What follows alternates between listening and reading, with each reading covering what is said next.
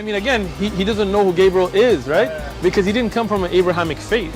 The people of Mecca were pagan. The Quran is mentioned, if this book was from other than God, they would have found in it many contradictions. If a book is without contradictions, that has no bearing on whether it comes from God or not. I've had phone books that are inerrant, but I certainly don't think God gave them. That we believe without understanding. The brother asked a very important question, that most of the scholars say that listening to music, watching movies, and most of the television programs, they're haram. So how can we have fun? Let me tell you, brother, at the outset, that having fun is permitted in Islam as long as the fun is halal fun. That the standard narrative has holes in it. The Prophet tells us because Satan or the devil sleeps over our nostrils. Those who oversleep and not pray Fajr on time, Satan urinates in their ears. I really do think Jesus was crucified and that he really was dead and buried. He thought that he was a son of God in the sense that he was specially chosen by God. I think Jesus really did think he was going to be the Messiah, the future king of Israel. I mean, that is, after all, why they crucified him.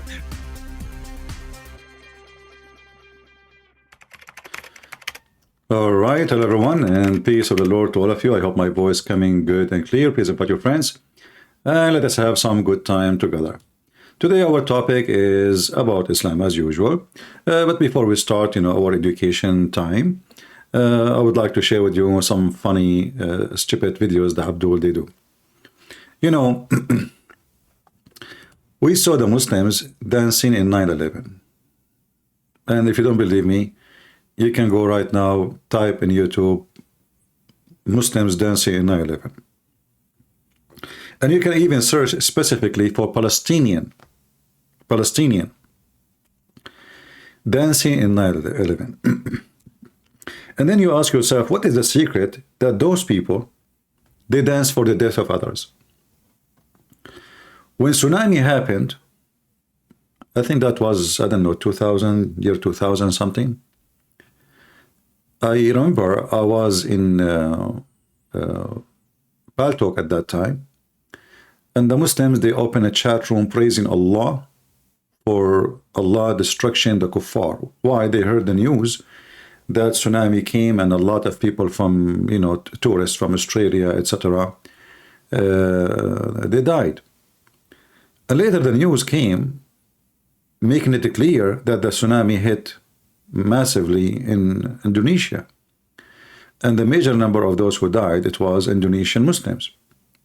So in the beginning they dance, and supposedly tsunami is a punishment from Allah, and then it turned to be tsunami is coming after the Muslims. So what's up with this religion? Why they enjoy always the death of somebody else? Today is no exception. Let us see this video together and see how the Muslims, think, how the Muslims really behave. It's very hard to understand how Muslims believe or what Muslims do. But if you are a person who comes from the Middle East, you know very well how they do behave and what they think. We will show you images of Gaza. But before we go there, let us watch together this video. And those are the three fat boys. I know some people don't like to use the word fat, but those fat because of they do nothing, what they do for a living? Nothing. They just make a YouTube and then, make a lot of money, and each one of them may get fat, and they are talking about the hungry people of Gaza. Let us hear together what the topic today, beside collecting donation from people and saying halal cat food.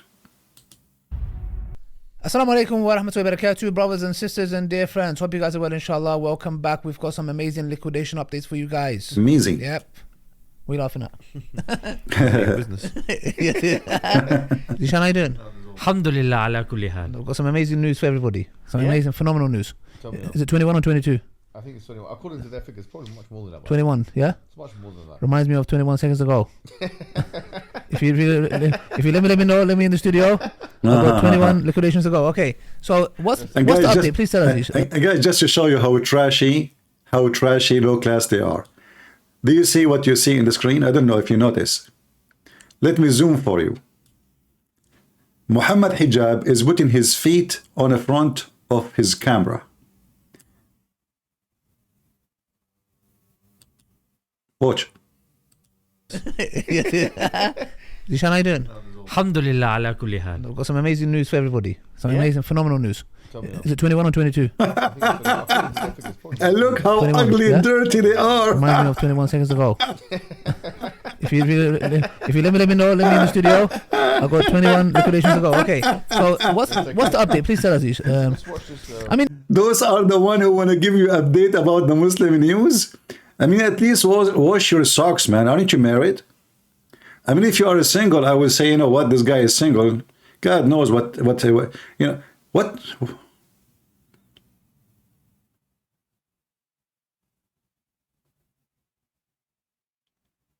Those are the one reporting serious news for us. He is putting his foot in the front of the camera, showing his socks to the Abdul.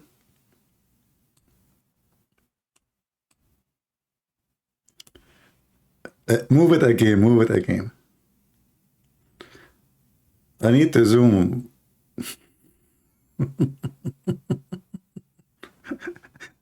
Let me take off my banner so people can see it better.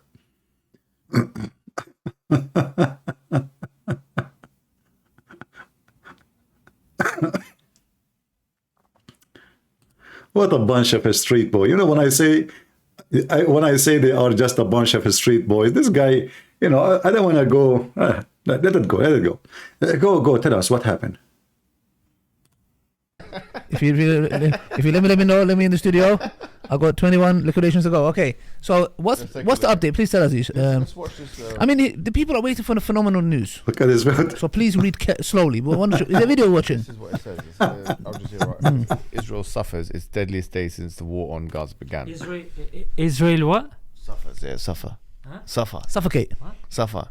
Oh, Israel suffers. Suffer, yes. Oh, okay. נורה טיל RPG על ידי מחבלים לעבר טנק שהבטיח את הכוח. ובמקביל לכך אירע פיצוץ של שני מבנים דו-קומתיים. המבנים קרסו כתוצאה מהפיצוץ הזה, בשעה שמרבית הכוח נמצא בתוכם ובסמוך אליהם. המבנים ככל הנראה התפוצצו כתוצאה ממוקשים שכוחותינו הטמינו בהם והיו לקראת תהליך של פיצוץ המבנים ותשתיות הטרור במרחב. Okay, so in a nutshell, what happened? What they claim that happened, is that they say that RPGs were fired by Hamas, and that fell over and killed the terrorist IDF. But what really seems to be actually what happened is that they got gunned down and cornered. And in fact, we have some body cam images that indicates this, including but not limited to the man under the blanket, which we have. The man under the blanket. What's it? Show us the man under the blanket. Yeah. So what is this? I mean, it's like a little child who runs. He's scared of. Have you seen the video of this? No, I haven't. What is it? Let's take a look at it. What is it? It's a man under the blanket. What's he doing? Is he sleeping? Exactly. He's one of the IDF people. And he's being cornered in a house, and he's very scared, so he goes under the blanket. Abdul, what a stupid son of Muta you are. So those guys are going all the way to Gaza, and now he is cornered in an apartment, and he is scared, so he covered himself by the blanket.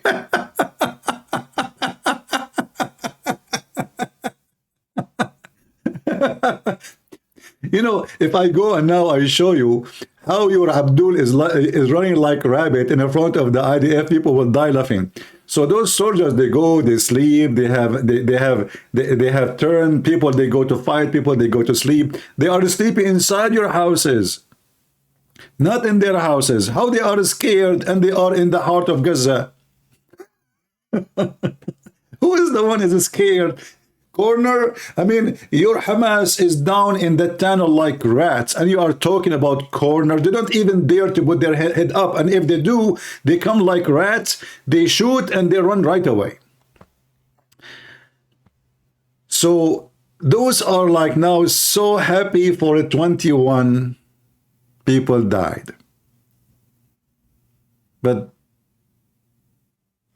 this is the same guy. Just a day after. This is the same guy. Not even 24 hours after. Look what he is talking about. Painful matter, brother. Painful matter, brother and sisters. What happened, Ali Dawa? Yesterday you were laughing. Today is so sad. What happened? Brothers and sisters and dear friends, when I heard these news, I was as shocked as you guys were. Really? I didn't know that there are Muslims who are serving in the IDF. No way. It shocks you. It genuinely shocks you. Uh-huh. I don't know if these people are... there's firstly a big question mark when it comes to the scholars on this person's Islam or these individuals' Islam. For you to serve in the army, yes? I don't know if it's something that's forced or whatever for that matter. Wallahi, I don't want to talk big. Forced? But I would rather die or be killed Yeah. or be shot in the back of the head Yeah. than know that I'm going to go to Gaza and I'm going to go and massacre my own brothers and sisters, Yeah. innocent men, women, and children. Uh-huh. You know, in this matter. So this is the funeral prayer. When I first heard this, I thought, like, is this for real? Is this some kind of a joke? Yeah. No, it's true. This person, Abu Latif, or I don't know his name for that matter, who was killed in Gaza, yes, by the resistance. Let's watch it for ourselves, because I'm a bit taken. See this, guys. If it's me, Christian Prince, who call Hamas resistance, YouTube will take my channel down. Do you notice? He just called Hamas resistance. This is how it is in England. You call Hamas resistance and you make money and you live in the country, and they are not calling them terrorists, they are calling them resistance. The only one is fighting against Israel right now in Gaza is two groups, Hamas and Jihad al-Islami. One belong to Hezbollah, they are Shia. The other one, they are Sunni, and they are Hamas. And he is calling them resistance. And nobody will question those idiots. I will talk them or arrest them or deport them. Resistance. Now, let us see how your resistance working. Look at your face. I don't know. I mean, yesterday you were laughing, devastating in news. Look at you. Just 24 hours ago. And then you learned that many of those 21 soldiers, they were Muslims. And now you are what? Come back to even doing this video. Like, let's watch the video, inshallah, and watch the funeral prayer.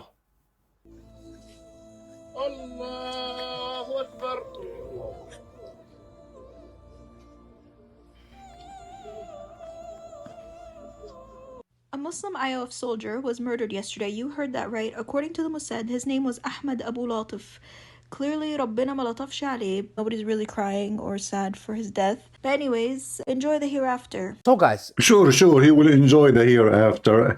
At least he will not go to the heaven of Muhammad, and he will not have a woman look like you. Because if you go to heaven, what will happen? Allah will give him whatever Muslim women he wish. So imagine he will have someone like you in the bedroom. In fact, if this has happened to me, I will take the first taxi back, wherever I came in from. If this is what God will give me in the bedroom as a reward. So brothers and sisters, what Ali? What happened now? Muslims are serving in the IDF, don't you know? Muslim Sunni, Druze, Shia, and there is a Christian for sure, a lot of them. So what you would do now? What the heck? SubhanAllah, as you can see. Now, I've spoken to my teachers. My teacher said very clearly, yep, there's maybe opinions here and there when it comes to, you know, you still need to do the janazah prayer. But the scholars, you know, the majority of the view is that this person's Islam is in question. There's a big question mark. The fact that it's not he was just even sympathizing for that matter, even that is like weird. But for him to go and outright join the IDF in the battleground, on the front lines, against the resistance, or whoever for that matter, and get killed, they use the evidence from Hatib ibn Abi Balta, when he wrote a letter to his family, or the Mushrikeen, or along those lines, if I'm not mistaken, that the Muslim armies are coming. And this letter was obviously by Wahi, that the Prophet ﷺ ordered Umar ibn Khattab or Ali radiallahu anh to go. There was a woman carrying this, and subhanAllah, they found this letter, they opened it, they confronted Hatib ibn Abi Balta radiallahu anh, and Khalid bin Walid said, let me hit the neck of this munafiq. And outright this. The person he's talking about, Khalid ibn Walid, he don't even know how to say his name correctly. This guy, he effed a Muslim woman, he raped her, he killed her husband, he cooked his head, in the same night he raped the women. This is their heroes. So how come Ibn al-Walid is a hero for you, and he killed Muslims, he killed a lot of Muslims, and he just mentioned he killed Muslims?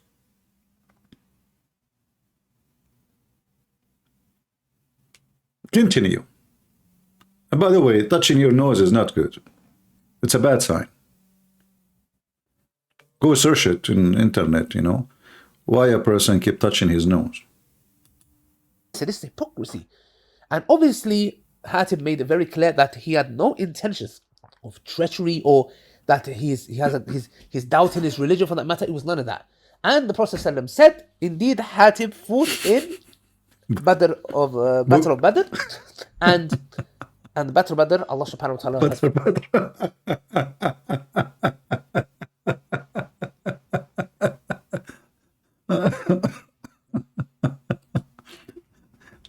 Anyone understand what this guy is talking about? Supposedly he is knowledgeable. Look at this video here. Oh boy. Oh, boom. Bye bye. שבעצם מאוד צריך את האוויר, ומ"פ בשטח יודע שכשהוא צריך שתיפול מטרה או שהוא יצטרך פינוי של פצוע, יש לו את זה במהירות האפשרית. בום. אומרים לנו, הרגשתי, שמעתי את הבומים מסביבי, הרגשתי את המעטפת הזאת של חיל האוויר. אחת הפעולות החשובות ביותר במלחמה הנוכחית היא שיתוף הפעולה בין זרוע היבשה לזרוע האוויר. אני מעליך, מוכן לסיוע. מעליך, we are coming. שיש קבב המוס. Go ahead, go ahead. I see him behind the wall here. Look at them. Take them, okay, boom, bye bye.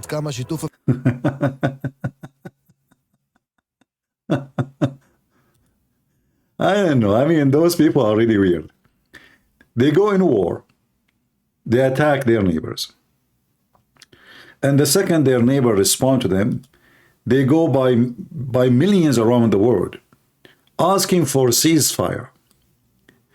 You see, when somebody is making victory, there is no way he will ask for a ceasefire. Only losers, they will die for ceasefire. Those guys themselves, they go in the street, shouting, Allahu Akbar, ceasefire now, like a bunch of girls. So how you claim victory for the death of 21 soldiers? The Israeli, they killed tens of thousands of terrorists already.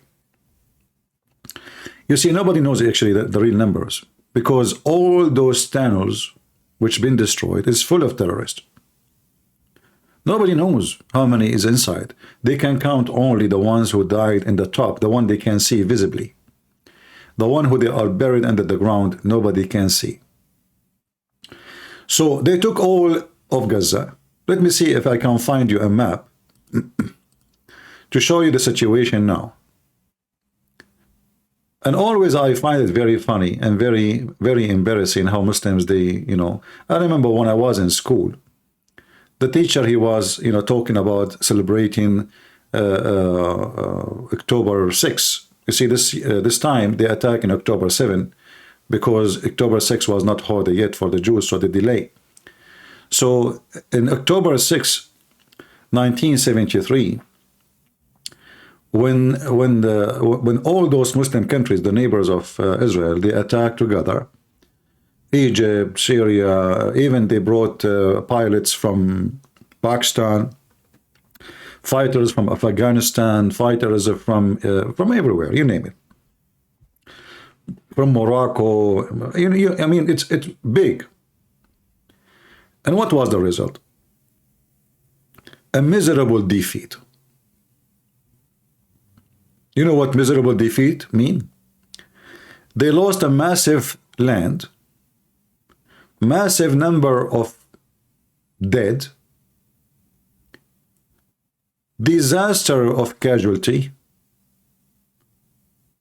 regime collapse. The same when they lost Jerusalem not long before. But what's amazing, what it's amazing about them, they always celebrate victory. I mean, you just lost. So I asked the teacher, sir, how we were victorious if we lost land? He said, this is not how you measure, lose or win.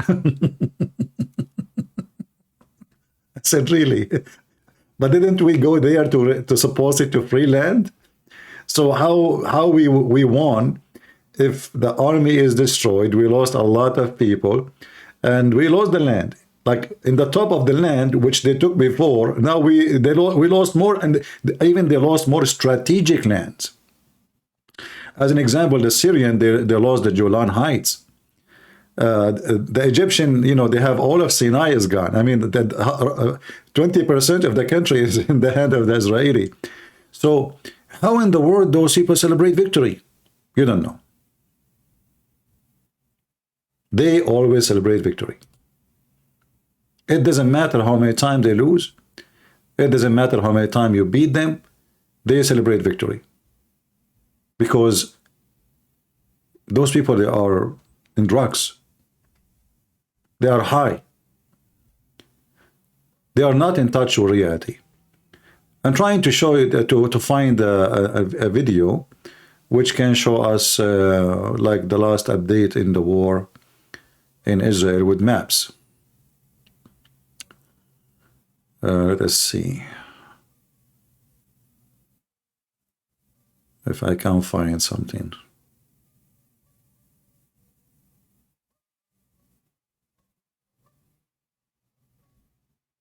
They took already, I mean, almost all of Gaza Strip is gone. And I know the plan of the Israeli. Like now all American and Western trying to push the Israeli to accept two-state. Netanyahu, he insists he will not accept two-state. And the good thing actually happening, that the Israeli who they were like very much divided. Let us see this map here. This one is 3 days ago. But it's okay. We'll do the job. This map, let me show you. 3 days ago. Not now. Let me bring it to you. Give me a second. So now it should be more advanced. They to control more territory. All right. So this is 3 days ago.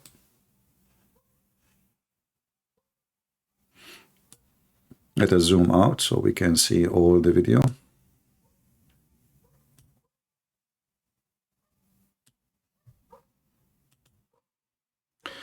As you see, this is now in the south. The north is already taken. Now they are so close to the green area. Actually, I saw the video today, but because I don't speak Hebrew, so I cannot type exactly the words and find. So there's not too much about the map, actually. Too bad. Let me see if there is more of the map. Here we go. Look at this. Here. Now you will see more of the map. Look at this. So now all the south of Gaza is in the hand of the Israeli. And they are extending, which means all the yellow area, all of Gaza, they will leave only maybe the green area where the population is located to be not under their control. And that actually, I believe this is the smart way. I hope they will not go into the green area. So they will have all this land and they will corner them all there. And then they have to negotiate with them. So look what we see. I don't know if you can see with me. Let me zoom out more. So do you see now what the Israeli have done? So now they are expanding more and more. All the gray area is the land controlled totally, period, by them. So when those potato, Mimi hijab, and talking about devastating, what devastating? The Israeli will not withdraw from that land no more until they force all their conditions. So now you and Hamas and the 2 million so-called fake Palestinians, those are not Palestinian. The people of Gaza have nothing to do with so-called Palestine. In fact, this is not their land. Not a single one of them. But regardless, now all of you, actually, let me see, I found a video, I saw a video. Let me see if I can find it.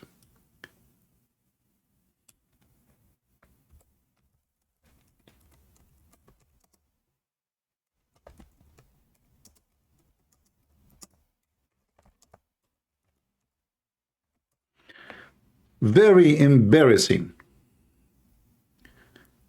Let us see if I can find the video for you. So they talk about victory. I don't know how those people, they see victory. You should be ashamed of yourself, Mimi Hijab and Lili Dawa. May Allah bless your heroic act in YouTube. Look at them. The video I want to show you, actually, I could not find, but maybe we'll find it later. They are moving from place to place, those poor people, if I can call them poor, because they support terrorism anyway, and they are part of the terrorism movement. But this is what they brought upon themselves. So now the Israeli, they are taking more and more land and moving, advancing in the land. And now even those people, they are crying against Hamas. Actually, I saw, they don't, you see, those people, if they shout against Hamas, not because they hate Hamas, they hate the result. Otherwise, they support Hamas. So in their mind, even though they are civilians, they wish that every Jew will be destroyed and killed. But now, because Hamas have a big failure, so we will see, I will look for a video, I will show you how they are shouting against Hamas. Simply, they lost their houses. What they got? What exactly they got from this? This guy is saying, where I should go? Go to Rafah? Where we will go? Hey, Hamas, where we will go? The Arab neighbors don't want them. Egypt will not even open one gate of its gate to let one of those people get in. If you speak to the Egyptian government, they speak about how much they support Palestinians, but they will not let one of them get into Egypt.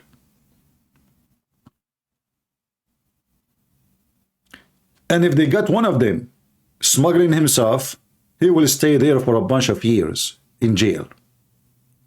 After, for sure, trying with him all kind of electric tools of torture to know who sent him and why.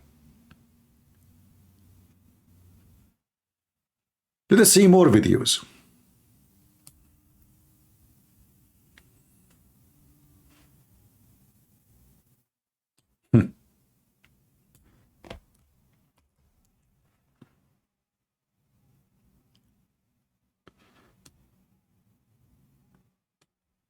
Let us see.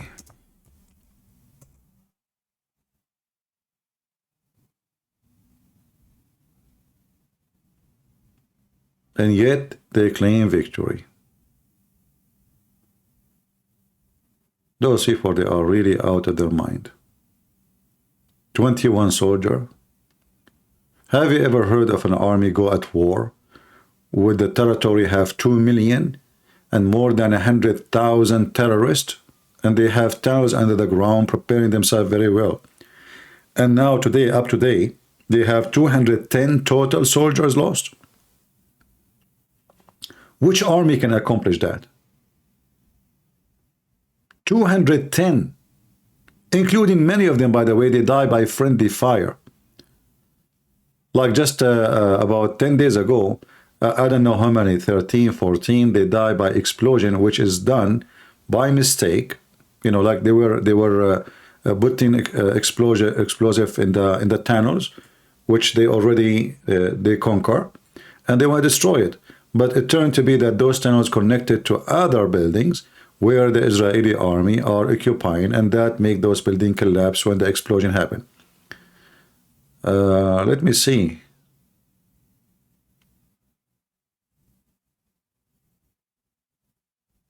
Yeah, you know what? Let me see if I can find it in the history. I want to show you this video.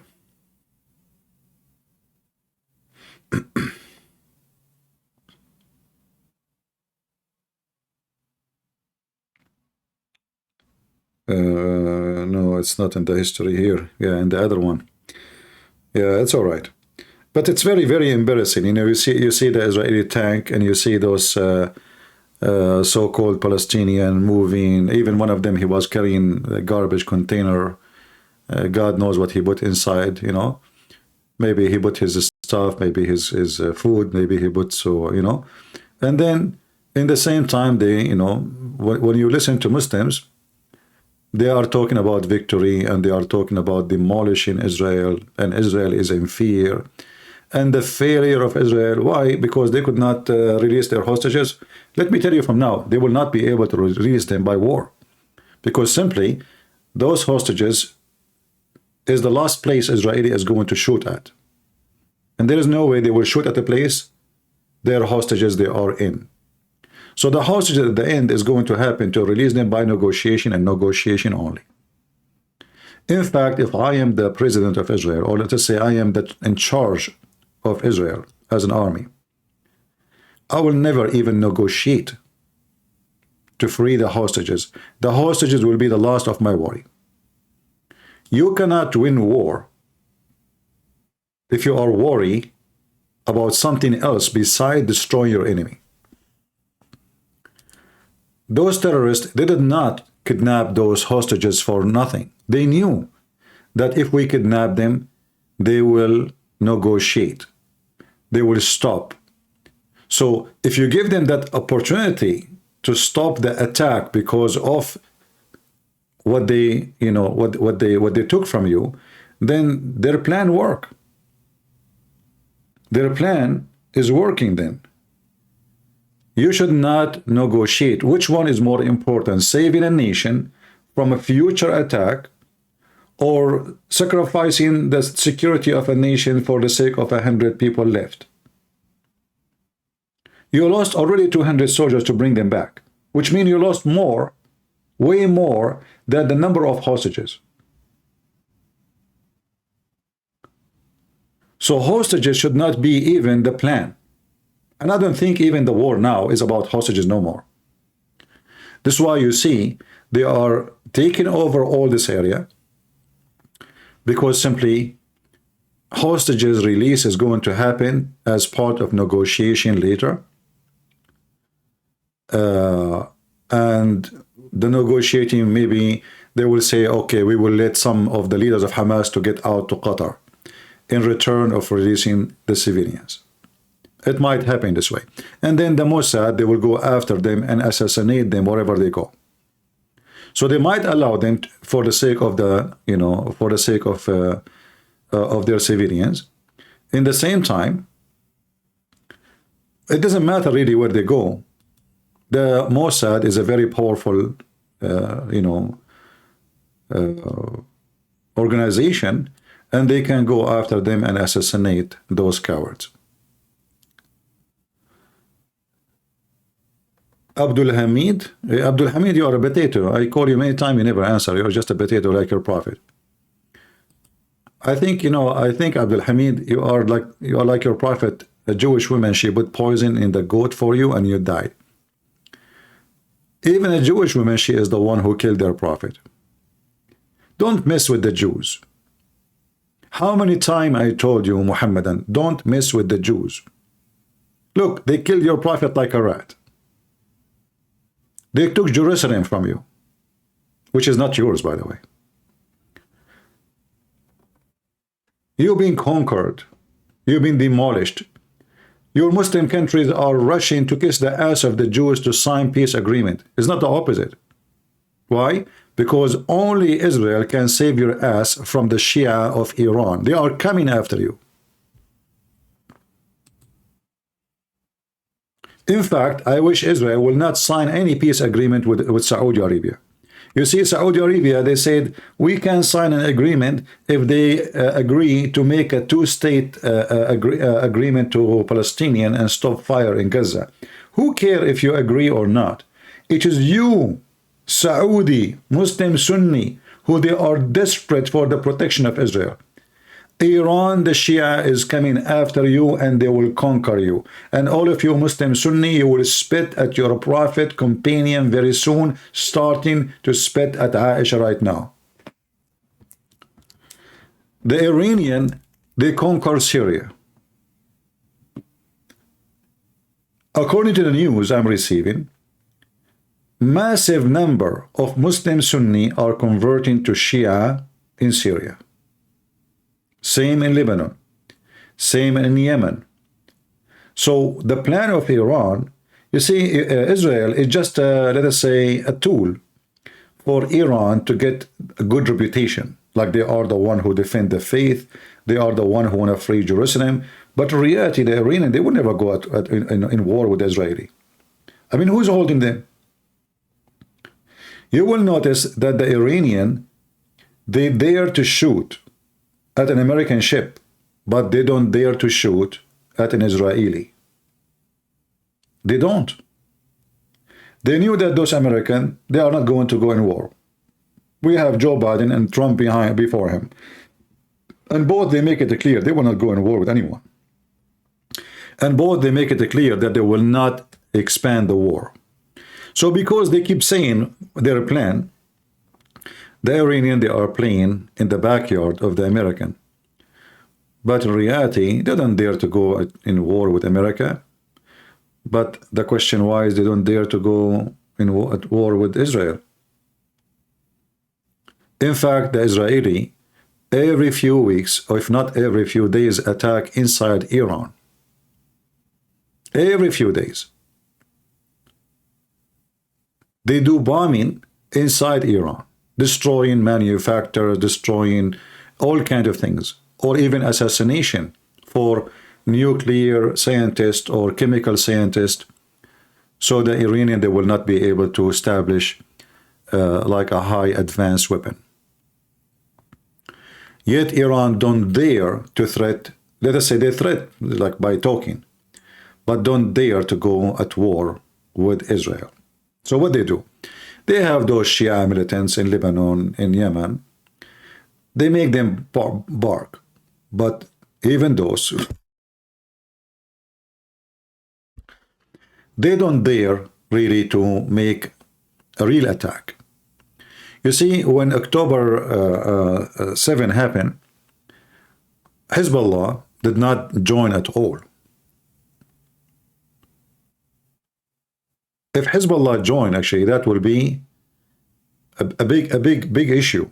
You know, the Israelis were not ready, obviously, and the death penalty, like the death total, will be really way more higher if Hezbollah joined the attack with Hamas.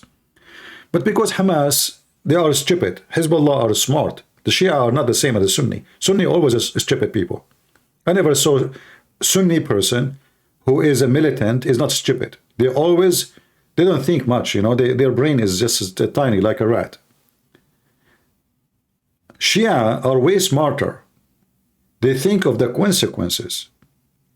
Last time Hezbollah attacked Israel in 2006, Hezbollah territory demolished by the Israeli.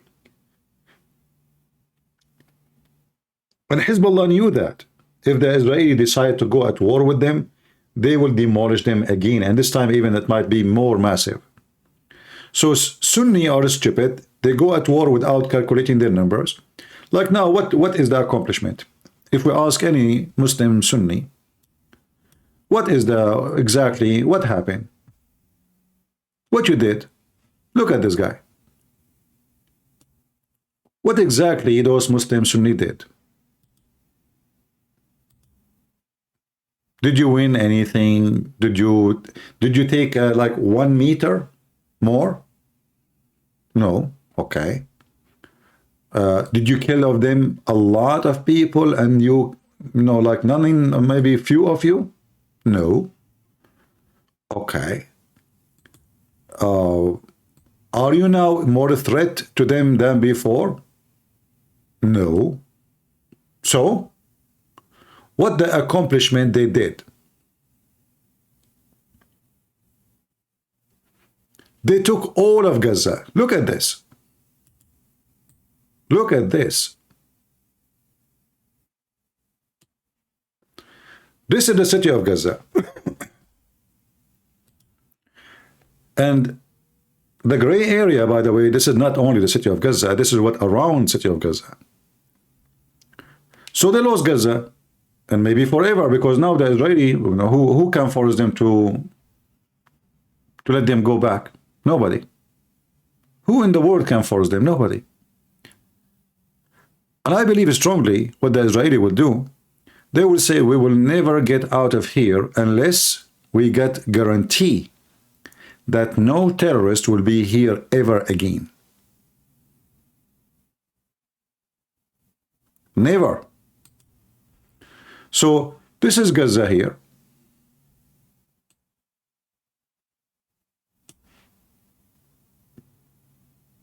And the rest of the area is not Gaza. It's just little tiny towns, all controlled by the Israeli. That's it. You lost control on it. And this is for now.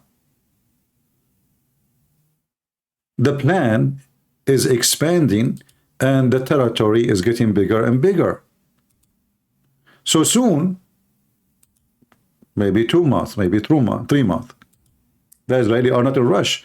The reason they are going slow because they don't want to lose too much casualty. The faster you move in, the more soldiers you lose. So they are being smart. And having dogs with them, by the way, is saving a lot of life, which is very good. I saw how the Israeli dogs are capturing a lot of Hamas rats. So if you look at this map here, you will notice that the map is getting bigger. Do you see the arrows? Do you see the arrows of the Israeli army? So they are moving those arrows. This is the direction, this is the next direction. And remember, this is 3 days ago. This is the map 3 days ago. So now I do not know, really have an update about what it is now. Maybe I should check in the same channel if they have something new. Soon, if you look here, they will close this area, Let us go back a little bit. Do you see what they are doing? So they go from all sides. And now soon this will be closed. You see the arrow? This area will be closed. So all this area, very, very soon, is going to be totally controlled by the Israeli. All this, that's it. And now those Hamas, who they are in this area, they will be killed like rats because they cannot go anywhere. That's it. There is no space for them. In the same time, the Israeli army is going all the way in the borders with Egypt. So they are going to close the line. So all the tunnels between Gaza and Egypt, they are going to be demolished. And that actually where all terrorist equipment is coming from Egypt. So what is the accomplishment for Hamas is nothing. They lost the land, they lost cities, they lost territory, they lost tens of thousands of fighters. Their cities is demolished actually, there is no city left. And now the Israeli, they are in total control and they will not let them go back unless everybody agree with their condition. CP, do you believe Egypt will attack Israel when they take Gaza? My friend, you see, maybe you do not know much about Egypt. Egypt is a poor country and it is bankrupt. War need money. War need money.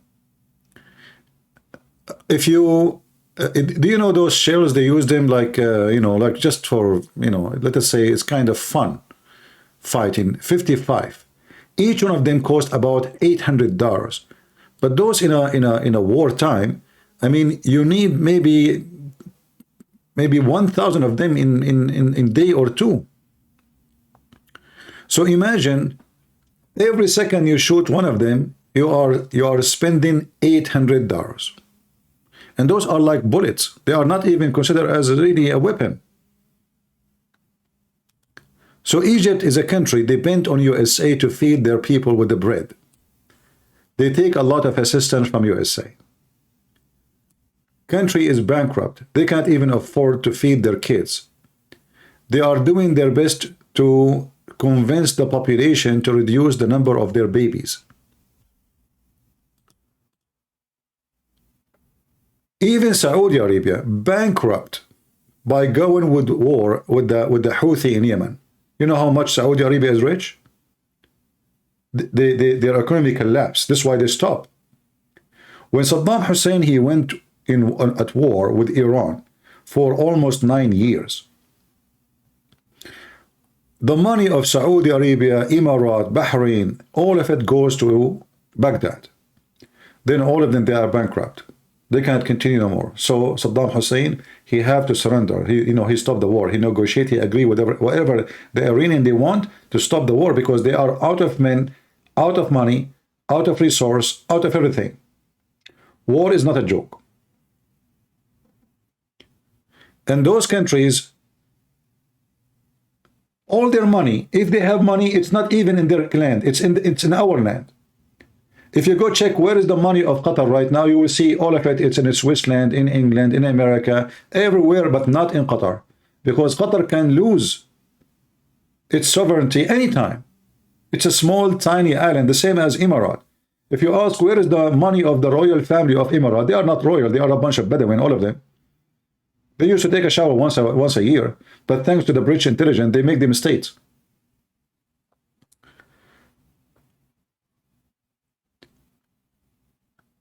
All their money is in the West because they cannot trust their lands.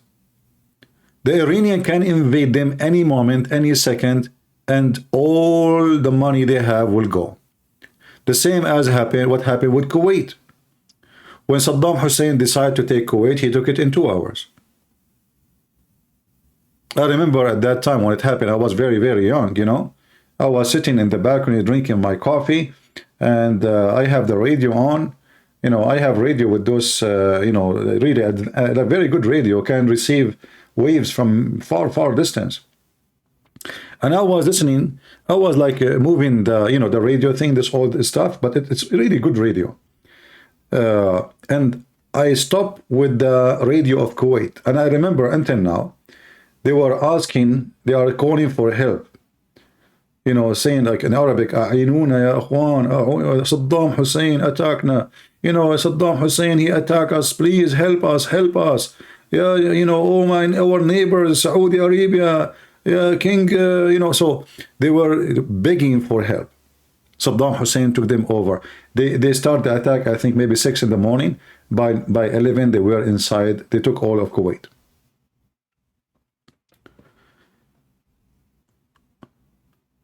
Iran itself is a bankrupt country. Iran itself, you see those Iranians, they are spending too much money in weapon, right? But in reality, the country is bankrupt. They are bankrupt with water. There's no water. The country is suffering from a massive drought as a penalty from God. No water. Their money is not enough. The country is collapsing. There's no jobs. The unemployment is so high. People, they are selling their livers just to live. The prostitution business, there's a documentary done by an Iranian woman.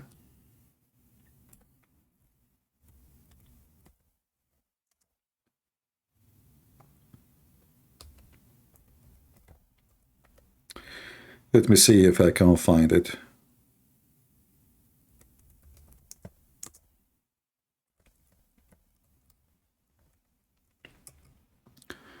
They have tons of interviews with women who they are selling their body. Same as in Iraq. Same, I mean, you see, in the appearance there is mullahs and, and all those things you see is not what's happening in the ground. what's happening in the ground is totally different story. See, in one hand, they want to, they want to present themselves that they are advanced country, have weapon, etc. Yeah, they have weapon, but their weapon doesn't stand the wartime, the real wartime.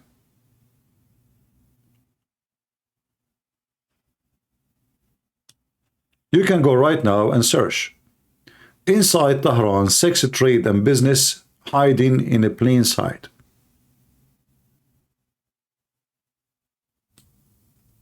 Uncovering Iraqi religious front for child prostitution, Iraq.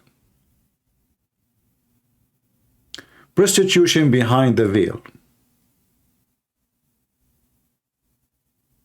Divorce Iranian style. All of it's a form of prostitution.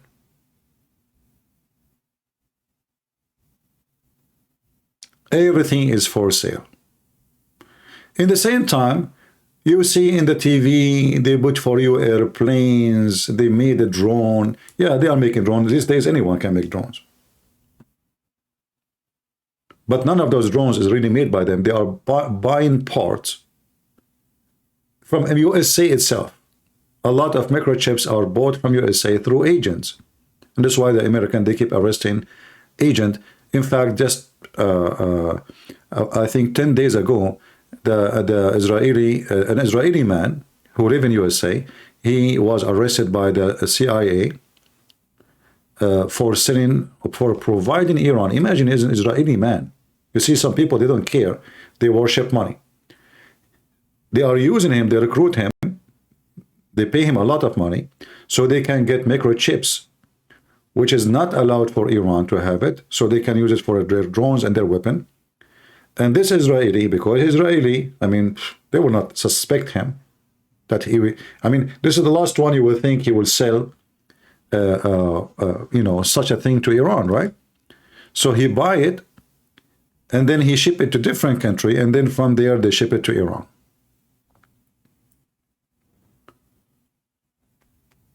The point is that those countries, they speak too much about war, but none of them is capable of war. As an example, Turkey. Erdogan, he keep talking about war. He want to invade this, he want to invade that, he want to teach them. This is Turkey.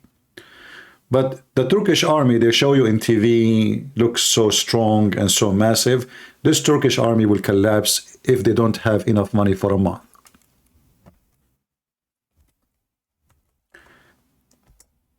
The Turkish currency is like a toilet paper. Has no value. The price of a chicken in the morning something, afternoon is something else.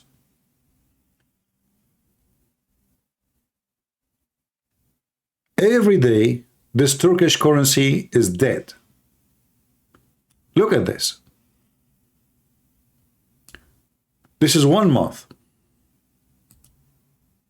1 day is not available. 1 month. 1 year. Do you see? So a country cannot support its own currency. That means their economy is really miserable. Nobody trusts even to put his money from the Turkish people in the Turkish lira. So how those people, they are going to go in war with Israel or anyone? So Erdogan, he go and shout and scream, but in reality, this country is bankrupt.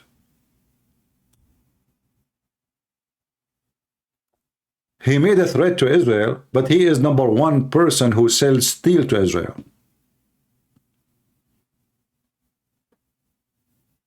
All of them, they say things, but in reality, they do the opposite. So what they say in public is just for the audience, those naive people who shout, Allahu Akbar, oh, this leader, he is real.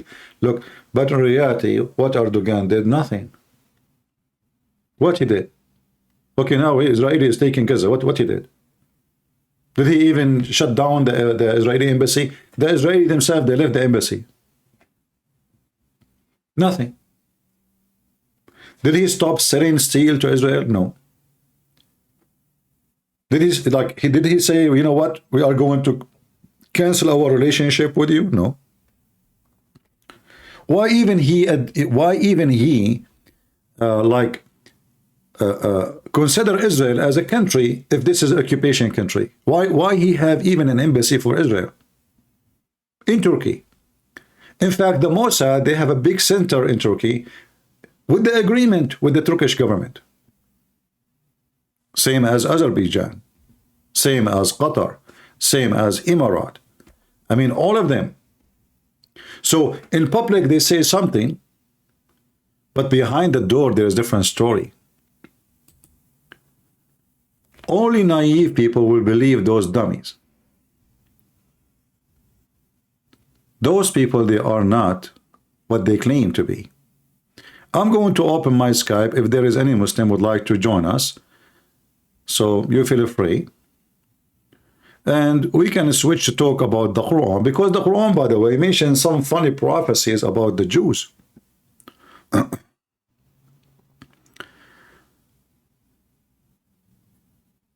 Quran mentions very funny prophecies about the Jews. Kevin, who was a Muslim, saying, what do you think about the Armenian Christians getting assaulted by Israel and take Armenian property, churches away? Well, I will answer you about that. Those Armenian Christians, their leader are stupid. Because they did a friendship with the Iranian, so the Israeli, they say to themselves, you make your best of friends, you defend Hezbollah, you stand with Iran, well, we will stand with your enemy. So I cannot blame the Israeli for the stupid behavior of the stupid leaders of Armenia. I cannot support any stupid donkey. He joined Muslim forces against Israel.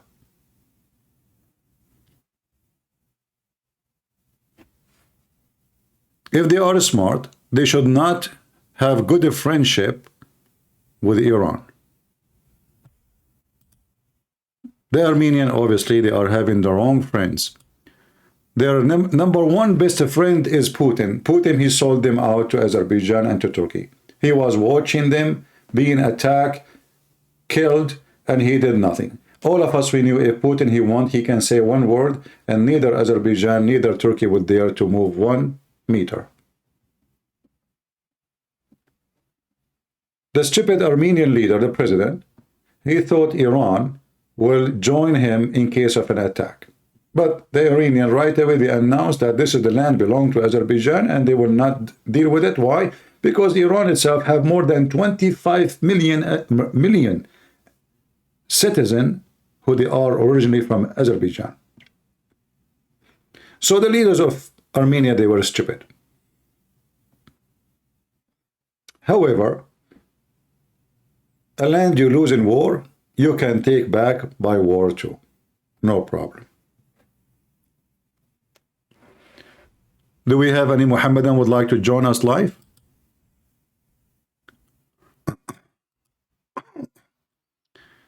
A Muslim, you want to debate me? Let us see.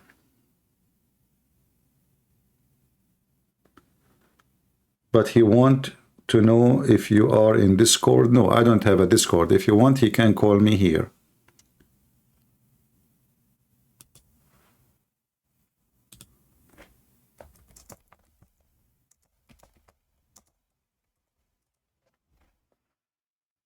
All right. Let him call me here.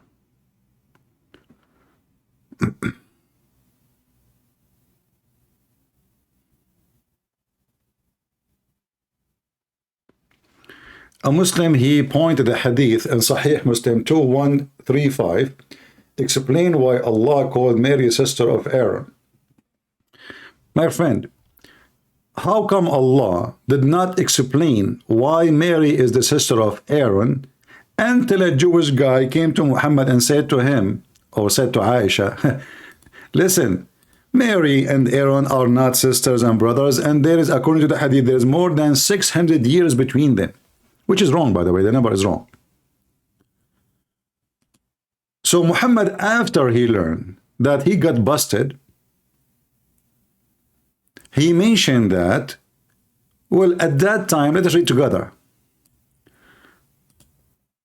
When I came to Najran, the Christians of Najran asked me, you read in the Quran, O sister of Aaron, i.e.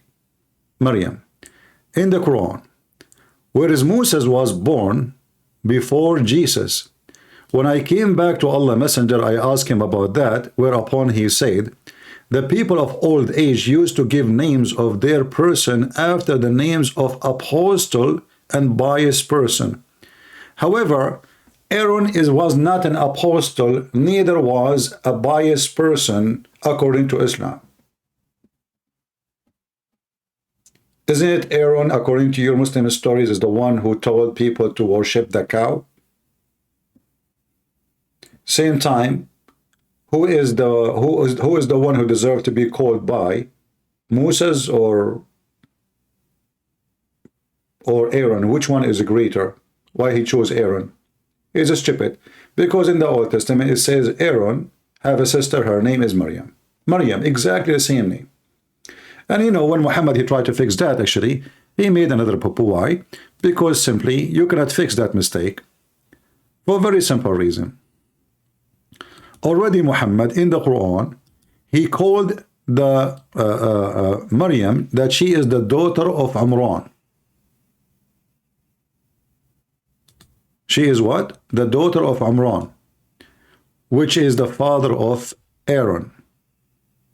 So if the Muslims, this is what Muhammad, when he learned that he is wrong, he is stupid, he tried to fix it, but it's already too late, because in the Quran she is the daughter of Imran, and Imran is the father of Aaron and Moses. This is why there is a chapter in the Quran called the chapter of Imran, of Ali Imran, the family of Imran. So the stupid Muhammad, he speak about Moses and all of them as they are the family, about Moses and Aaron and Mary, as all of them, they are the family of Imran. This is how stupid he is. Allah chose Adam, Noah, and the family of Ibrahim, and the family of Imran. What is the family of Moses? The family of Imran. Okay, what is the family of Mary? The family of Imran. And this is why here we see right away Muhammad, he speak about Imran, which is in the Hebrew Amram, not Imran, and you know, claiming that the wife of Imran, she vowed that if she gave birth to a child, because she is old, she cannot have babies. If she gave birth to a child, that child is going to be devoted to God. And when she gave birth to Mary, she had to keep the vow. And this was, according to Muslims, was the first Christian nun. So according to Islam, Mary, she was a nun. In the same time, the same stupid Muhammad, he claimed that being a nun or a monk is a fabrication the Christians, they come with.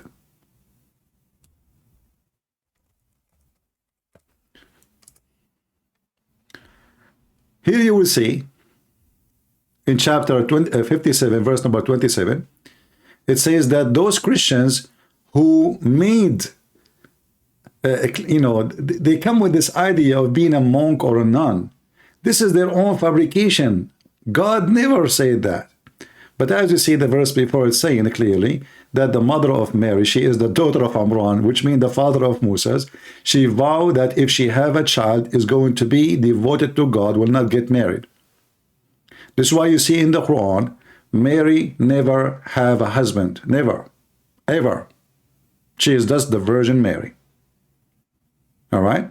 And as you see here, the stupid Muhammad, he claimed that when they invented this, they invented to be monks and nuns. This is their invention. It's not from God. Never prescribed for them. This is why, you know, we laugh at Muhammad and his so-called religion. I hope I answered you about that. All right.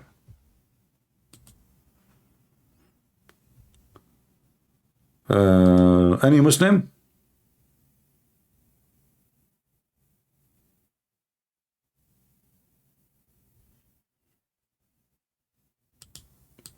Yeah, you see, Muhammad, when he got busted by the rabbi, a Jewish rabbi is the one who came to Aisha, and Aisha, she told him when he mentioned that, she said to him, "You are a liar. You are a liar." When he said to her, Mary is not the sister of Aaron, which means everybody understand that Muhammad, he make it clear. But then after that, when he been exposed, Muhammad, he start trying to fix it. Muhammad remind me of a guy who lie a lot. His wife, she told him, "Husband, when visitors come to visit us, you lie a lot. I mean, it's obvious you lie." He said, "Really, I don't notice."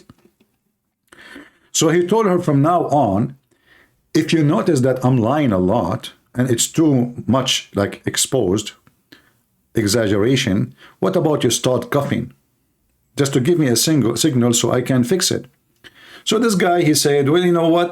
I had a contract now from the government to build a wall. And the wall is 20 million long kilometer. 20 million. Long." The people, they said to him, 20 million? Long? The wife, she started coughing. So the husband now, he noticed that this was too much, man. 20 million wall long. So he said, "Yeah, it is really 20 million long, but it's 1 millimeter wide." Supposedly now he fixed it, like, he exaggerated with the length of the wall, but it's so thin, it's 1 millimeter, Yeah.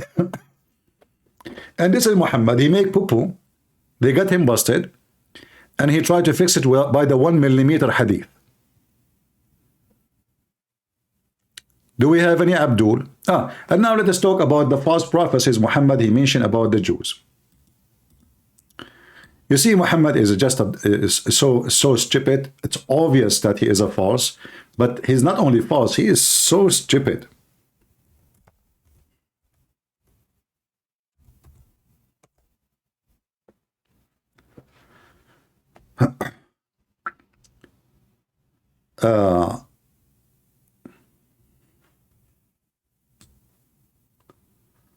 Let's see what Muhammad, he said about the Jews.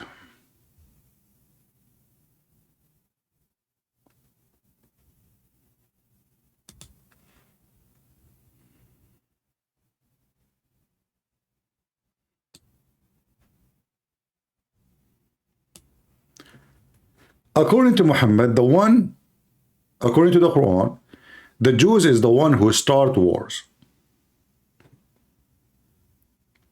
Each time the Jews, they establish a war, Allah, he distinguish it.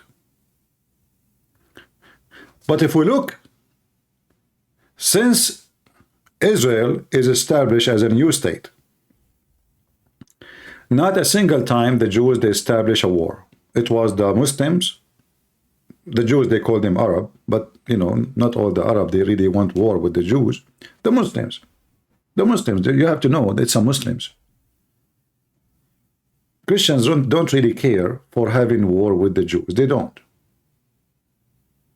Muslims. That's why you see a Muslim from Pakistan, he want to go at war with you. A Muslim from Afghanistan, from Taliban, from India, he just because a Muslim, he want to go on war. Islam is religion of evil and killing and blood and war. So according to the Quran, each time the Jews, they go at war, Allah distinguished the war. But if you look, it is the Muslim who established a war against the Jews, and the Israeli is the one who distinguished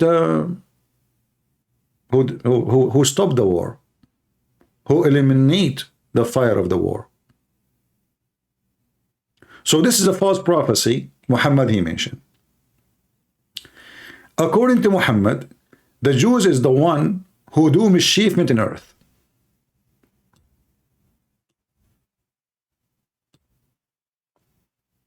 Only the Jews. If you go to any Muslim country, they have 0 Jews. You know what 0 mean? 0.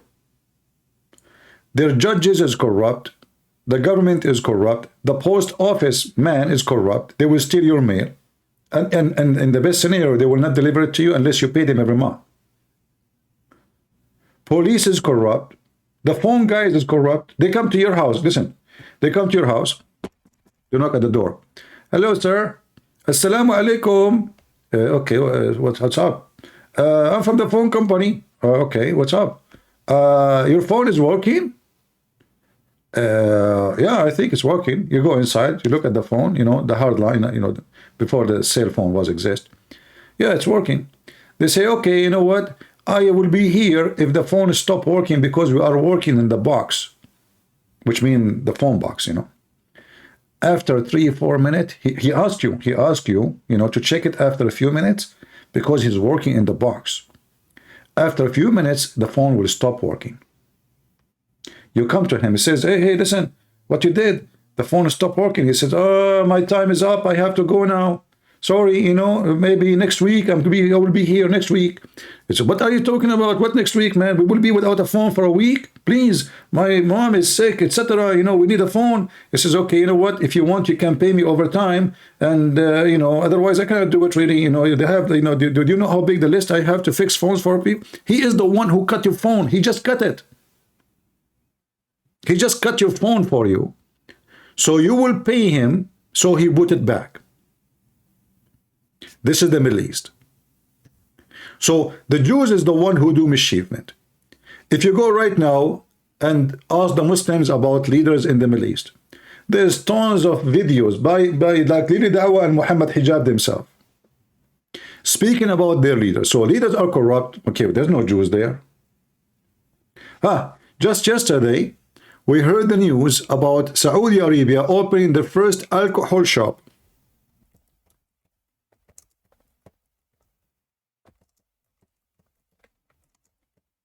Your graduation.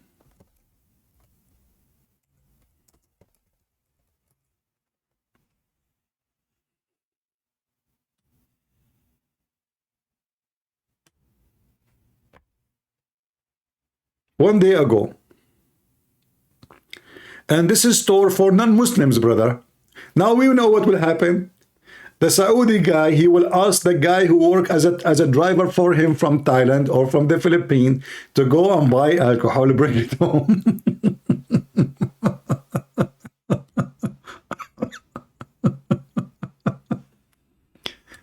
And do you know why they open it? Because simply they are buying alcohol anyway. And it's very expensive and the government are losing a lot of money. So they said to themselves, let us sell it legally. Come on, let us get money. We need money. So now supposedly for non-Muslim, but to just wait. A year from now, maybe 2 years maximum, is going to be available for everybody. And those Muhammadan, they drink like crazy. You see, in the Middle East, I never got drunk. I drink from time to time, like little maybe beer or, you know, but I never get drunk. But the one who get drunk in the Middle East is Muslims. Because when they drink like goats. They go and buy the alcohol from the Christians. If you go to the alcohol store, you will not find Christians buying alcohol. You will find long line of Muslims doing shopping for alcohol. And they are expert. You know, when I come to the state, I know only one name of beer, you know, just one name. I go in the airplane, you know, I said, because it helped me to sleep, because I don't drink.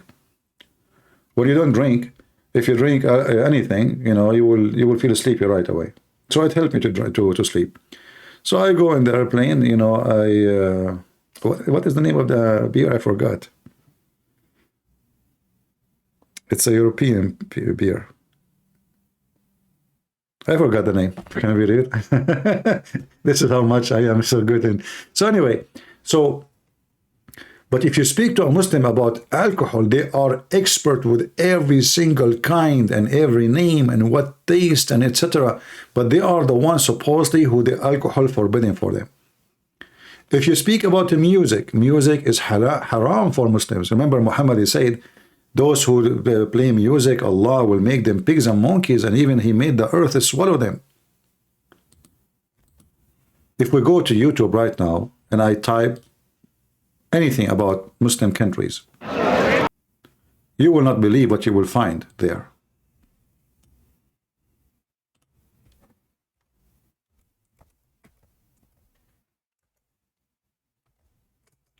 Their music is very much associated with sex.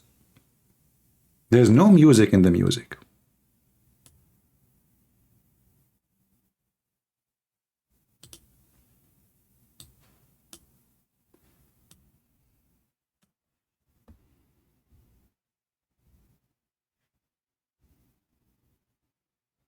Very much. It is very, very sexual. And you will see they are wearing hijab, and you know, and those are the real Muslim countries who they are supposedly the conservative ones. Every single dance they do is very, very sexual. Extremely sexual. And the funny is, when they do those things, they sing Allah, Allah, Allah. MashaAllah, MashaAllah. Look, the hijab is there. I mean, we have to be serious here. I mean, I don't know what kind of dance this dance, but you tell me. I'm not saying that the West is better when it's come to those things. I mean, in the West, we have a very trashy people who do all kind of stuff too. But those are the one who claim to be religious. I mean, the trashy are trashy. They don't claim that they are conservative. They don't claim to be religious. They don't claim to be anything. They go and do whatever they wish. But those are people wearing long skirt, covering their hair, and their ass is pointy to Allah. Very, very pointy. You know? Subhanallah. Subhanallah. Yeah. So, very conservative. Oh boy.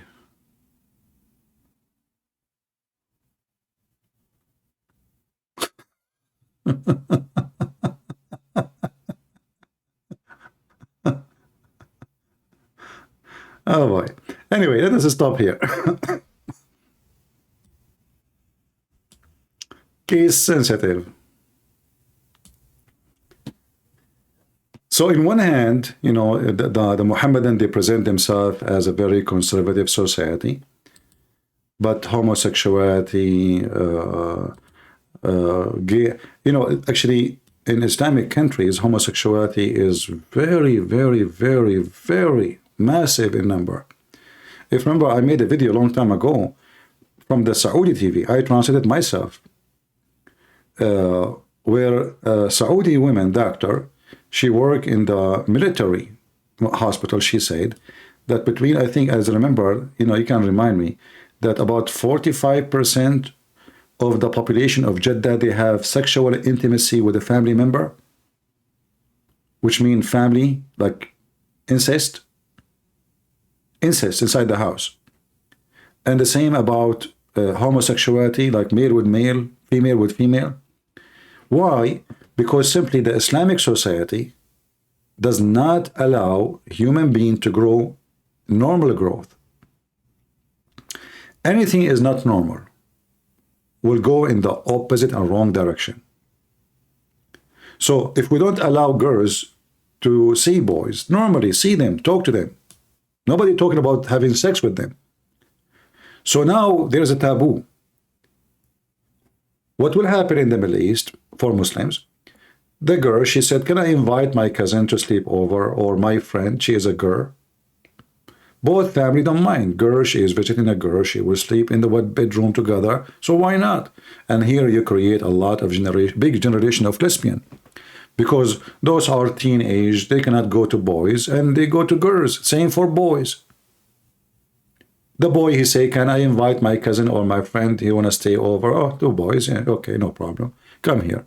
And then, you know, and then with all the satellite and the internet, and, you know, things is really messed up in the Middle East. And now, things is really changing. Like if I go right now and type nightlife in Saudi Arabia, you will see that Saudi Arabia 10 years ago is not the same as now. Now they have nightclub, women and men, they are mixing. They go for a date. They have, I'm not talking about Emirat. Emirat, you know, boyfriend and girlfriend is very normal, long time ago, more than 20 years ago. If I type here,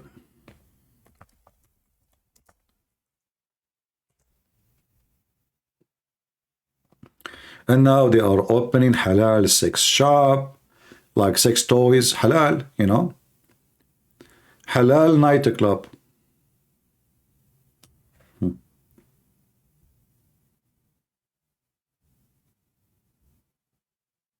Yeah.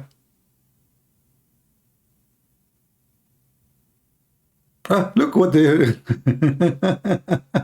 Saudi going astray. Look who coming up. The goat. Hold on. I want to watch this, the goat one. Let us skip the commercial. We find him everywhere we go.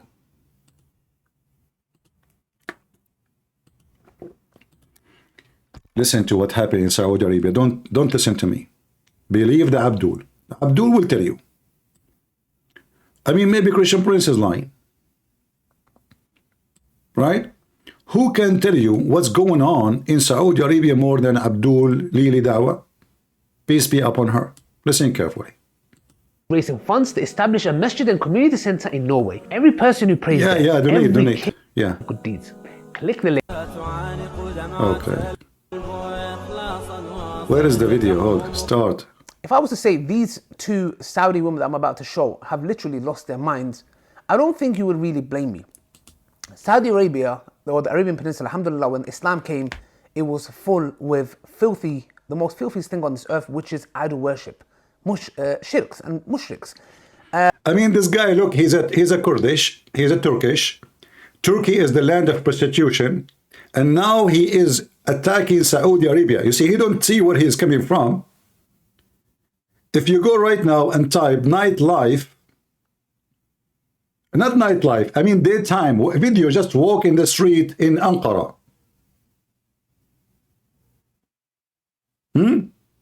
Anywhere you want. What you will see naked women. So now he is complaining about what's happening in Saudi Arabia. Listen carefully. And alhamdulillah, Islam came and abolished that. And one of the signs of the Day of Judgment is that the region, the Arabian Peninsula, will go back into idol worship. But obviously Shaitan takes his time. That's the end goal. But today we're going to be watching a video and reacting to called Like Heaven. Saudis enjoy sun, sea with opposite sex. Let's watch this video and let's see if we can hold our stomach. So why you live in England? And why you go to Starbucks and it's mixed with women?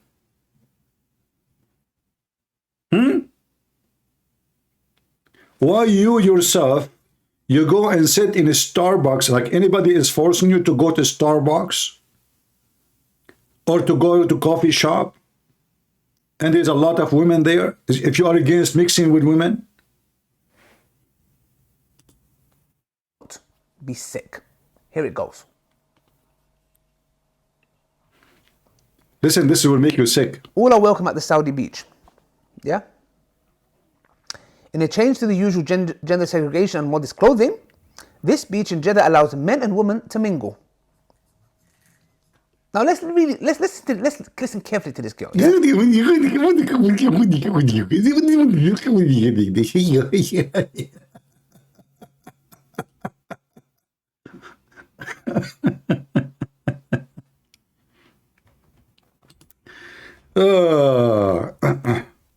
I will type Turkey beach, and wherever YouTube show me, I will put it there. Oh boy. Okay. Anatolia nightlife. I just type, actually I did not type nightlife, by the way. I just type, as you see, Turkey beach. You see it? I did not type anything about nightlife. This is Turkey. Look what girls are wearing. Lili Dawa, she don't see how her people in Turkey, they dress. She see what happening in Saudi Arabia and it's disgusting. And why you live in England, don't people there, they dress the same too? I mean, where is the Muslim women in Turkey, Erdogan country? Aman Rabbi Aman? Huh? Where is the Muslims? Brother?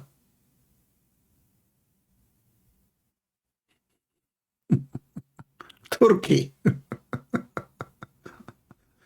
Anyway, so those potatoes, you know, they make living about complaining, but they are the one who enjoy living in the West.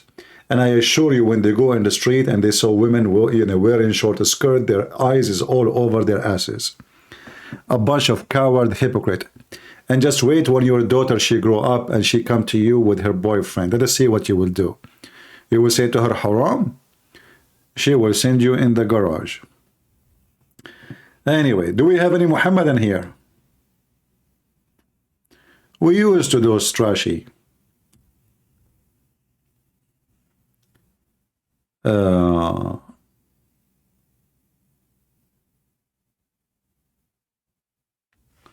Let us see.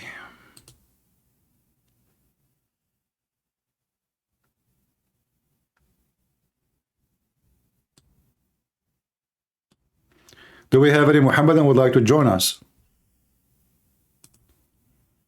Any Muhammadan? Okay, can non-Muslim join? Okay, no problem.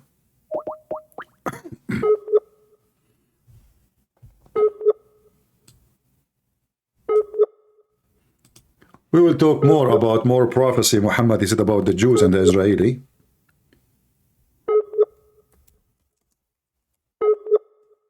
Let us call this person first.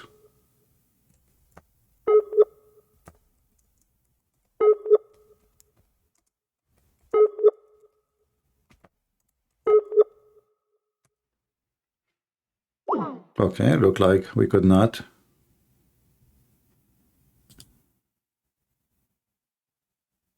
Call the person. All right.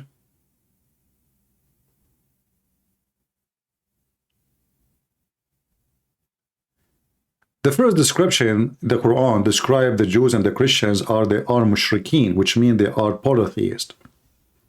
And the funny here, how they are polytheist, they say to you because they take their monks and their rabbis as gods instead of their God. What does that mean?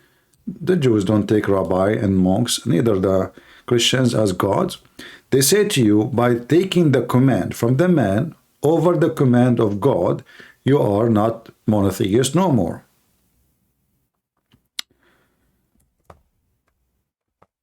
And here you see why I say Muhammad is a stupid fool. Because if this is the scenario, what will make a person not monotheist, that means all Muslims are not monotheist. For Muslims, they take the words of their prophet Muhammad over the words of Allah. We have, actually, all of Islam is against the Quran. All the Islam we know today is against the Quran. If you search right now, like, actually, I can find you the video of Zakir Naik, of etc. All of them, they will tell you that Islam is in the Hadith. Islam cannot be located. The Prophet is an idiot. Said, yeah. Myself and the caretaker of an orphan. He take care of the orphan by ifing them. All right, hold on.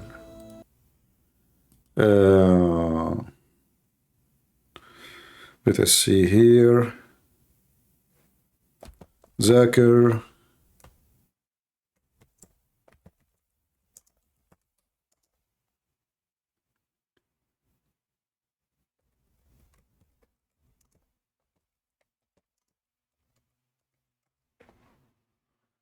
All right.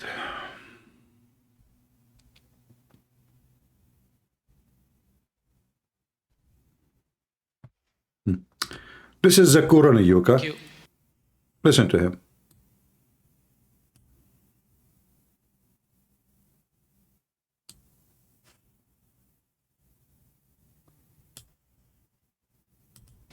Can we have the next question from the brother, please? Assalamualaikum. My name is Muhammad Junaidi. I want to ask, can we unite accept the people that they proudly say they Muslim but they don't accept hadith, then they do the haram things, like Siti Kasim. They proudly invite people to accept the ideology. They're Muslim but they don't accept hadith.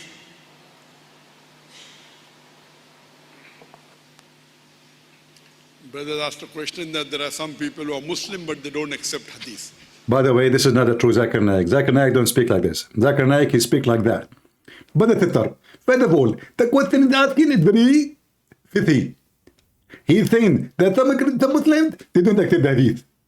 Brother, I have the answer for you. Please open your ears and listen to me carefully. So now this is their sheikh. And listen, the one who take his religion from a man, not from God, is what? Is not a monotheist. This is what the Quran, we just showed you the verse. And now you will hear him saying that you have to take what Muhammad said, not the Quran. Because the Quran is an empty book. Listen carefully. A Muslim cannot be a Muslim if he doesn't accept hadith. You can call them pseudo-Muslims. Pseudo-Muslim. The right word is what? Yeah. Pseudo-Muslim. Pseudo-Muslim. Because a Muslim, our beloved Prophet ﷺ said, a Muslim is not a true believer until he loves Allah and His Messenger more than anything in this world. What the heck have to do with the question? Guys, and you cannot be a believer unless you love Allah and His Messenger. You see, Muhammad is there. Muhammad is trying to copy Jesus. Muhammad here, you notice? Trying to copy Jesus. In the meaning, if you love anyone more than the Messiah himself, you don't belong to the Messiah. Muhammad suddenly, he replaced the Messiah, who is God, and now he claimed to be God. So why, Muslims, why we have to love Muhammad and Allah? Isn't it this is what shirk is? So now the Muslims, they associate the love of Allah with the love with the man. Why everybody have to love Muhammad? What Muhammad have to do with being saved to go to heaven? Isn't it the purpose supposedly is to love God? Muhammad is, when the Muslims they claim that they are monotheist, that's a big fat lie. In fact, they worship the filthy Muhammad. And now he is forcing everyone to be in love with Muhammad. And give me one reason to love Muhammad. For what reason? Because his eyes fall into your wife. You have to divorce her so the Prophet can F her. By the way, we have 1,400 watching. We have only 184 like. So if you don't mind, give us dislike at least. If you like what we do, give us a like. If you don't, give us dislike. Do something. Just do something. All right. So here you see, the question is about hadith. And now he associates the question of following the hadith, which means the words of Muhammad, with loving Muhammad. Loving Muhammad. Why I need to love Muhammad? Because he's your God. More than anything.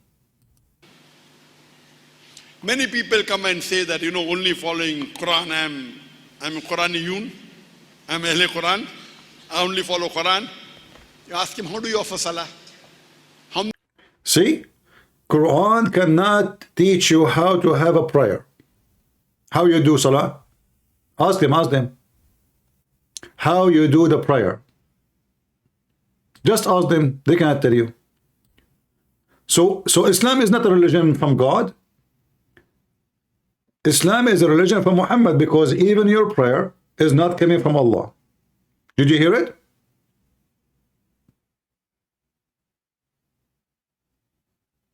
Ask him how you can offer Salah, which means without following Muhammad words.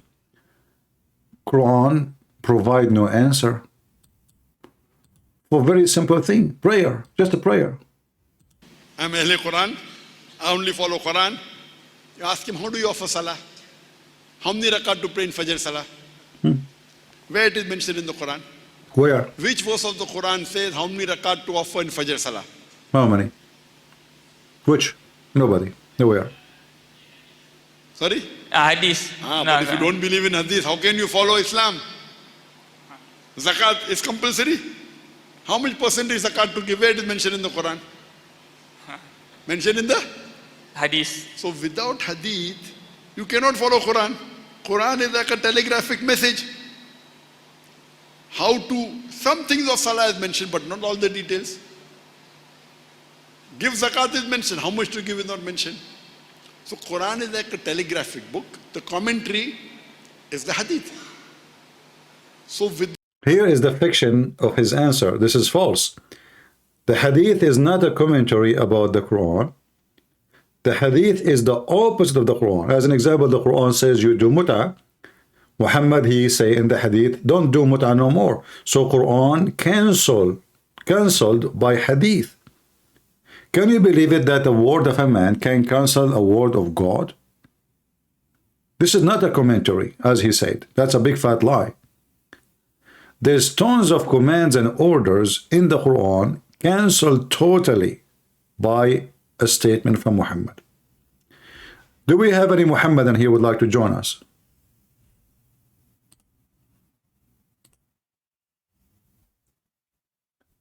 Any happy, proud Muhammadan who will go to heaven sooner or later by the help of Allah or by the help of Israel would like to join us? If you are a Hamas member, by the way, you are welcome to call us. I mean, if you are in the tunnel and you have internet provided by you, to you by the international community, UNRWA, United Nations, and you are enjoying the free internet and free electricity, you can call us from the tunnel. Like if you are the leader of Hamas, I always like to hear you speaking from the tunnel because that will come with echo. Very nice echo, you know. So in case you like to, you know, like imagine Zakir Naik, he joined Hamas and he is calling me. He will say, brother, I'm going to turn you.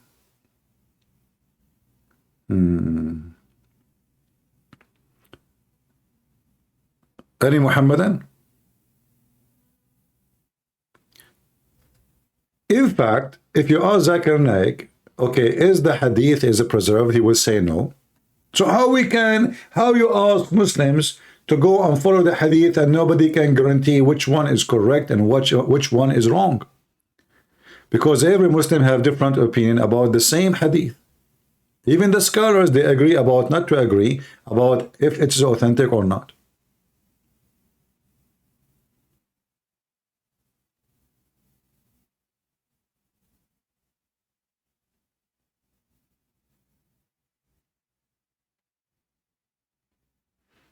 Any Muhammadan? Tell us more, Zakir Naik. Tell us more. without the hadith, you cannot follow Islam. That's the reason. And if you follow Quran, only following Quran also, you have to follow hadith. Because And here, by the way, do you know what he did? He just destroyed Islam. Why? Because the Quran claimed that this is a book explained in details. And the Quran says that today I completed my favor upon you. So why Allah saying that I completed my favor upon you? Islam became complete in the Quran. But we hear them saying,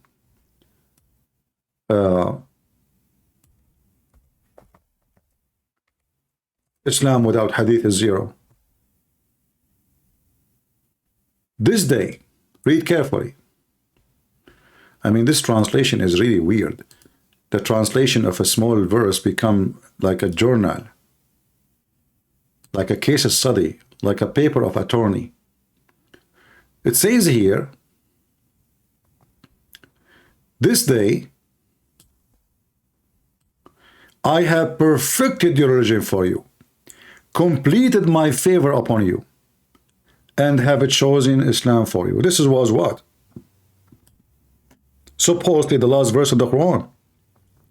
But if you look, you will find that this is a chapter 5, verse number 3, which means the one who put it there is stupid. They took it from the end of the Quran, they put it in the beginning of the Quran, and now that distorts the meaning. I mean, imagine you read my book, after 5 pages, I say to you, today I completed my book for you, and thank you for reading, bye-bye. And then he continued talking about food, which is very silly. I mean, how complete in religion, how the religion is complete by talking about not eating pork. What is that? So Islam complete now because you don't eat pork? And then we find 9 chapter after that, and still he is saying that today has come. Today, you see, he mentioned the day. It's about timing. How today I completed my favor upon you, and you keep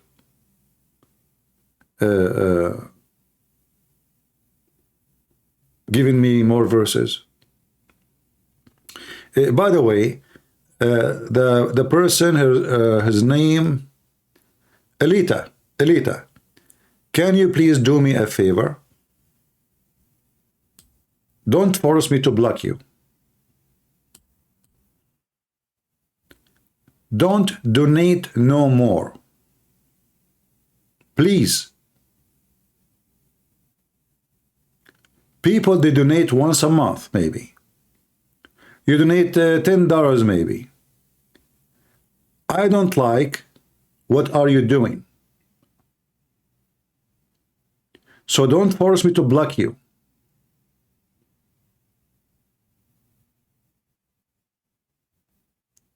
If I see you one more time giving donation more than $10,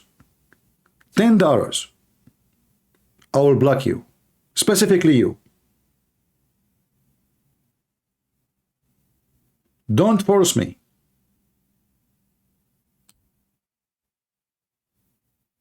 Why each time you have to come here, you have to give big donation?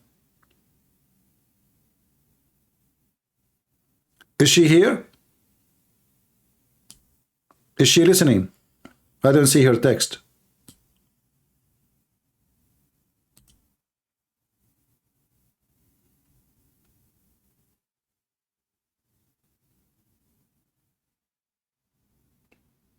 Maybe she is not here. Well, why? Maybe she is not rich. Maybe she is poor. You see, I'm not here to... I don't enjoy money of a poor person.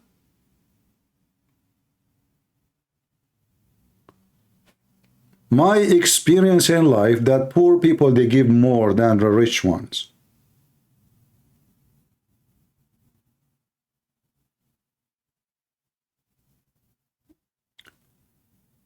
She gave donation once 500. Second time, I think same, maybe. Then I scream at her. And then she continue.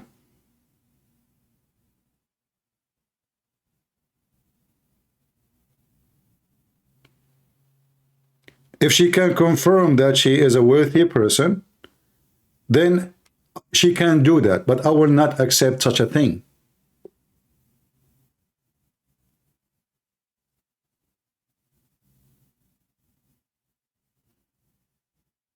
Are you there, Elita?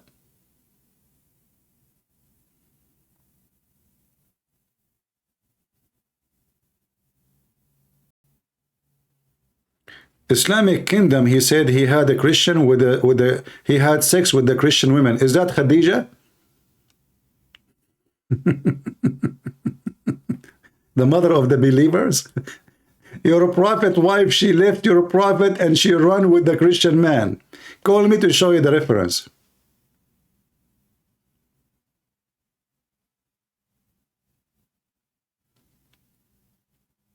All right? Potato.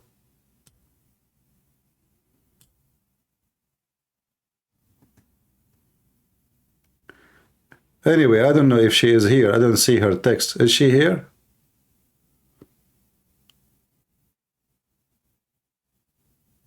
Well, I don't think she is worthy. And this is what makes me, unhappy with this donation. If she can confirm that she have a good income.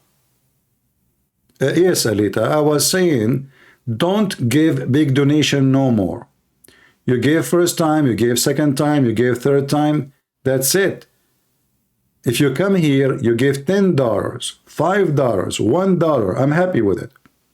There's no need for 200 or 300 or 500. All right? I screamed at you before, you remember?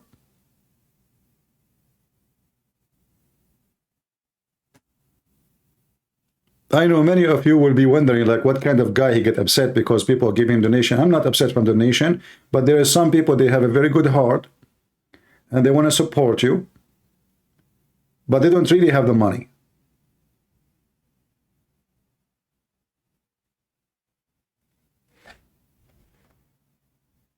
And usually, poor people is the one who give more than others. So instead of making me happy, you are hurting me.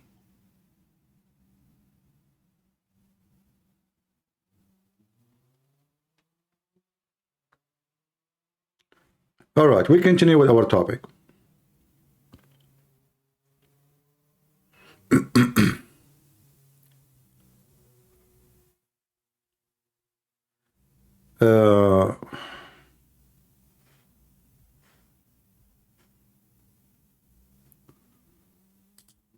All right, we were talking about how Muhammad prophecies all fail, you know. And the Quran, as you see, is not a book to teach you religion. I mean, even prayer is not there. Even how to pray is not there. Even the 5 prayer is not there. Even the 10 commandments, there's no 10 commandment. Islam destroy all of it. So if you ask a Muslim, okay, what Islam brought to you, beside teaching you to hate others, what Islam brought to you? Nothing. Totally nothing.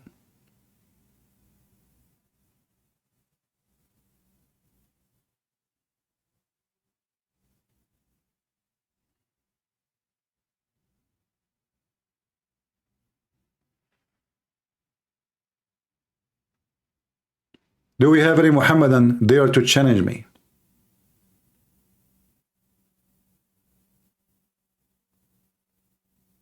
Anyone?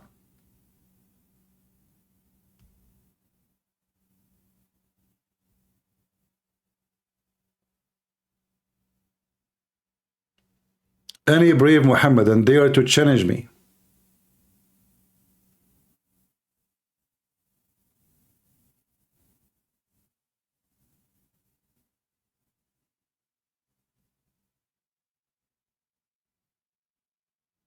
Nobody. A Muslim friend told me Islam is peace and love. Well, if Islam peace and love, so how come we don't see it? Find me one Muslim country, they have peace and love. Can you? What about Pakistan?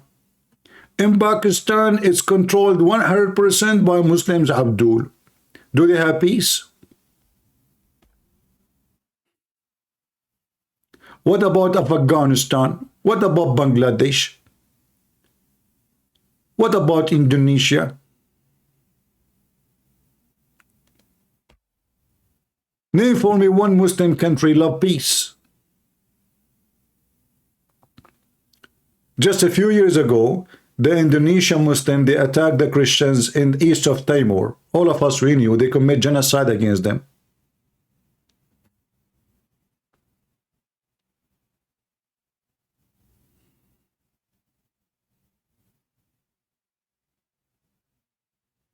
Any Muhammadan?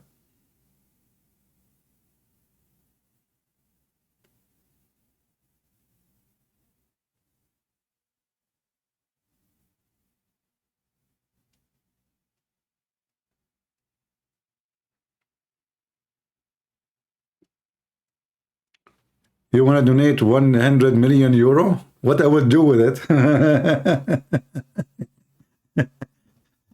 You know, there is a lot of people there, their dream is about accomplishing things, right?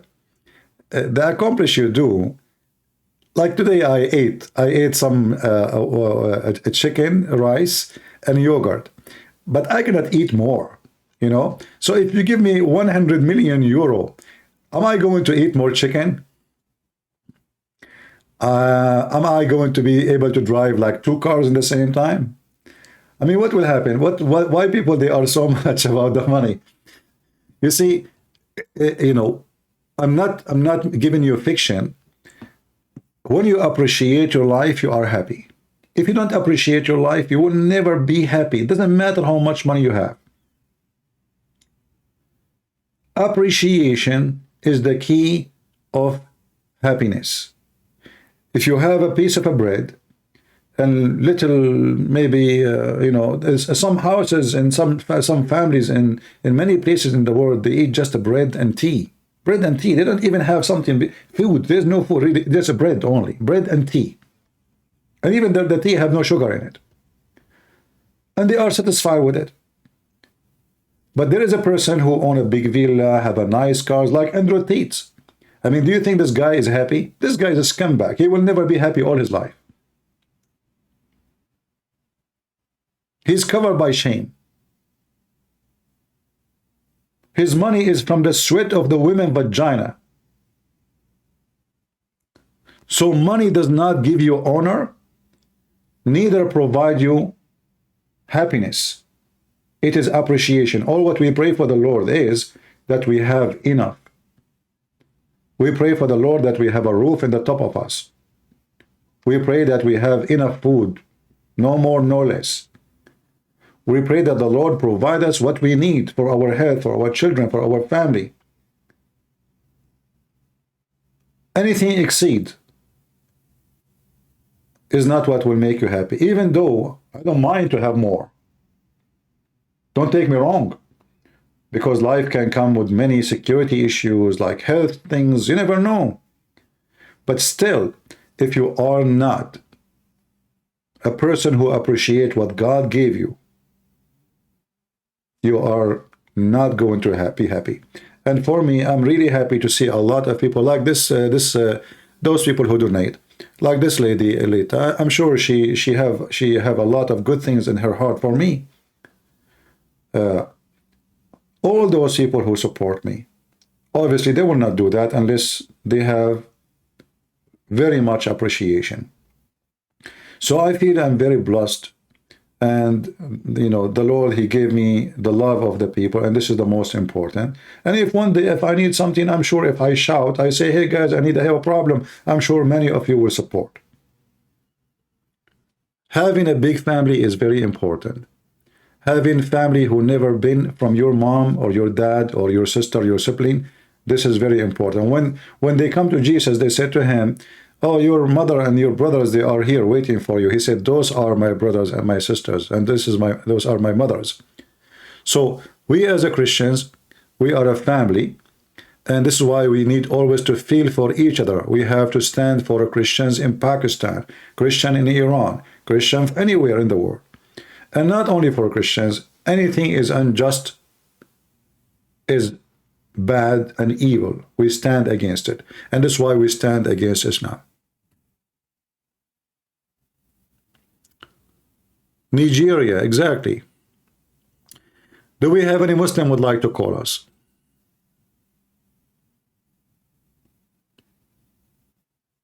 Like those potato, you know, they are selling halal cat food. They cannot even make one single video without asking for money.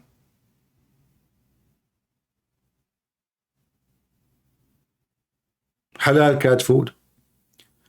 When Israel will take over Gaza? Well, I don't know really when Israel will take over Gaza, but obviously they are doing, you know, I mean, they are moving slow, for sure. But that for a reason. Because they don't want to lose. I mean, the faster you move, the more casualty you will have. You know? Very simple. But maybe, you know, you see the map I showed you already. About Gaza.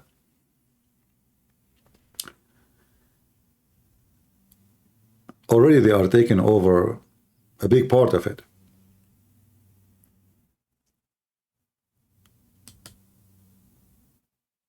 And I believe the important is to take over Gaza and not where the civilians are, and then they will force their negotiation on the international community, not on the Palestinians. Those Palestinians, there's no government. It's just terrorists. You cannot negotiate with terrorists. Terrorists are going to be forced to agree. They are not going to negotiate with Hamas. Hamas, at the end of the day, because they lost all their territory, and then the population is getting more and more angry. If I go right now and search in YouTube,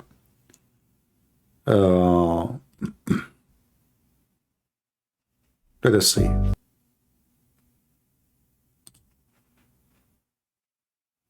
And again, they are shouting against Hamas not because they are against terrorism. Don't take me wrong. They hate Israel. They hate the Jews. They hate the Christians. But because they saw the result, it was a big failure from the side of Hamas.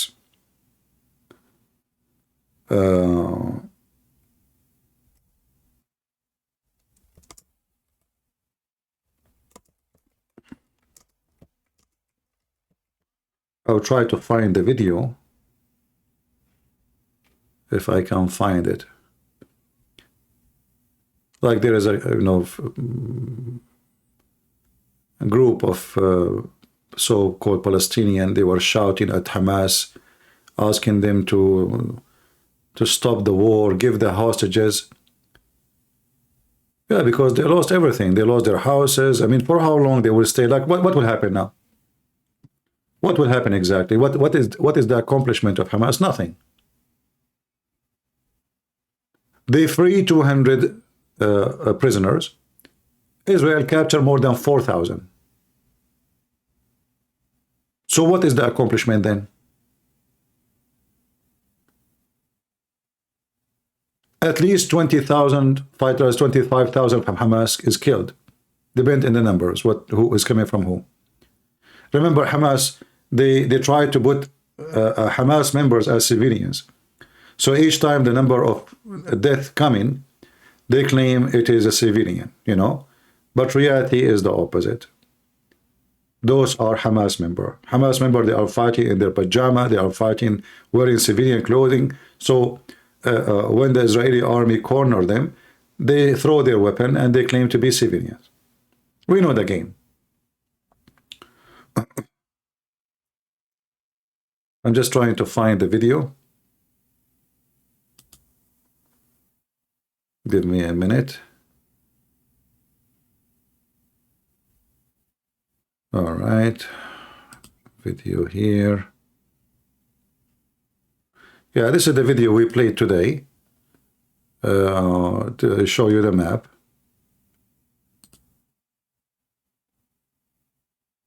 Yeah.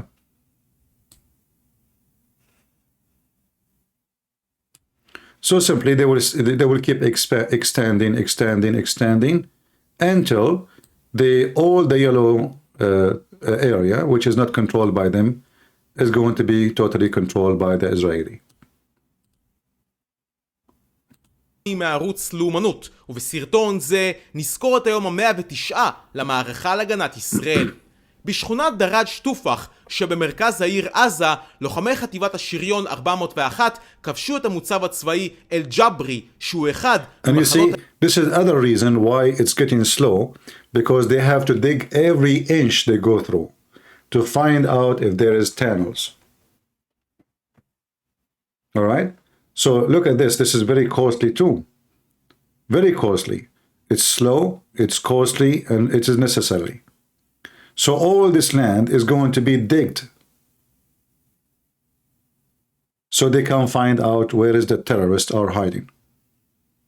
האימונים הגדולים ברצועה, ובו יש מתחמים לאימון ירי, ירי מרגמות, צליפה, בוחן מסלול, ואפילו בריכת שחייה למחבלים. See how they are hiding the rocket launchers?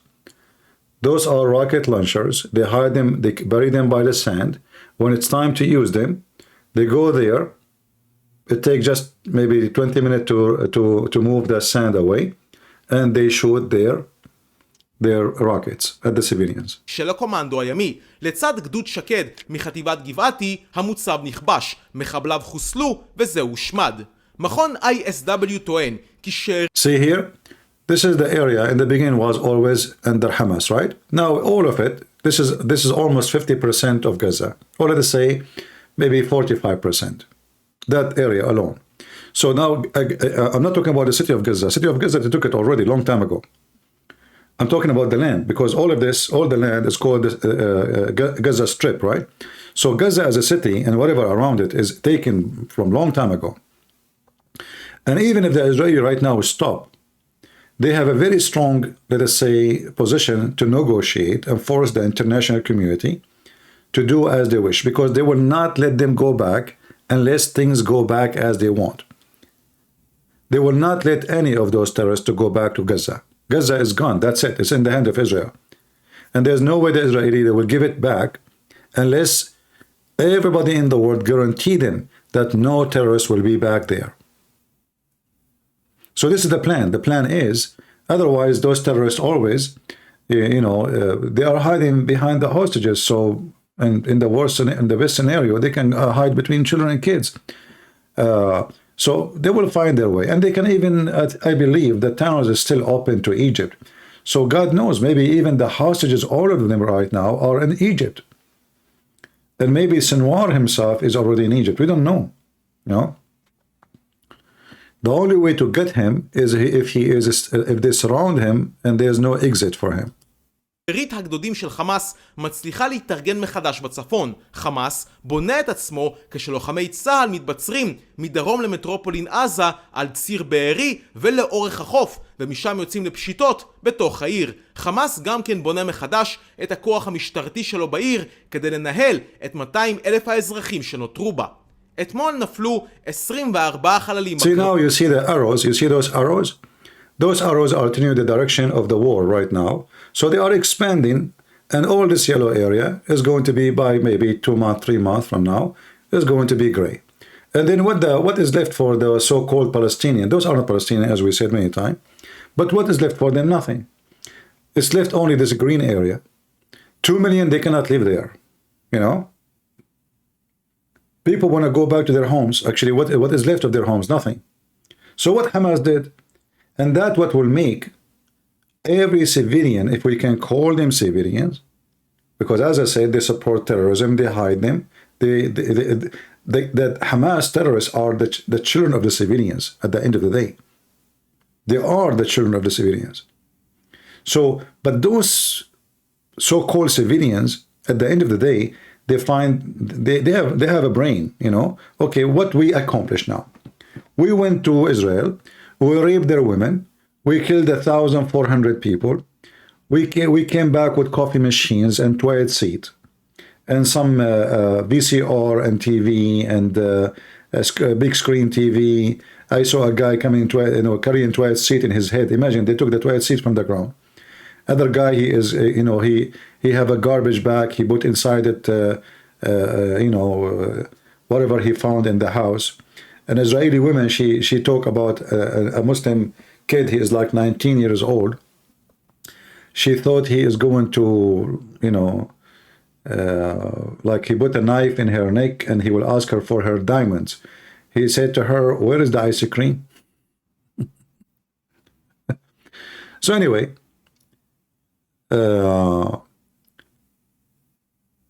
what is the accomplishment? This is how Islamic countries always, and this is why always I never felt comfortable in any Muslim countries. They are stupid, they are arrogant, they celebrate death, and they die, and they never have victory. They celebrate victory when they are the one is losing.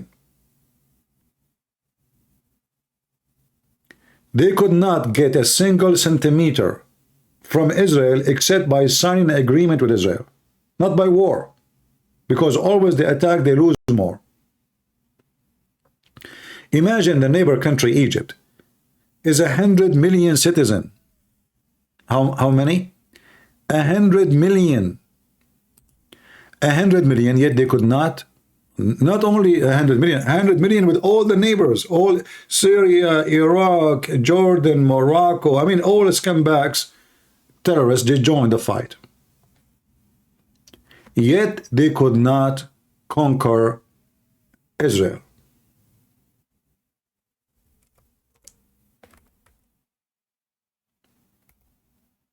And this is why Egypt, they signed peace agreement. Because they said to themselves, you know what, we are bankrupt anyway. I mean, for how long we can, each time we go on war with them, we lose.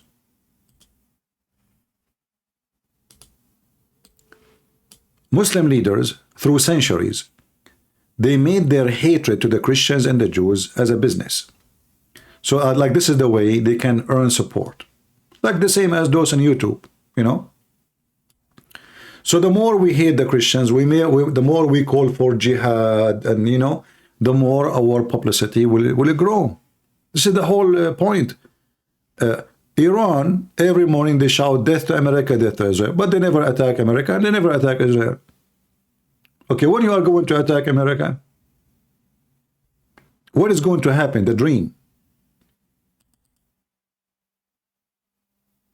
The Iranian, when they notice that we have presidents, Trump or Biden, both of them, they don't want to go in war, they start playing with their tail.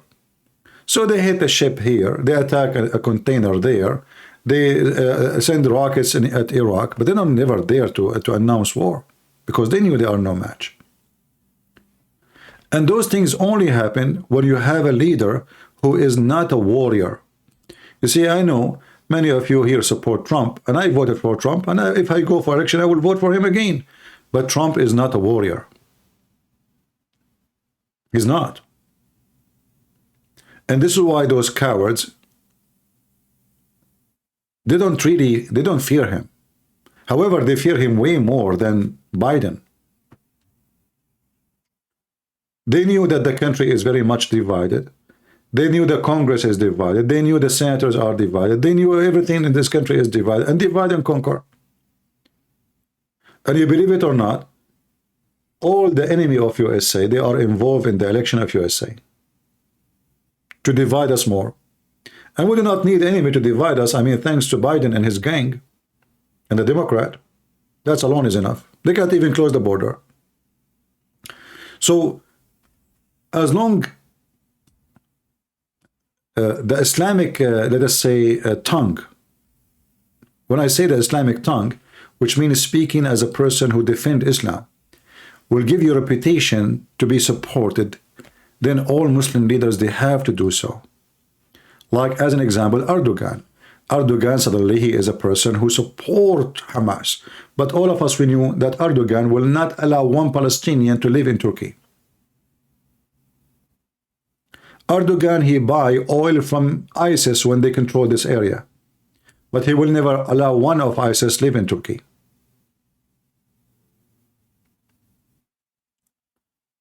The stupid American, they rushed to save the ass of the Shia in Iraq from ISIS. If they did not go there, ISIS and the Shia, they will be fighting until now, and that's it. Let them be busy with each other. What's your business? What is exactly your business? Always the stupid American government, they do the opposite of... Do the Iraqi now appreciate the American saving their ass from ISIS? No. They want to kill you. It's the truth. And why the American until now there to defend them from ISIS? Let them fight ISIS alone.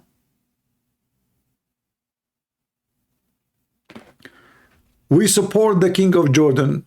In fact, his salary, his food, his everything this country has is from USA.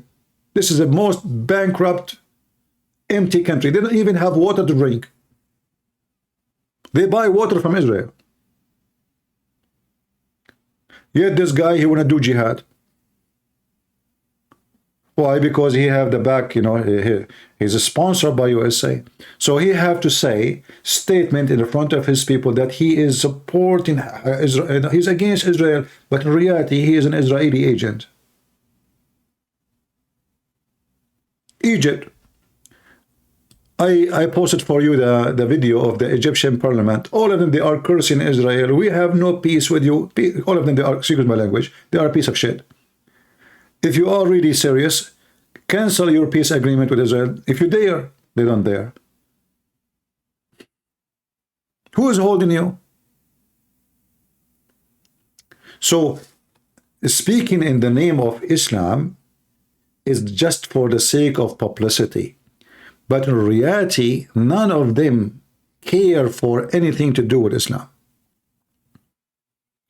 Iran use Islam to spread Shiaism, not to conquer Israel. You see, all the idea of death to America, death to Israel, is to make more Sunni convert to the Shia sect. And the more Shia they are, the more, I mean the population, the more Iran have control in the territory. Otherwise, Iran will never go at war with Israel, because they knew that this will be their end.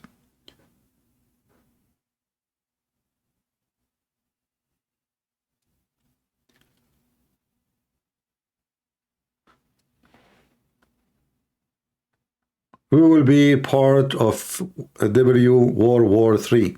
You know, the World War III, I don't think is going to happen the way you think it is. The World War III is about technology right now. It's not about invasion.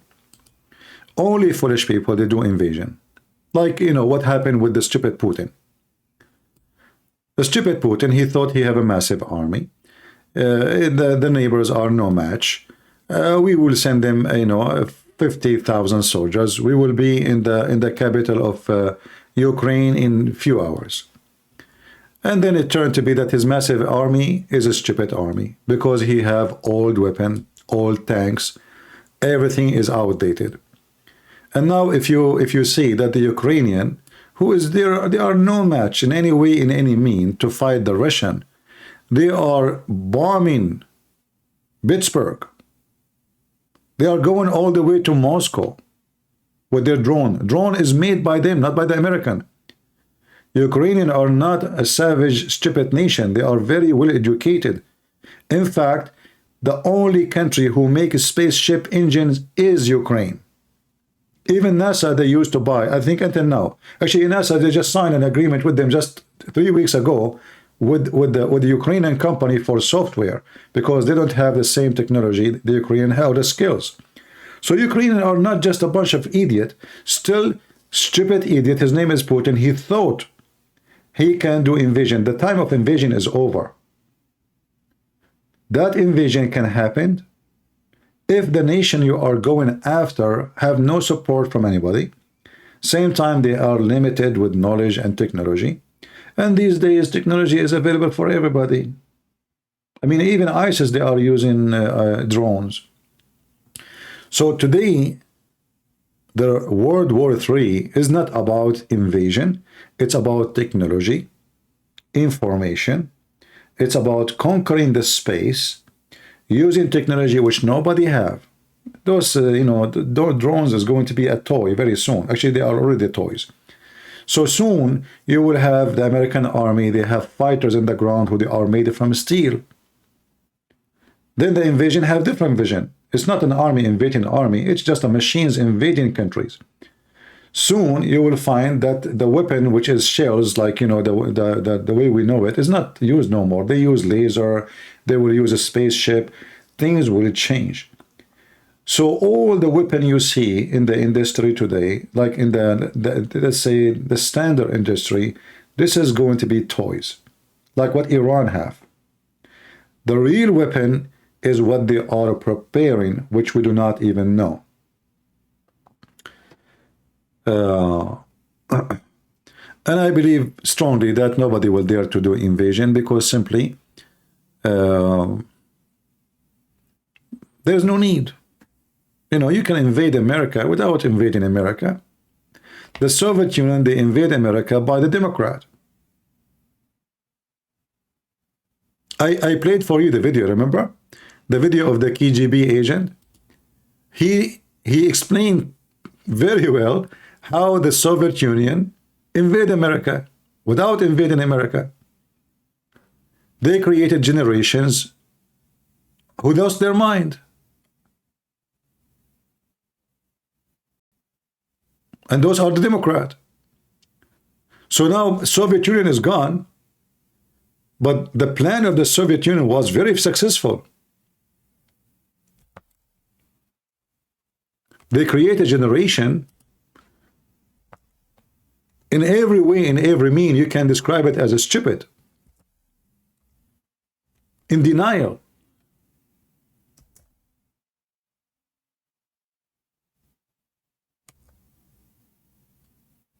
He mentioned how even if you show them the truth, even if you take them to the place, you show them with their own eyes, still they will not believe. They lost their sense.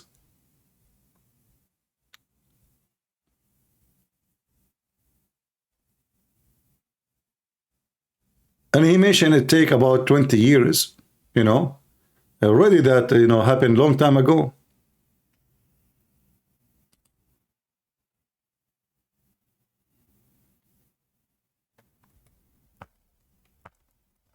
Let me see if I can find the video again.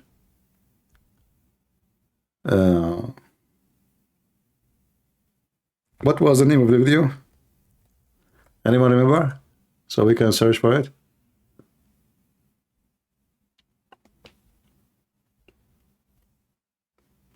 I forgot the name. And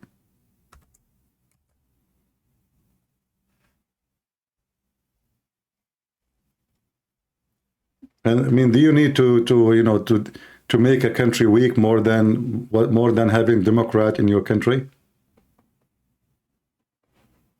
The stupid Biden, the first thing he did when he came to as a president, he support terrorism. Those Democrats, they support terrorists. The first thing they did, they left al-Houthi from the terrorist group. Now they want to put it back. Why you left it? Why you left the ban from them? He stopped building the wall in the border. Now they want to build the wall again. They are mentally ill.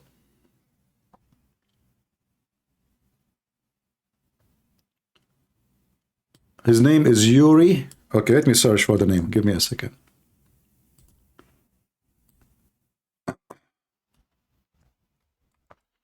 Everything you see in his video actually is absolutely what happened.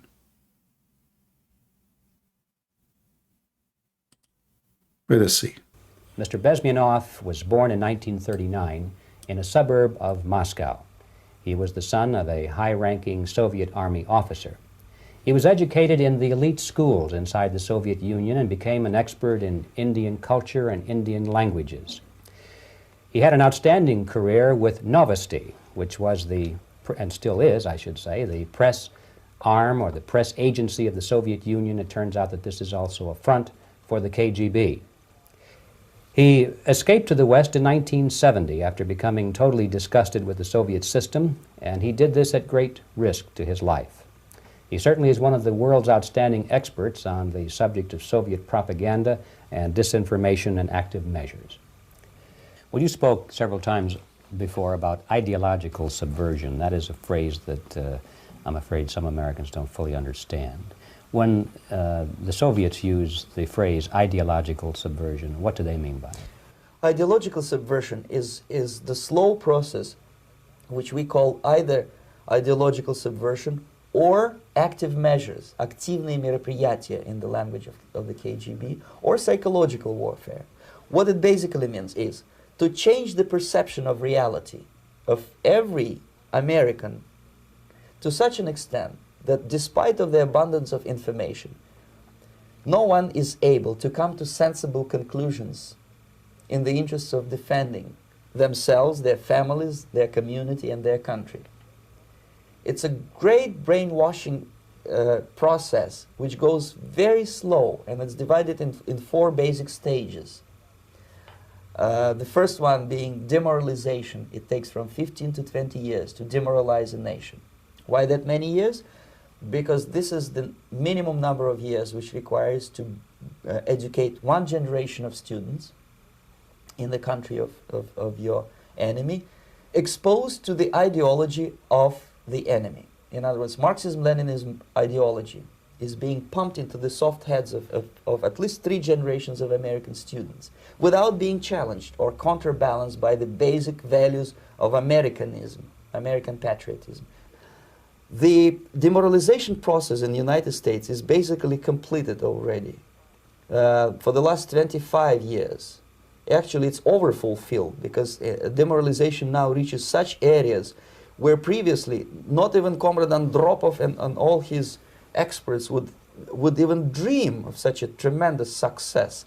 Most of it is done by Americans to Americans, thanks to lack of moral standards. As I mentioned before, exposure to true information does not matter anymore. A person who was demoralized is unable to assess true information. The facts tell nothing to him. Even if I shower him with information, with authentic proof, with documents, with pictures, even if I take him by force to the Soviet Union and show him concentration camp, he will refuse to believe it until he is going to receive a kick in his fat bottom.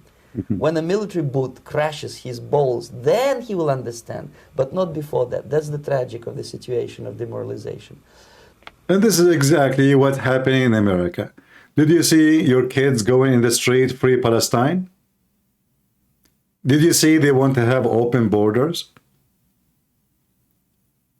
Did you see that we have infestation of drugs, but nobody want to fight it? Did you see kids shooting each other in the street and nobody claimed, and they claim that it's okay? I mean, you cannot say anything. You cannot complain. Otherwise, they will say you are racist. The second you speak against it, you talk about it, they will say you are racist.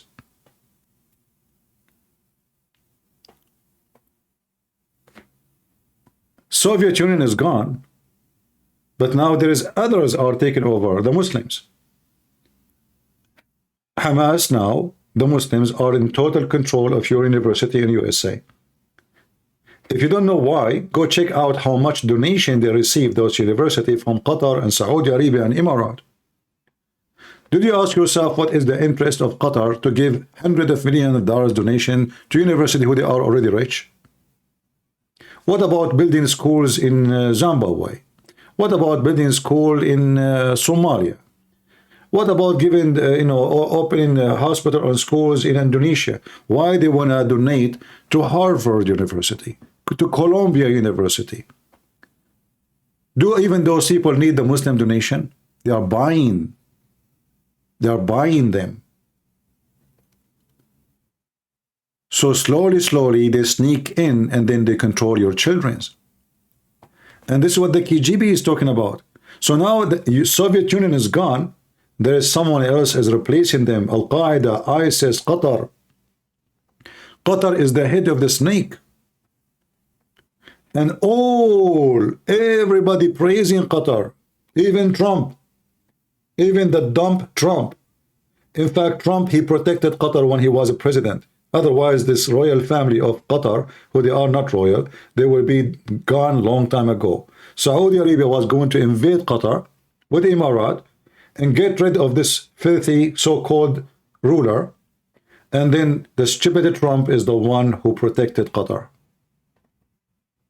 I'm just reporting facts. Don't be upset from me. I know many of you support Trump, but Trump is dumb. And he made big poo-poo. And then we have Biden. And then Biden, he went to Qatar and he named Qatar as the most close friend to us after the NATO. So now even Qatar become more close to us. Trump, he killed Abu Bakr al-Baghdadi. He killed nobody. Those people, they sit in their office, they do nothing. It's your children who go and kill them. You see, this is the funny thing.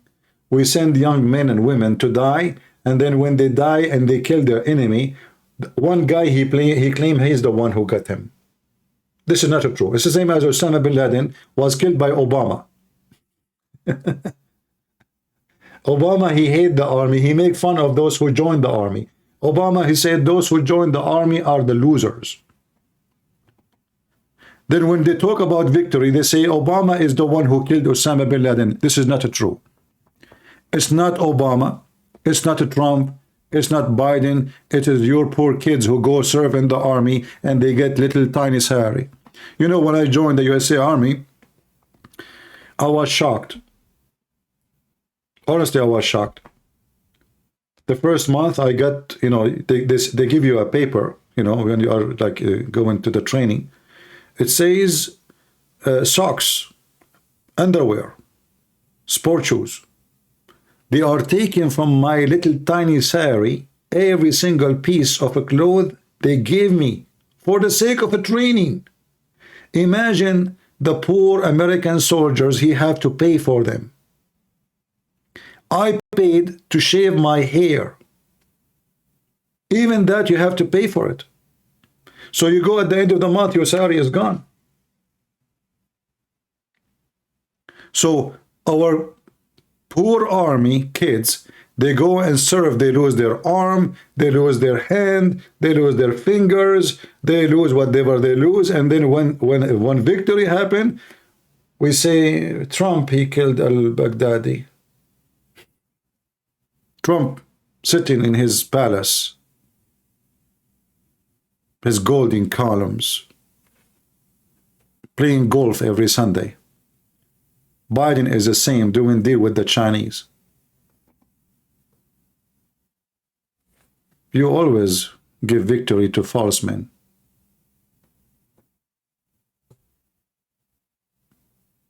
It's the poor kids who join the army.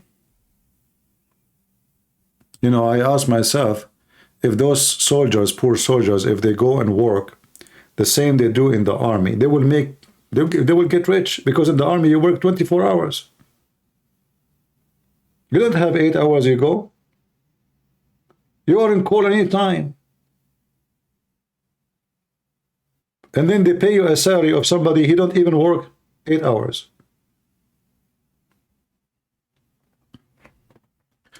Anyway, what I'm saying is true. If you don't believe me, you can ask, check. If you have any of your friends, family who joined, you know, he joined the army, he will tell you that everything we are saying here is true.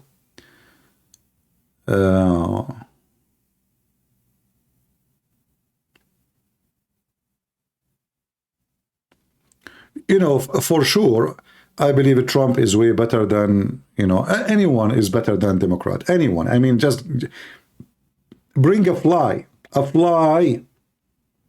and put it in the White House will do better than someone is Democrat. Those Democrats, they have no sense. They are out of their mind. They don't have intelligence. So don't think I'm talking against Trump, but I'm just reporting fact, and I'm trying to make you think in the right way. Don't give victory to the man who did nothing. The man who did everything is your soldier, is the one who gave his life, is the one who spent nights and day in the dust in the field, the one who died for the sake of his country. And then always we give victory to the one who's sitting in the office and he was just using his phone in the best scenario.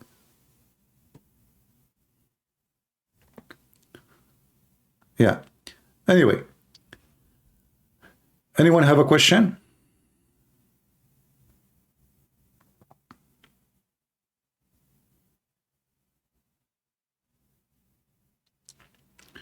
Trump is a businessman. He is a smart man, but in the same time, because he's a businessman, Qatar, they were able to buy him. Remember that, my friend. Trump, he went in the front of the White House and he said, Qatar have to stop supporting terrorism. A week after Trump, he sold them weapon airplanes. How a week ago they are supporting terrorism, and a week after they are our friends? The answer is very simple. Qatar rented a building from his son-in-law, the one who right now betrayed Trump. Did you notice that Trump and his daughter, they don't appear together no more? Any one of you notice? Guys, did you notice that?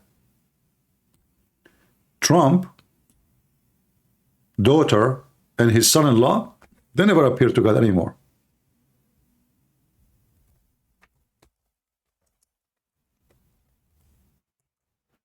Why? What happened? They are not family no more? Yes, they are not family no more. I believe strongly that this daughter and her husband, they betrayed Trump, as the rest, many of them. They are the one who sold a lot of information about their father. They sold him to the devil. They betray him. Because they are corrupt, and they got paid by Qatar, so obviously the FBI, they have many evidence against them. So they made them have an agreement. We will not go after you if you do the following, if you cooperate. And I believe strongly they did cooperate. And that's why we don't see them. You will not see them anywhere. Anyone saw them? When the last time you saw Ivanka Trump and her husband with Trump? Anyone can tell me? They totally disappear. They sold the man.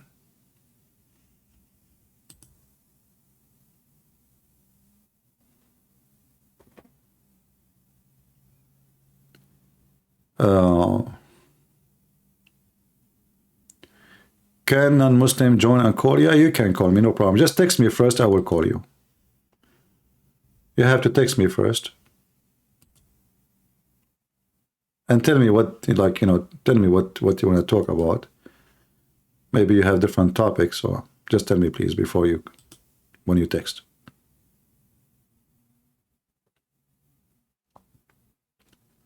You see, this guy, Trump, actually, he is unlucky. Every single person almost worked with him, betrayed him. I mean, name just anyone. He keeps changing minister after minister, department after department. Every single one of them betrayed the guy.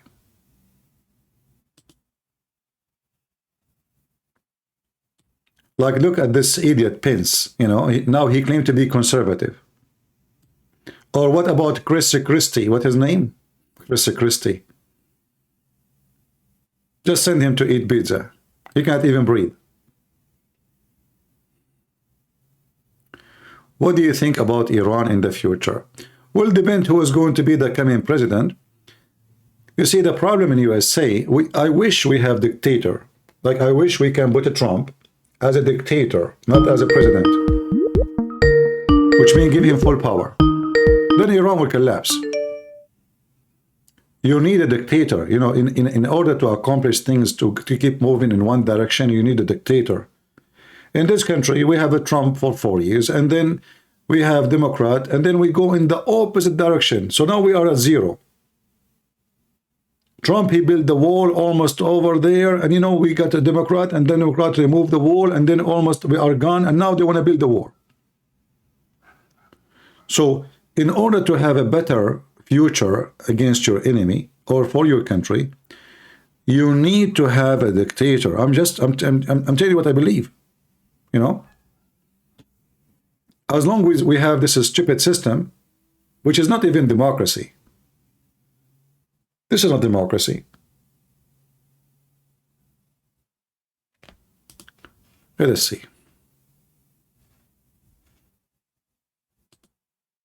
People, they can vote by mail. You don't know he was voting. Dead people are voting. How Trump is going to win the election again if they can vote by mail? Hello? Yes, sir. How are you? I'm fine. Big brother. So I was going to Muslim Live, okay, and I'm giving them the two hadith in Sahih Muslim 169. They say that the only difference between God and Dajjal, that Dajjal is right eye blind. Yeah. On Hadith 2934, is saying that Dajjal is blind of the left eye. So this is clear contradiction between Sahih Muslim. So yeah, I'm going to ask them, and they always, the Muslim scholar, they say, some of the scholars say that he blind on both. Okay, some of the Muslim scholars say that he have a third. So how he can see?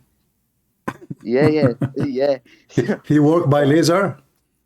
Yeah, so I told him, so what is the point of the Antichrist? So I can kick him in the ball. So what is the point? So he cannot see. How can he misguide me? Okay. Yeah, so I was asking every sheikh and no one answered, okay? Not Some only of the that, sheikhs- you know, there's more important question you should ask. Why, okay, if Allah, the difference between him and the Dajjal is only the eye, that means Allah is a man because the Dajjal is a man. Remember, he will come, he will claim to be Isa, right?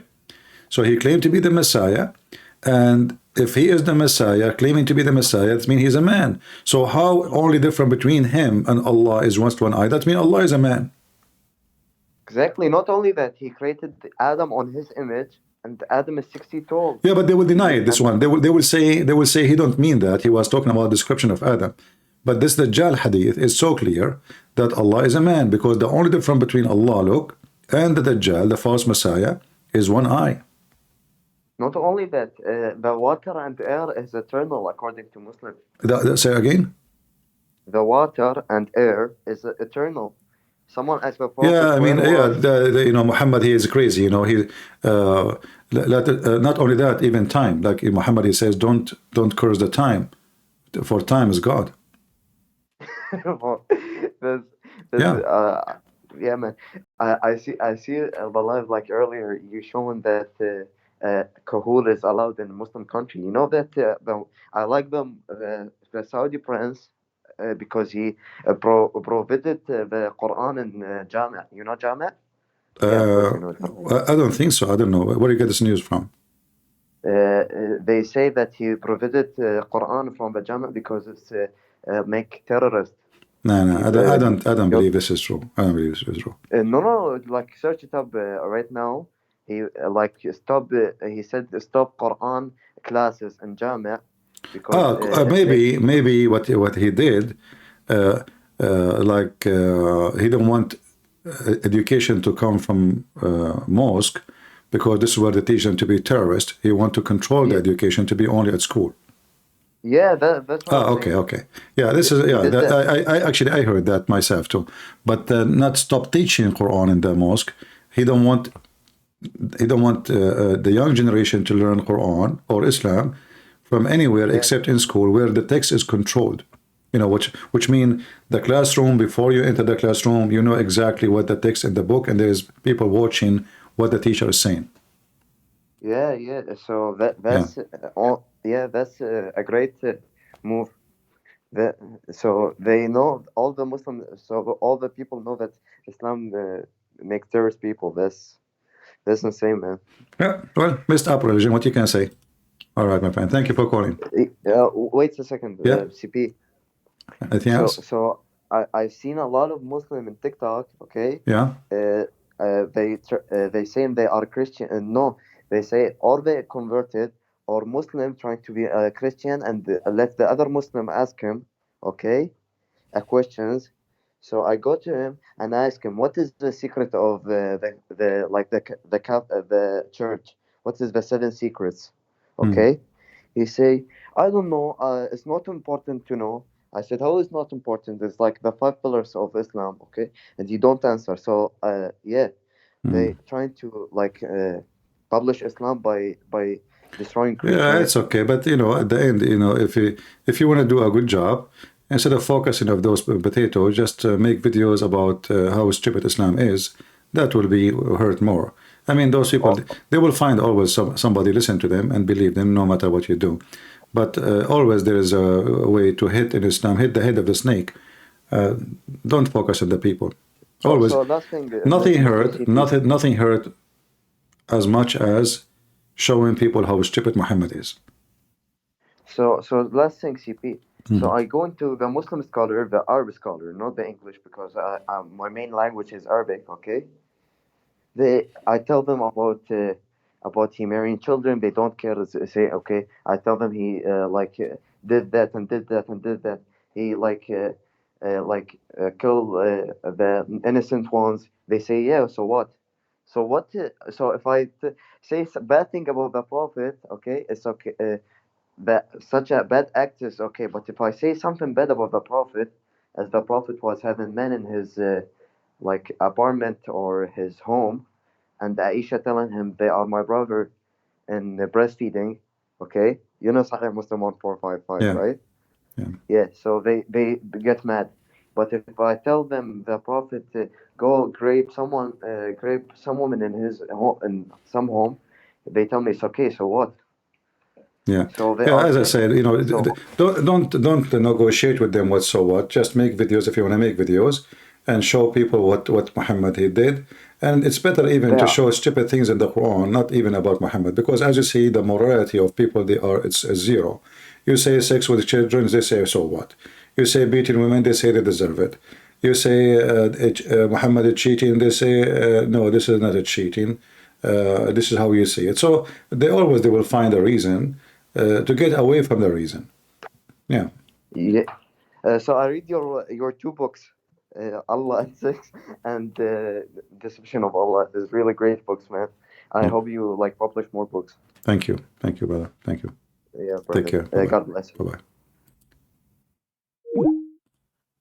Yeah, they always justify the stupidity of Muhammad, what you can do. But if you focus on mistakes in the Quran, that will work better. Because God make mistakes, that is something they cannot avoid. Do we have any Muhammadan here would like to join us? Anyone?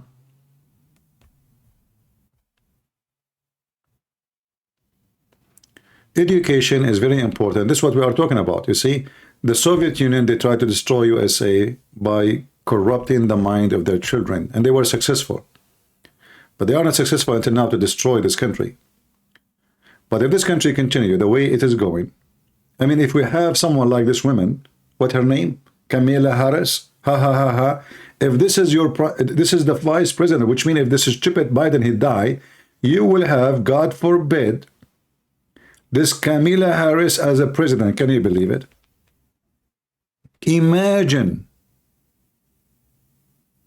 if this woman, and by the way, I'm not against her because she's a woman, no, but obviously she is mentally ill. Ha ha ha, she can't even put two words together. So imagine this is the one who will control the White House and this country. Things is messed up in this country. You know, I found actually there's some people making videos about Biden, and they are calling him potato. And I was like, what? I thought potato is only Christian Prince he use it.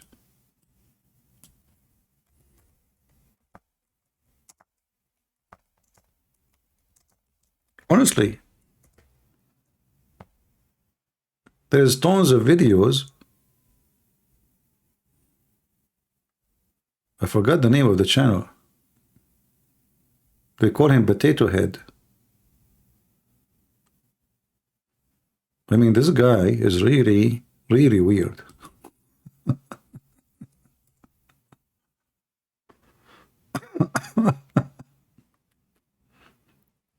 I see. Mr. Potato Head Joe Biden.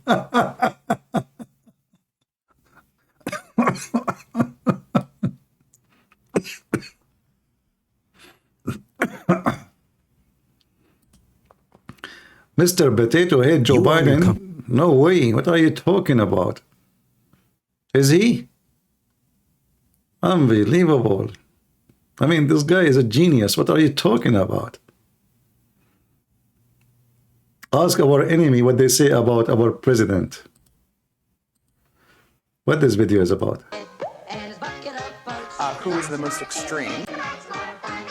Oh my gosh. Come on, man. He's the president of the United States. Even a yams for brains like me wins every time. All right. Potato Head. Yeah, if this is the president, I mean, what happened to this country? So we hope, you know, the thing is, if the Democrat, they were able to win the election by lying last time, if this is true, then how Trump is going to win the election this time? I mean, at that time, he was the president. At that time, he was the president, and supposedly the Democrat, they were able to corrupt the election. So how Trump now is going to win the election when they are in control of everything? Department of Justice, FBI, everything. I don't know. We will see. Yeah, okay, Trump won, no problem. But how he will win now? I mean, why he is going for election if they corrupted the election? Hello? Hello, CP.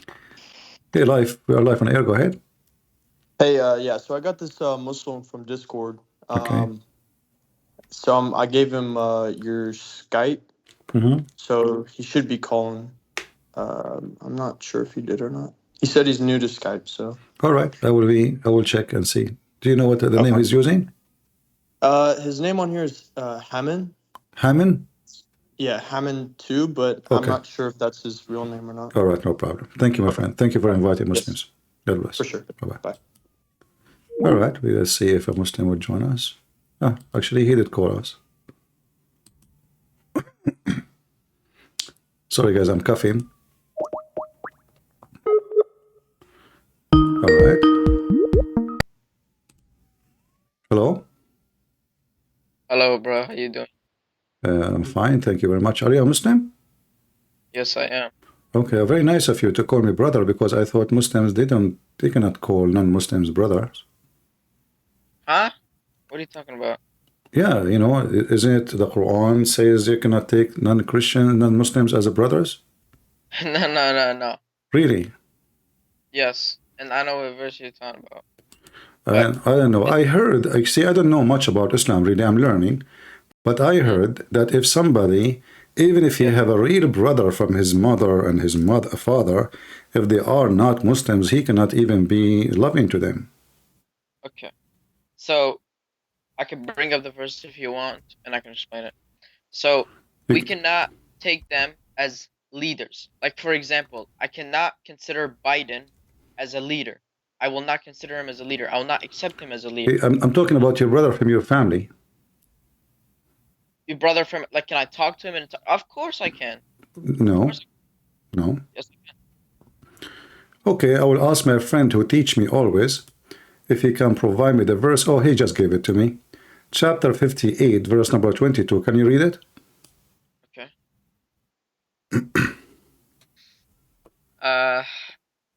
Very aggressive start, but okay.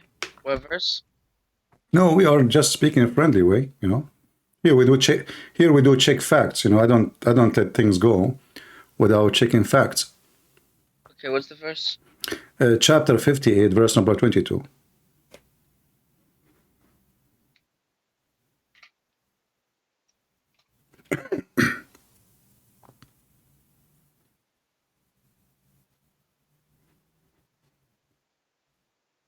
You said chapter 5, right?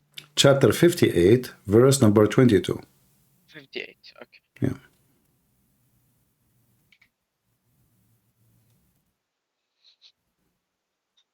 Uh, 22. It's loading. All right.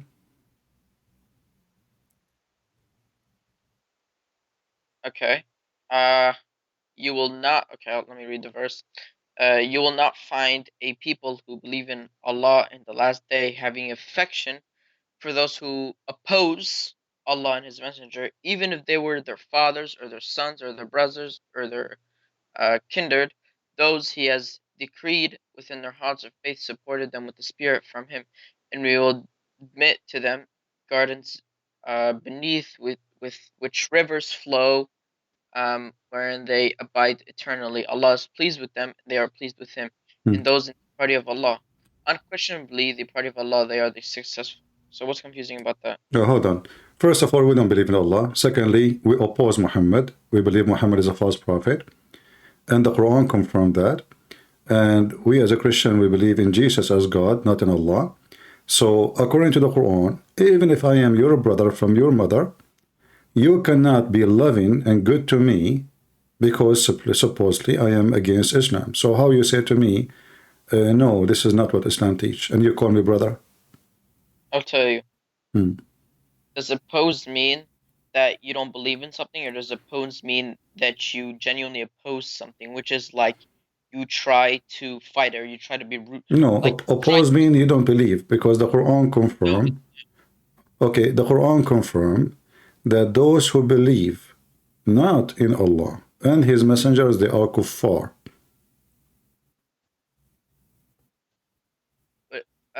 people of the book are not kuffar. No, they are. The word for kufr means disbeliever.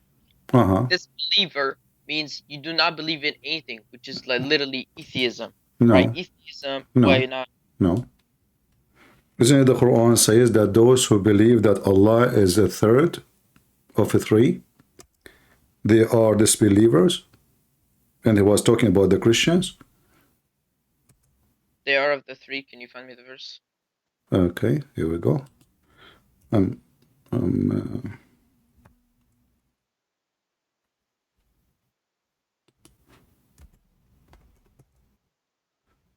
Let us go to chapter 5, verse number 73. Okay.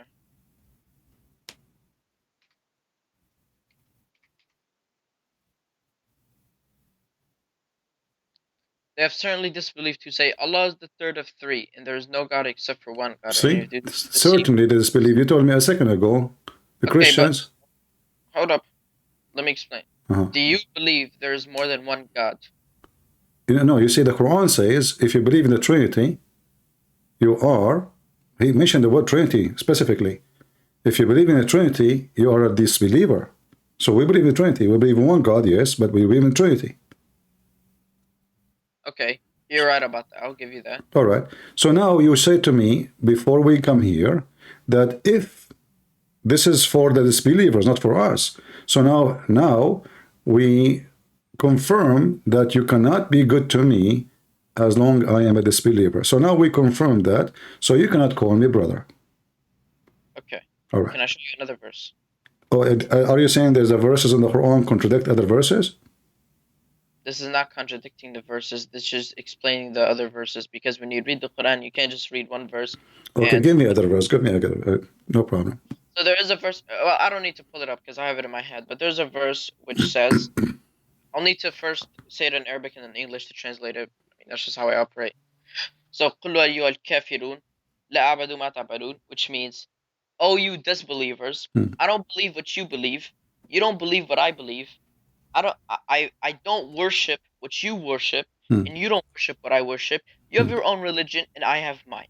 Okay, Okay, let me explain the verse. Okay, explain that way. You are saying you have your own religion, and I have mine.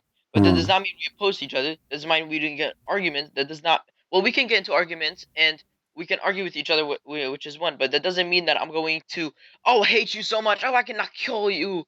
I can't call you. Fuck. I cannot talk to you because you're a disbeliever. Like, there's nowhere in the Quran does it say that I cannot talk to you. Yes, you are disbelievers, but okay.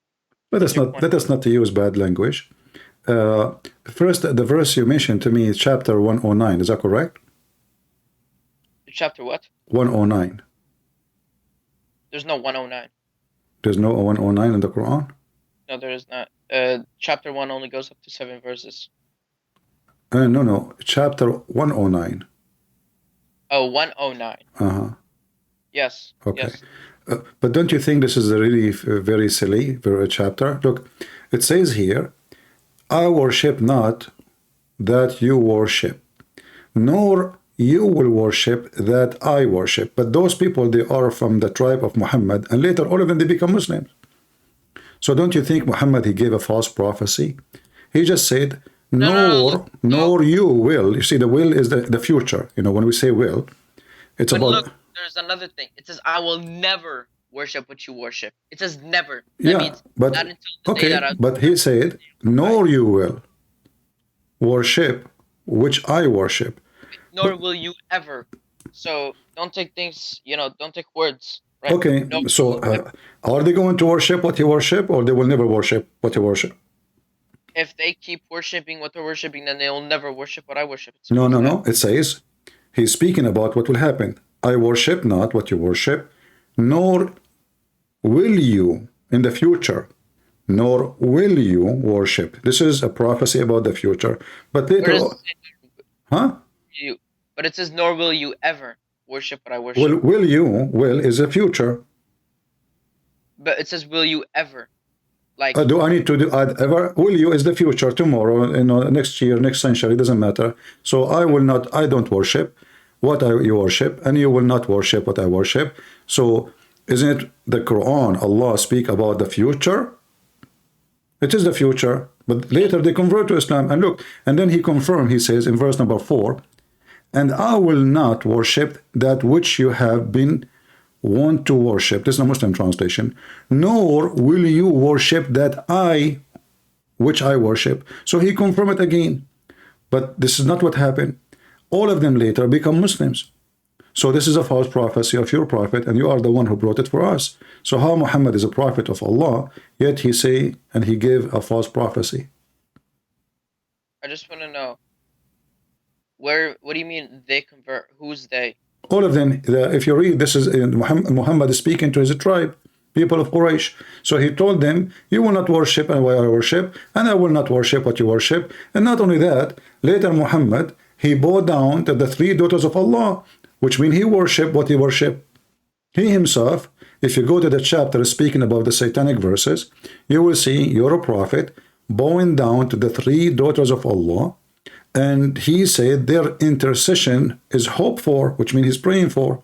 So now your prophet, he broke what he claimed to be from his God, and he himself, he is the one who worship what they worship. Can you give me the verse for what you're talking about? All right, no problem. Keep your Quran in front of you so we can open together. All right.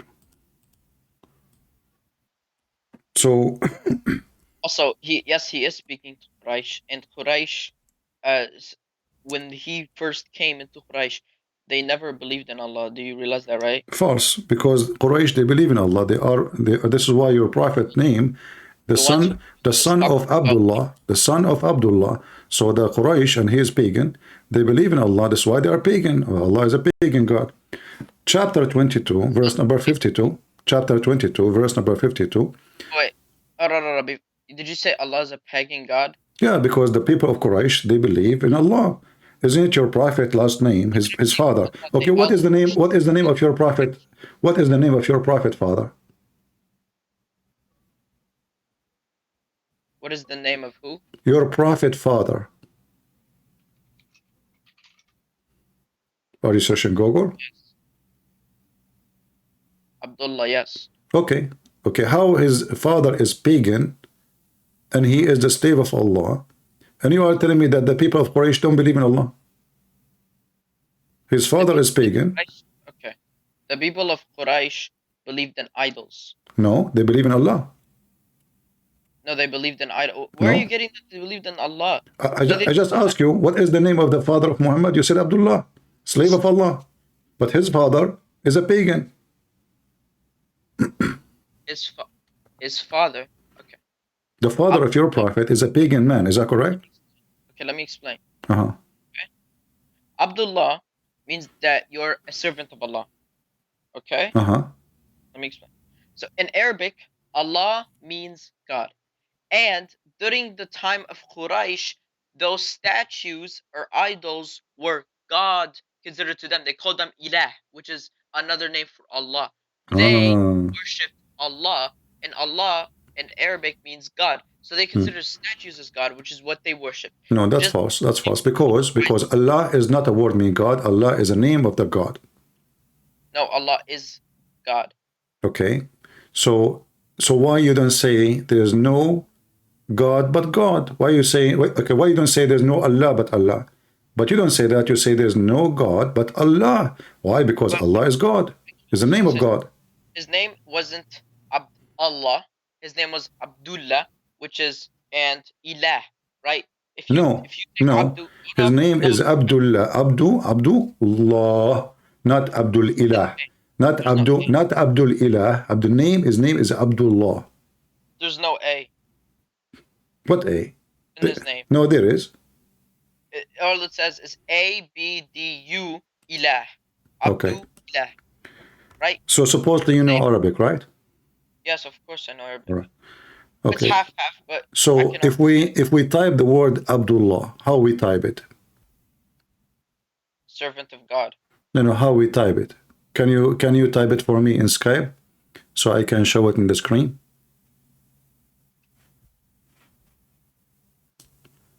Isn't it 2 words, Abd and Allah?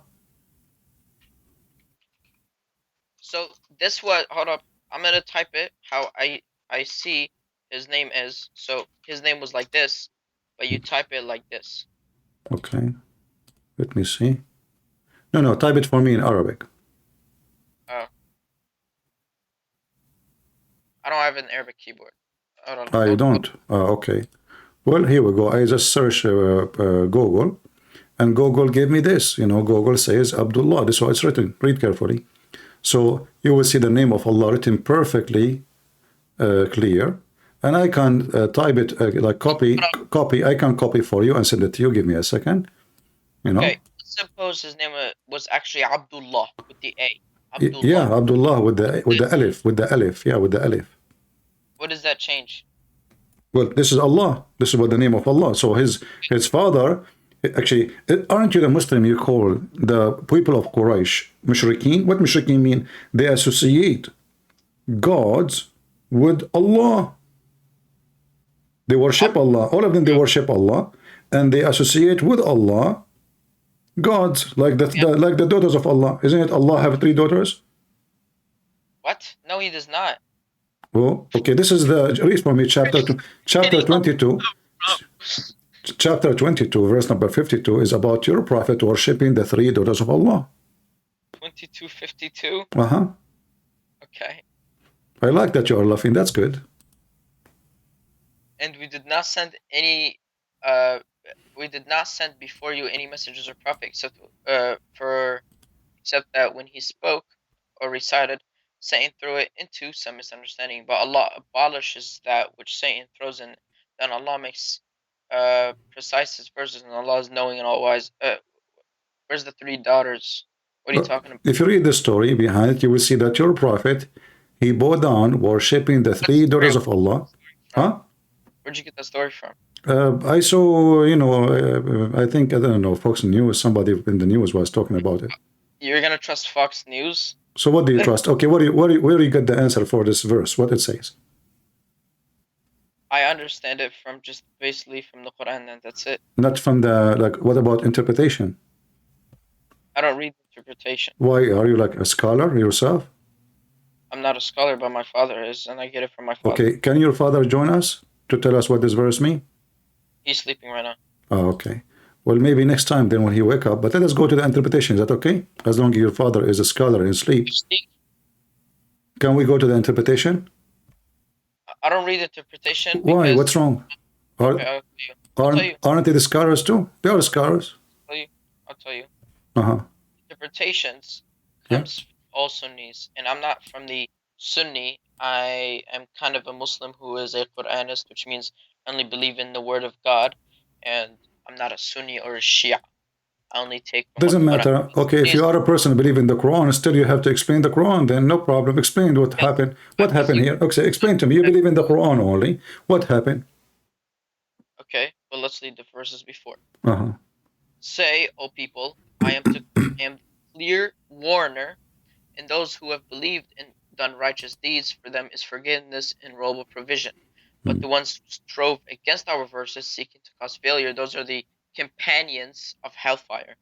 And we did not send before you any messenger or prophet except for what he has spoken or recited. Satan threw it into some misunderstanding. But Allah abolishes that which Satan throws in it, and Allah makes precise his verses.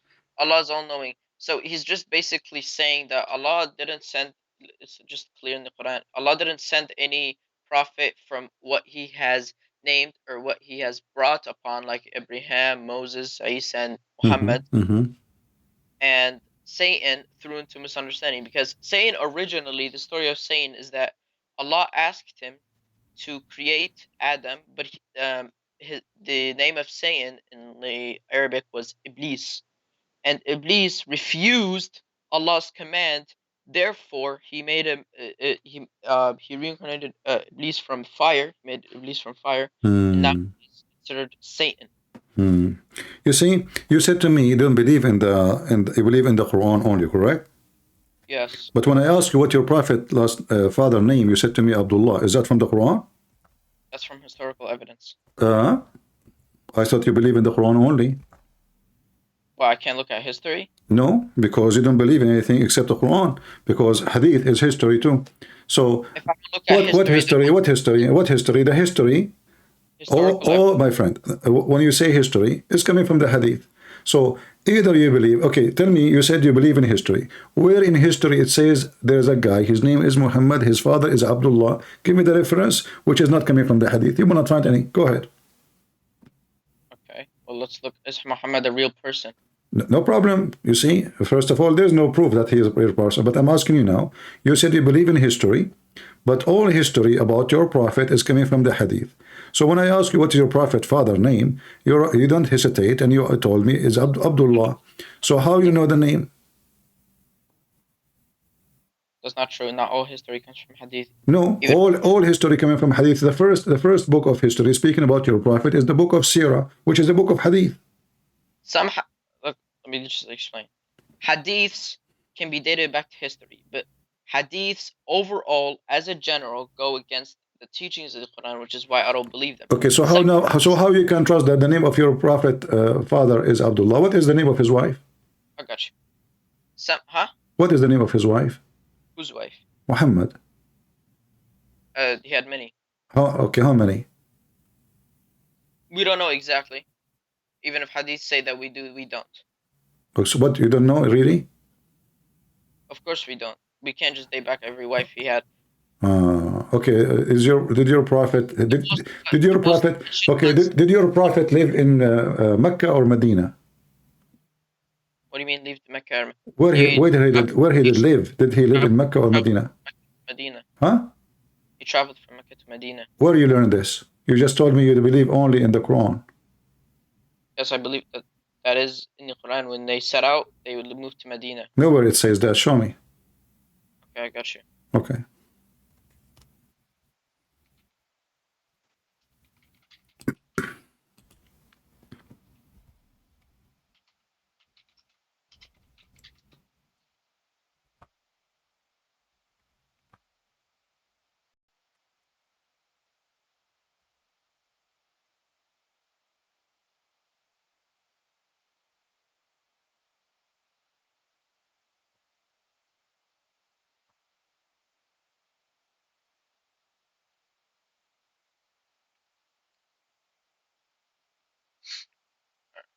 Let's go to this verse. Go to chapter 15, verse 6. Okay, chapter 15.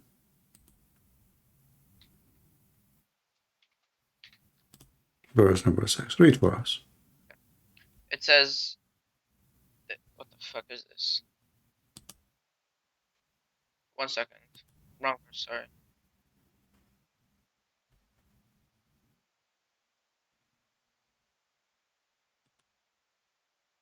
Okay, never mind. I'm not wrong. Astaghfirullah. Okay. So, when they are talking about here, they were in Mecca.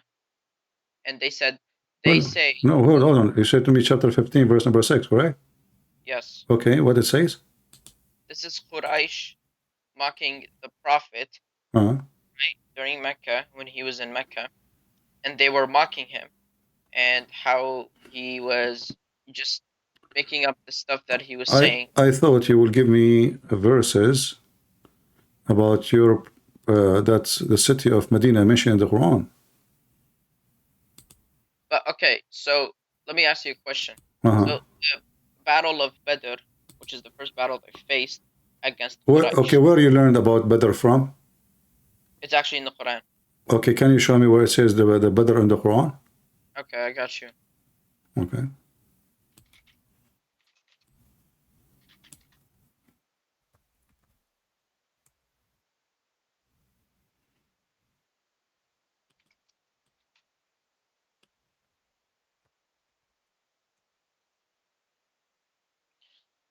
Alright, go to chapter Chapter 3, yeah. verse 122. Okay. Alright, and it says, when two parties among you were about to lose courage, but Allah was their ally and upon... Okay, where is Badr located? Okay, and it says, and already had Allah given you victory, in verse 123, okay, at the battle of Badr, while you were weak. Now fear Allah, perhaps you will be grateful. So where is Badr? What do you mean, where's Badr? What is Badr? What is Badr? Is it a location? Is it a name of the fight? It's what? The name of the battle. It's called the Battle of Badr. So it's not the location? No, it's not the location. How you know?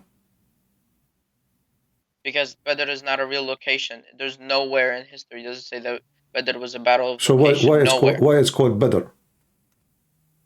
Because that's the battle's name. Why? There's a reason. I mean, you are Quran only, so how you can understand your book?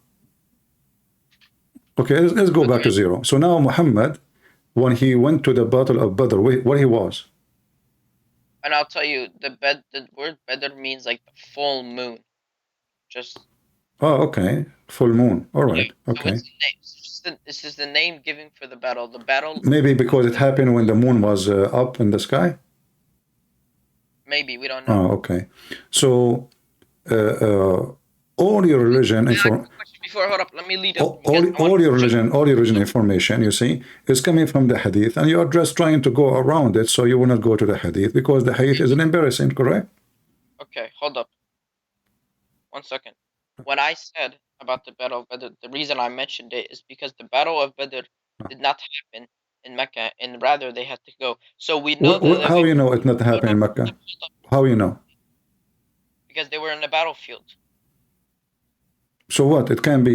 You told me it's not a name of a location. Everybody heard you. So it might be happen that they come to Mecca and they call it the Battle of Badr, as long as it's not a location, according to you. It was a battlefield. It was a battlefield. What is the word field? You see, it's you. Like when you mentioned to me the chapter of Al-Kafirun, you said to me, does it say forever? Like you are the one who wanted details. We need to add them in the sentence to make it as we wish. So now, does it say in the battlefield or it is in Badr? That's all. When the battle happened, right, it says that the enemy came attacking the believers, which are like the Muslims. Okay, if you read the verse before it, you will find something strange. Remember, when you're two of your parties, what is this about? You know, who is the two party? Was their ally, and upon Allah the believers should rely. What about it? Who is the two party? The two parties, there was two enemies, right? Okay. One were the believers and one of the disbelievers. But because Allah was the ally of the believers, He was the one that helped them, and He sent angels down on them in order to help them in the battle. Which one of the parties was the believers? The Muslims. How you know? Because they're believers in the Quran. Muslim means you submit your will to God. Disbelievers, it means you don't submit your will to God. And whoever. If you remember, when I spoke to you about the Christians, and you said that the Christians, they are in the beginning believers, then I showed you that the Christians believe in the Trinity, and then we agreed that they are disbelievers, correct? Okay, sure. All right. The Quran says that the Christians, they will be victorious. So maybe those are the Christians, because you are Quran only. Where does it say that Christians are victorious? Okay, here we go.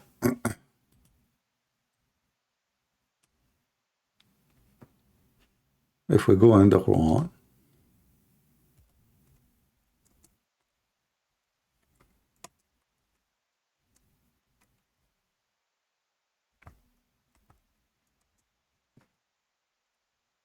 this open. Also, I just want to make it clear that some hadiths may not be completely untrue, but most hadiths are untrue because they go against the teachings of the Quran, which is why I don't believe in them mostly. Some hadith are true. Yes, hadiths can be historical evidence of things, but not like 90% of them are not. Oh, okay. Right? So they can be historical evidence, but most of them are scripted. The same thing as the Bible. What you said about what you said about the Bible? I said the hadiths are scripted the same way that the Bible are. The Bible is. How the Bible is. I'll tell you, what original was the gospel brought upon?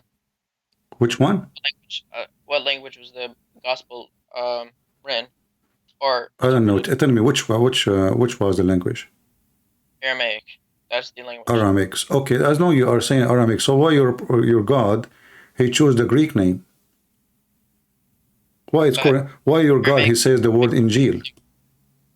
Aramaic is not the same as Greek. Injil is a Greek. This is the name of the Bible in Greek language.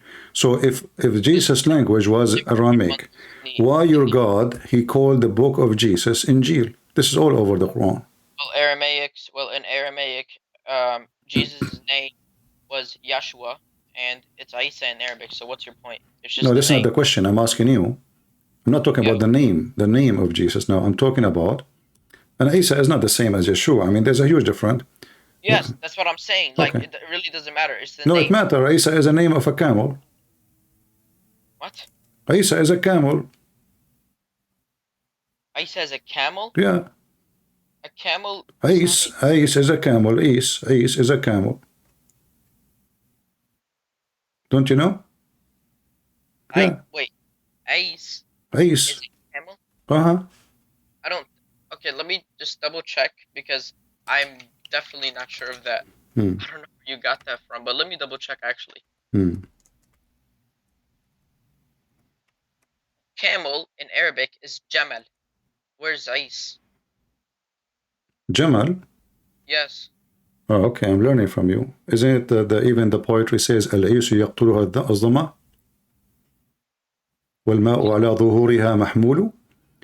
The Is, they die from thirst, and yet they are carrying water in their back. Place. I'm not sure what verse you're talking about. All right. So now let's focus here. I was saying to you that the word Injil is a Greek word. And you said that the Messiah, he spoke Aramaic. So how he speak Aramaic and his book is in Greek? Because his book is in Greek, his book is in Aramaic. It's supposed to be. Well, no. Okay, did Allah give him a Greek book or he gave him Aramaic book? He didn't give him a book. No, the Quran says, chapter 3, verse number 3, Allah, he sent down the Torah and the Injil. Chapter 3, verse number 48, it says, it teach him. He didn't send down the full book ready to go. They had to wrote it down. Well, this, how you know? It says that you said you are Quran only. There it says kitab. Doesn't say any word else. Doesn't say even a verse. It says kitab. Well, isn't it you told me Christians and Jews are people of the book, so we are the people of the book. Okay, so why we are called people of the book? Because followers, the original followers of the people of the book. So, okay, let me give it to you like this. The people who believed in Musa from his time into all the way to Isa, which was probably the last book that went away, and there was no more original Torah left, then the revelations of the original gospel. There's no original Torah left? There isn't, no.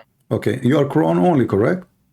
Yes, that's the only revelation that is left. That All right, okay. And supposedly you know Arabic, correct?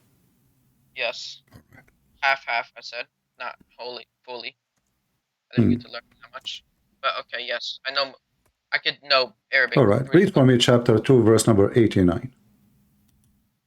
Chapter 2? Verse number 89. Okay, let me go there. Okay. وَمَنَّ النَّاسِ مَنْ يَقُولُ آمَنَّ بِاللَّهِ وَبَالْيَوْمِ. Chapter 2, verse number 89. Oh, 89. Uh-huh. Okay. I was reading the wrong one.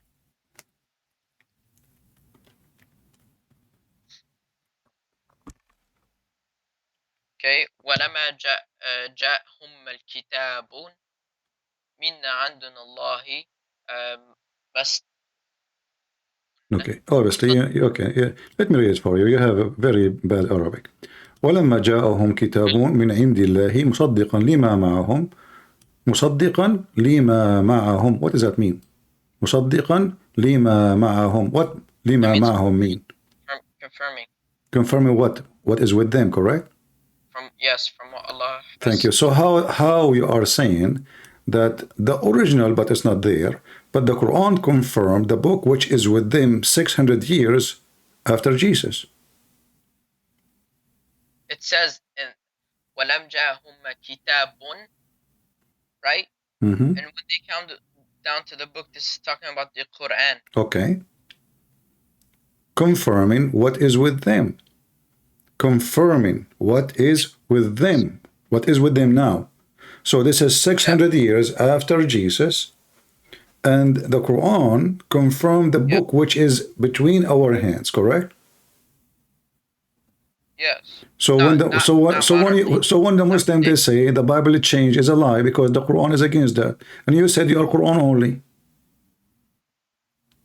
The Quran isn't the only revelation, but it's the current true revelation. My friend, we should believe. a second ago you claimed that the true Bible does not exist. A second after, we found that the Quran saying that the Quran itself confirm what is with them, which means whatever is with us, whatever.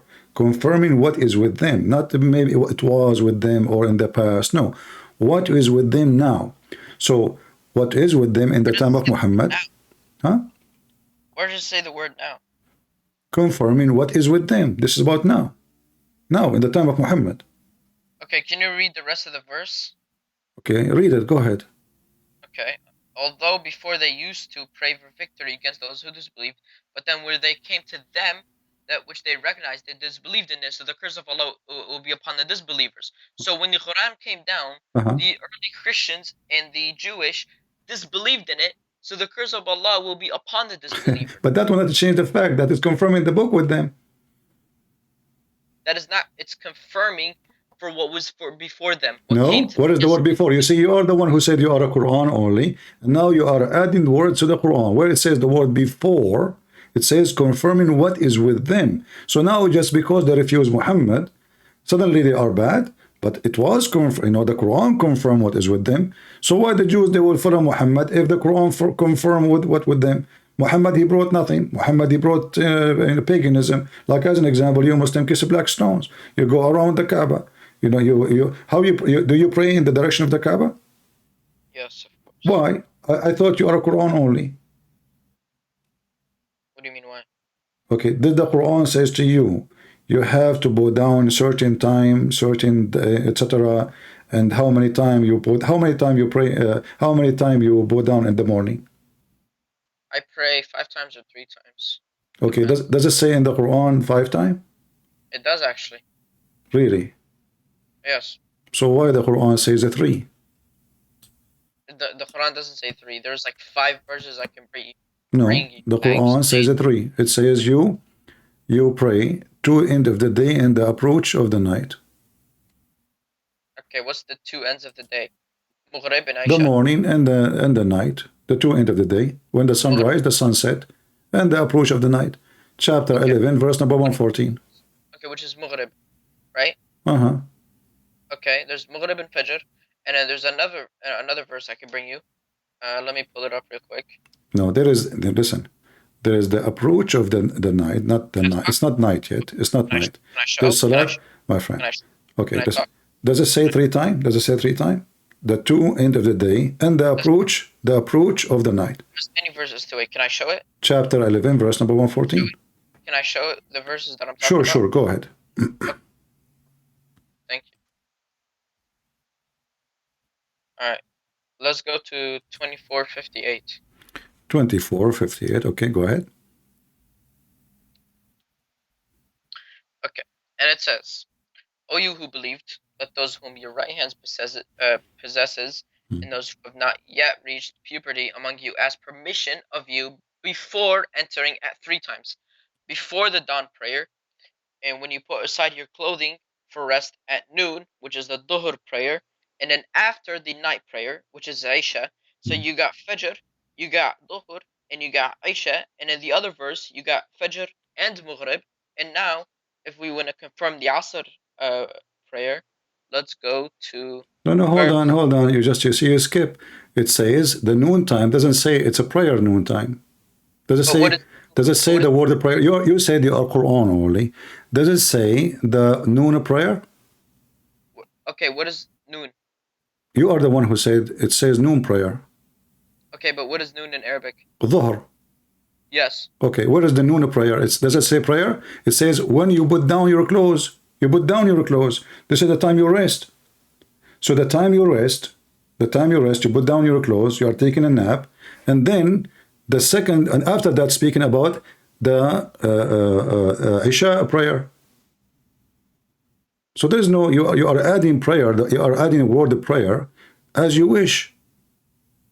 It's not as I wish. Okay, look, I'm reading your translation. Here we go. It says here, this is your Muslim translation. It says, and while you put off your clothes for noonday, between two bracket rest. Do you see the word prayer? There's no prayer. This is your translation. This is your Muslim translation. Let's look at other verses. So this one did not work. It's not that it did not work. Ah, okay. Give me other verse. Still, there are three. You know, the Quran say three. Where are you from? Me? Yes, you. I'm black, blonde, African American from Japan.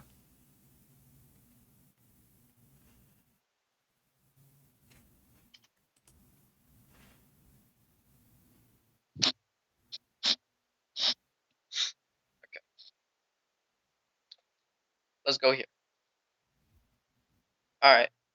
It says establish prayer. Which one? Which prayer? Which verse are you reading?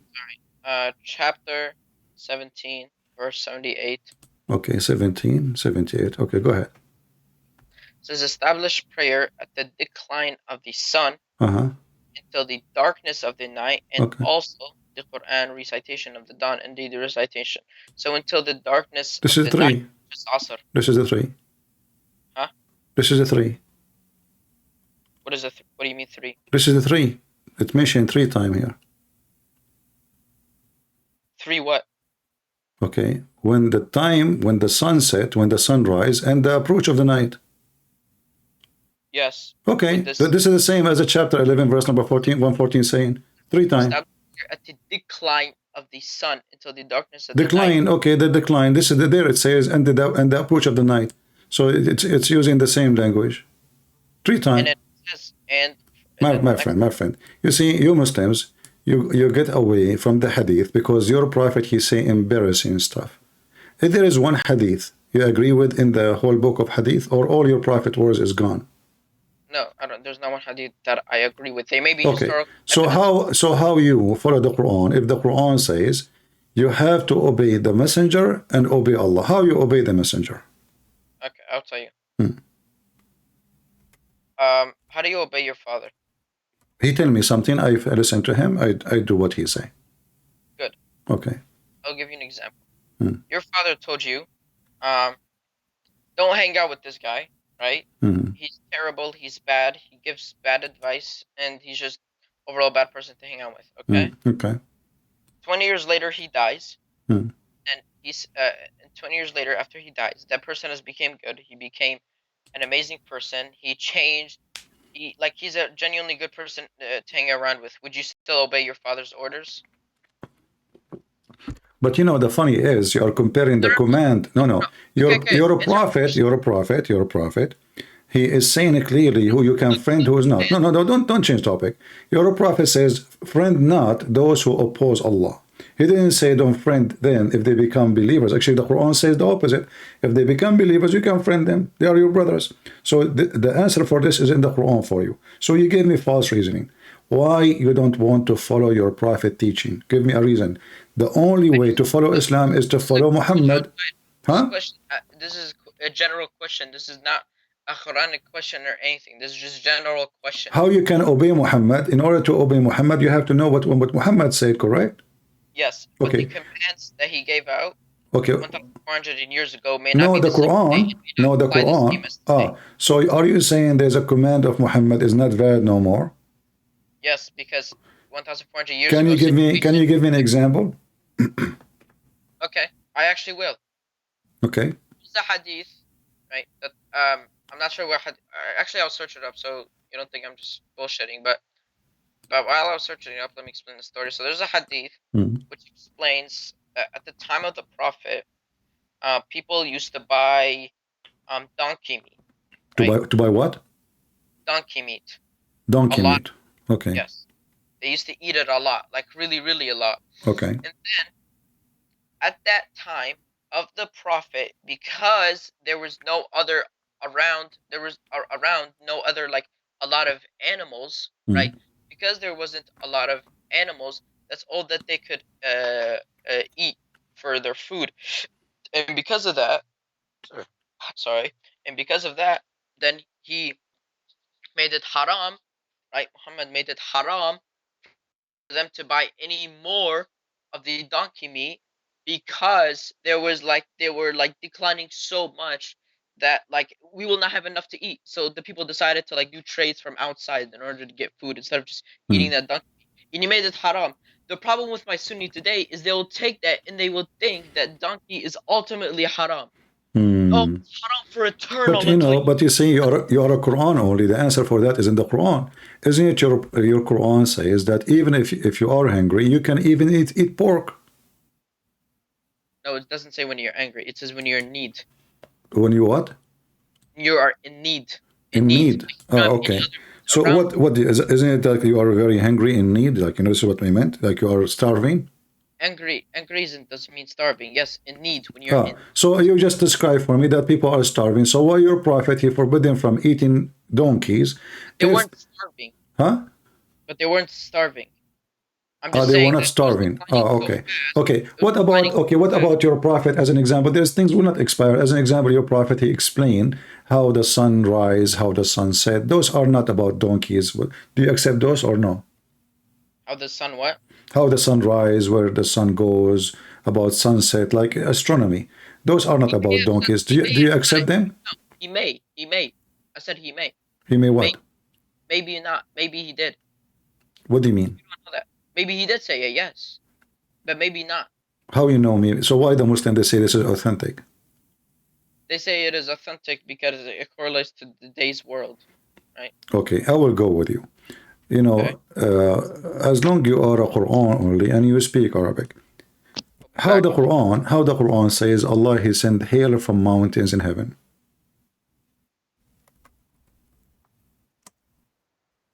Is that what really science teach? You go to school? Hello? Hello?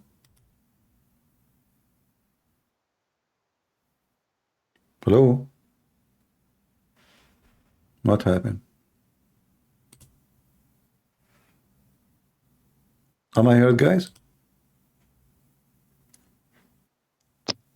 Hello? I'm back. All right. Can you repeat what you just said when I said I'll be back? How the Quran, this is not hadith now, how the Quran says that Allah he sent from mountains in heaven hail. Do you really believe that there is mountain of hails flying in the sky and Allah break hail from it and he throw it at us? Can you give me the verse? Chapter 24 verse number 43. Verse what? 24, chapter 24 verse number 43.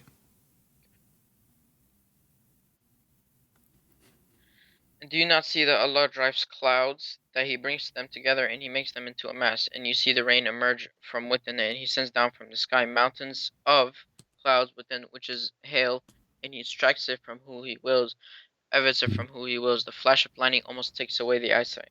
What is wrong with this verse? It says Allah he throw hail from mountains in heaven, not from cloud in heaven. That's false translation. You claim you speak Arabic, so read with me. It says, وَيُنزِلُ مِنَ السَّمَاءِ مِنْ جِبَالٍ فِيهَا مِنْ بَرَدٍ فَيُصِيبُ بِهِ مَنْ يَشَاءُ. وَيُنزِلُ, confirm with me please. يُنزِلُ mean send down, correct? Yes, وَيَنزِلُ. مِنَ السَّمَاءِ, from the sky, correct?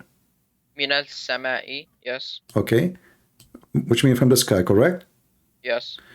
مِنْ جِبَالٍ فِيهَا, from mountains in it, correct? Where does it say mount? Oh, Jibali, yes. Okay, so how Allah he says such a thing? So Allah he send hail from mountains in it?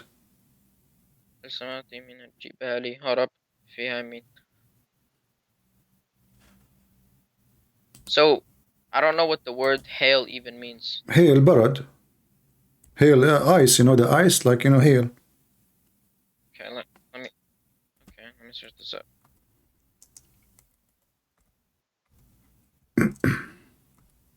Okay, he sounds on, well, it means cold. No, hail is not cold. Hail is ice. Hail. You know, like sometimes we have, instead of rain, we have ice like big like rocks. Sometimes they can be big like balls. All right. Yes. So how Allah, He is God, and He doesn't know how hail is made? How such a thing can happen? How does he not know which is hail is made? Well, science says, I mean, we go in elementary school, they teach you like cold air when the rain is coming. Very cold air will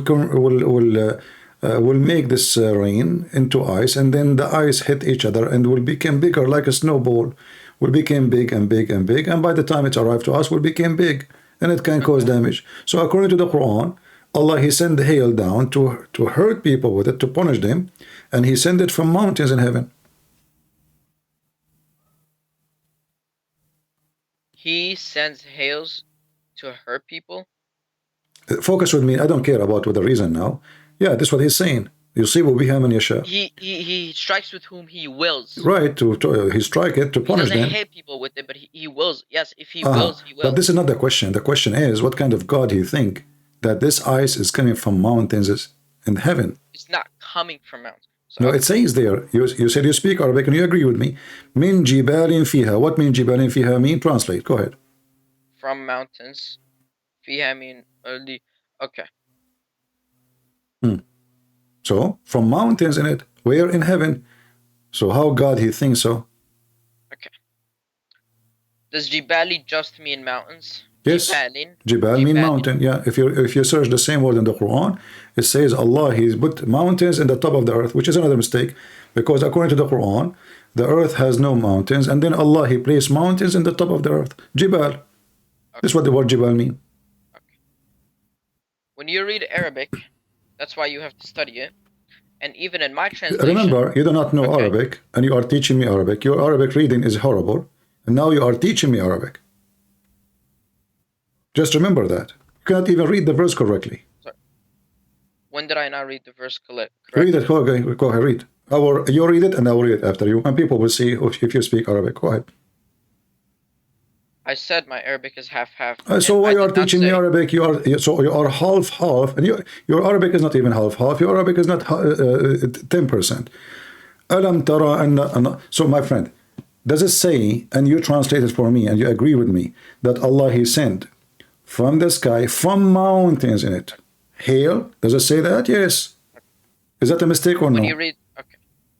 Can I talk? Or are Okay, you just gonna keep talking? go ahead. I said, and I did not say from me, and I did not say sources from me. All I said was that when you read Arabic, especially the Quran, you gotta look at every word to its meaning. But you did not let me finish, and you thought that I was gonna give definitions from my own. No, I was gonna show you other sources, other people who studied Arabic, which translate the word Jabalin and Jabal, and this can mean multiple meanings, right? Because this does not only mean mountains, it can mean other meanings. But you just jumped into conclusion. Give me other meaning. Go ahead. No, give me other meaning. No, don't give me a speech. Give me the other meaning. Okay. Let me search this up.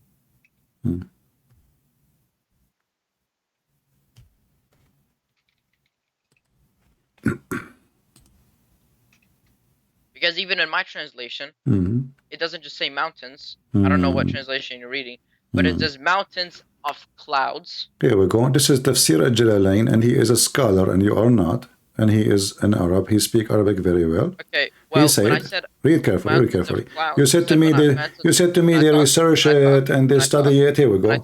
Yeah, you are talking too.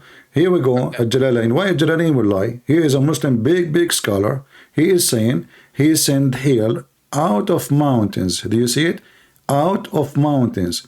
So those are mountains in heaven, and there's no other meaning. So now you are trying to get your own, just to defend the Quran, when even your scholars. Because from my translation it says of clouds. This is false translation. And why you need translation? You said you speak Arabic.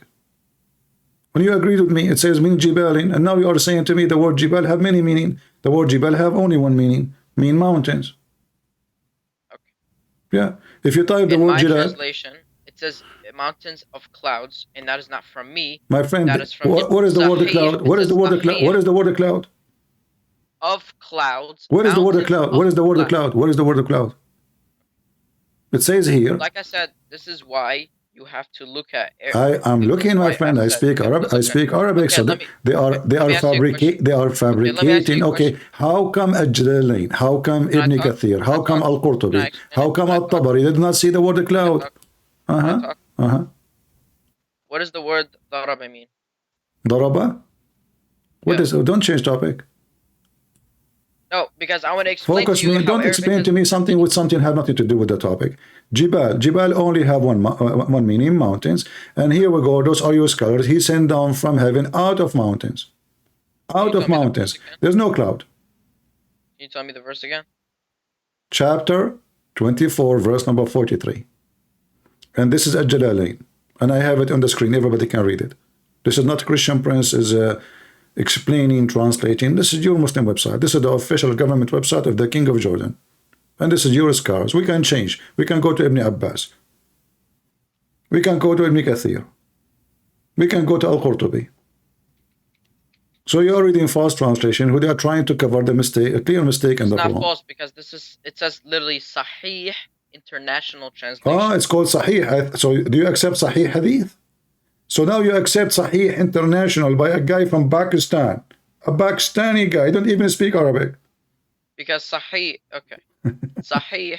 It's a name. It's a name. He called his book Sahih. He called his book Sahih International. Okay. So now because he called it Sahih, it is correct. Can I talk?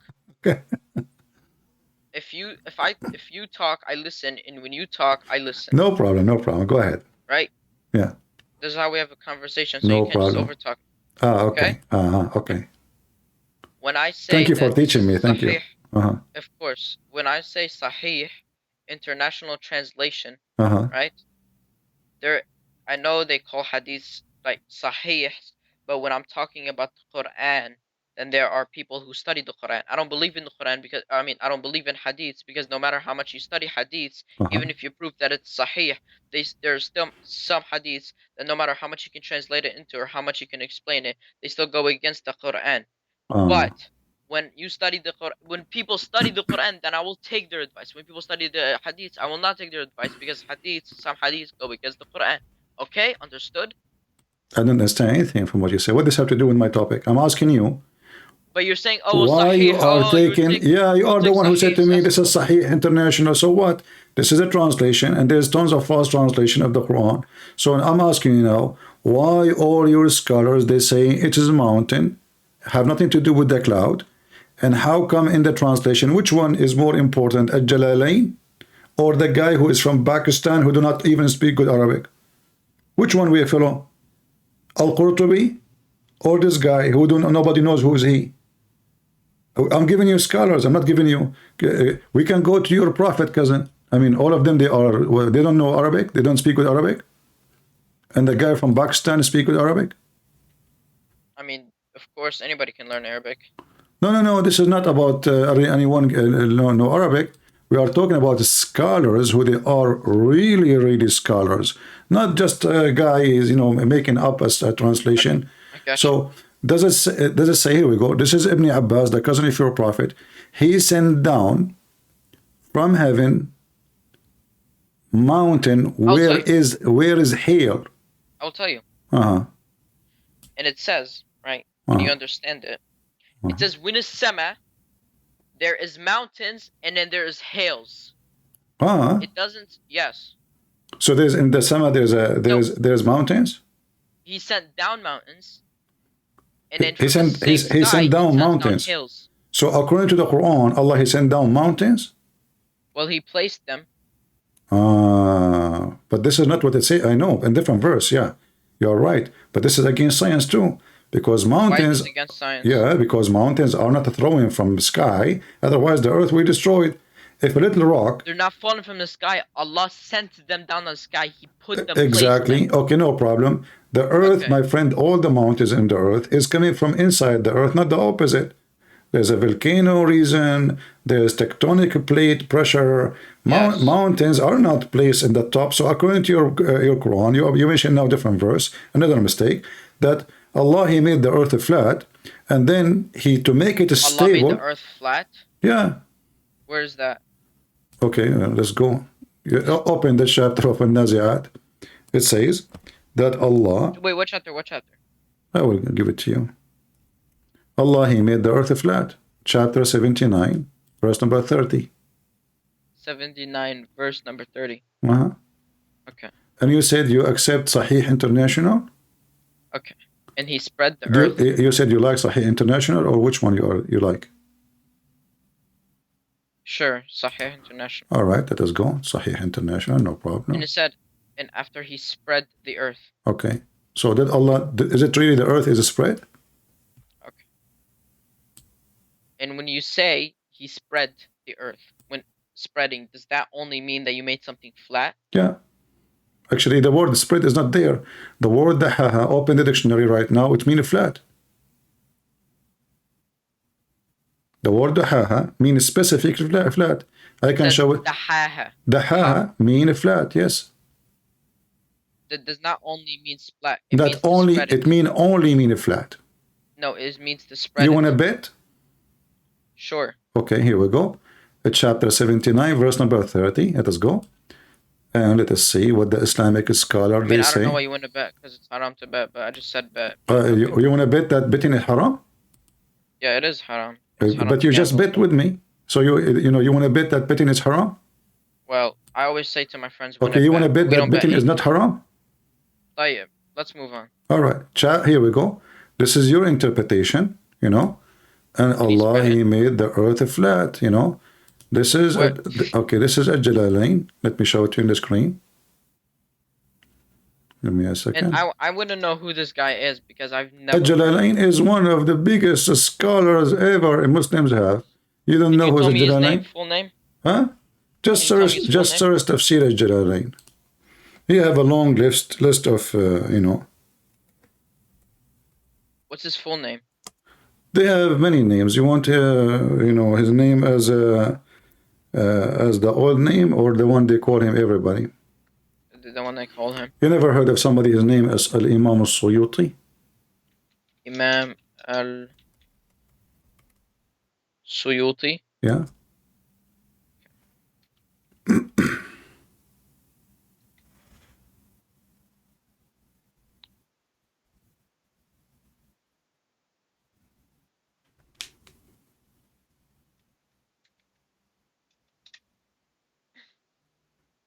This is the teacher of all your, new imams. This guy lived 500 years ago. No problem. Which guy? The guy that you're talking about. Oh, okay. This guy was alive 500 years ago. Uh-huh. Well, this is the work of more than one. You just gave me a person that's alive 500 years ago. So what? Is that a problem? Well, not specifically, no, I guess. So why he is saying it's flat? In fact, this book is written by more than one person. He is just a person who complete the work. But does it say flat in the front of you? And those are the biggest scholars Muslims have? Okay. If you search up the word dahaha, my friend, why in the interpretation saying flat? If it is mean many things as you claim. Where is it saying flat? Okay, this guy must be mutakhallif or something. Guys, he just said he is a stupid. Okay, let's search it up in the English translation. It literally says he pushed away. Dahaha mean pushed away? Oh, yeah. Okay. In the actual translation, the Google translation. All right. I will go to the dictionary. Give me a second.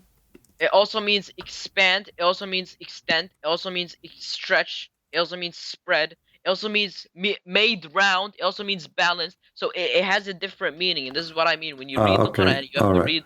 You have to look at all the words. For example, the word daraba can mean different things. Just doesn't mean just hit. All right. Okay. So all the word you mean, by the way, all the word you said, he spread out mean flat. He made it flat. All of them the same. There is a guy. There is a guy. His name is Muhammad Hijab. He's very well known in the internet. Yes, he said that this is mean flat. But this is the same guy that said anyone who doesn't believe in hadith is a kafir, which is he's an idiot. Who says that? Well, he's an idiot. I agree with you. I mean, this guy, he don't like the hadith about breastfeeding for adult, which I like it very much. But all your scholars agree that this is a flat. Why they are saying flat? If it's not flat, I mean, why did not choose the other name? Why they choose a flat from all the meaning? So now, okay, you see, okay, now that this is dead end between me and you, and the excuse is there is many meaning, but the fact, no, all of them, they are the same. Same time, if you go to the chapter we are reading from. Yeah. All right. Here it says, according to your knowledge, which one Allah created first? Oh, is it where the earth and the stars? Is that what you're gonna ask? Yeah. Okay. I'm actually not sure about that. Okay, forget about the earth. What about the mountains? All I know, okay, all I know is that they were some kind of, they were a joint entity and they were separated apart. So, no, this is I don't know which one was created. This is not when he created them. This is when he split them. Yes. Okay, but the creation happened before that. You split the thing after you create the thing, correct? Okay. Okay. So now I'm asking you. You split it and then you create it. No. Never mind. I'm sorry. No. You create it and you spread it. Yes. No. You split after you create, right? Yeah. Okay. So now, which one Allah created first? As long as we are in this chapter, the stars or the mountains? I'm not sure. I have to research about this. What do you mean? You are a Quran only. The Quran make it clear for you. Okay. Read the chapter. Because, like I said. Read the chapter. Read the chapter. A million times. What chapter though? What verse actually? Chapter 79. It says. We can read. We can read. You can read verse from verse number 27 or even before. Okay. Indeed, that is the lesson. And are you more difficult creation or is the heaven constructed it? Okay. Okay. And then he raised the sky up. Okay. He raised its ceiling. Fast. Okay. And then he made the day and the night, which means he made the stars, correct? Yeah. Okay. So chapter 29, verse number 29, speaking about creating the stars, because day and night will not happen unless we have light, correct? And that is a verse sun. 29 talks about the stars. Yeah. Okay. I shut its brightness. Okay. I mean, yeah. Very good. And after that, he made the earth flat. Okay, and then that's what you want to believe. Okay. What? That's what you want to believe, but okay. No. It says, okay, it's you who said to me, mean spread, right? Yes. Okay, spread doesn't mean make it a ball. Spread is a flat. But okay, did I just tell you before that the word when you make a ball can also mean made round? My friend, it's you who chose this translation, and now you don't want your own translation. You choose this translation. It says a spread. Spread means flat. When I spread the dog. Okay, I'm gonna send you this, and this is all the words and meaning. Okay, no problem, my friend, no problem. Okay, but you choose this translation. No, you don't want it. Isn't it? This is the translation you said you like and you are using in Sahih. Like I said, I didn't study the Quran. No problem. I'm going with you. I'm not going against you. Okay, let us continue. Okay, now and after that he spread the earth. And then he extracted from it its water and pasture, which means he made the water come from the ground, and he created the trees, correct? Yes. And then the mountain, now he put it in the top of the earth. Is that correct? He sat firmly. Yes. Okay, so now based on this, which one Allah did first? Stars or the mountains?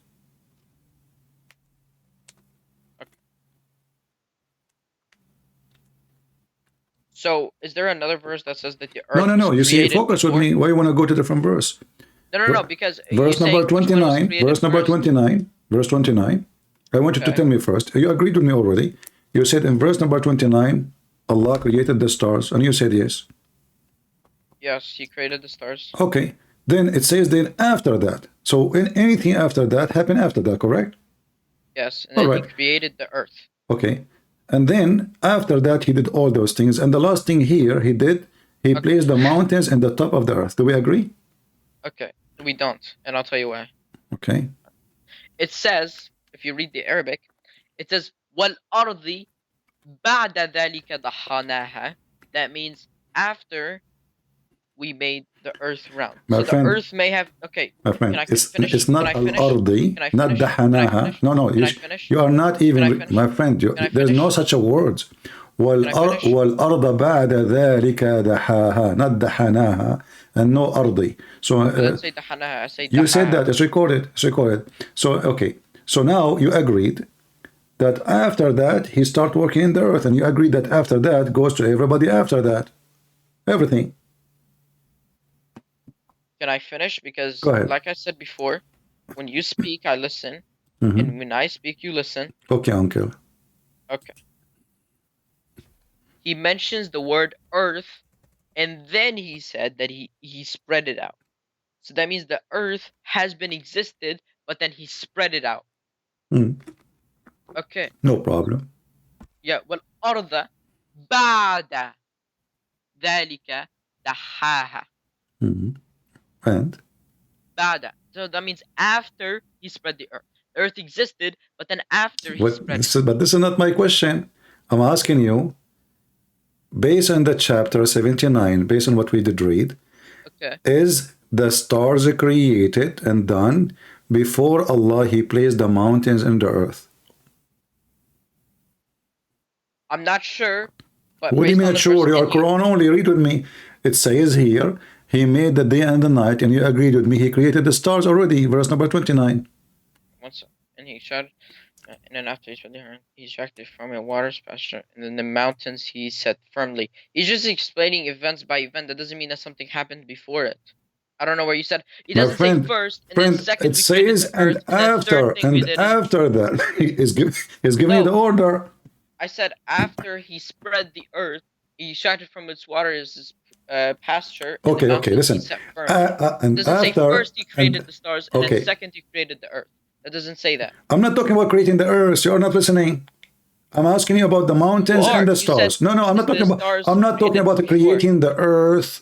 I did not mention anything about creating the earth. I said, which one, based in chapter 79, based on what we did read, was done first, the stars or the mountains?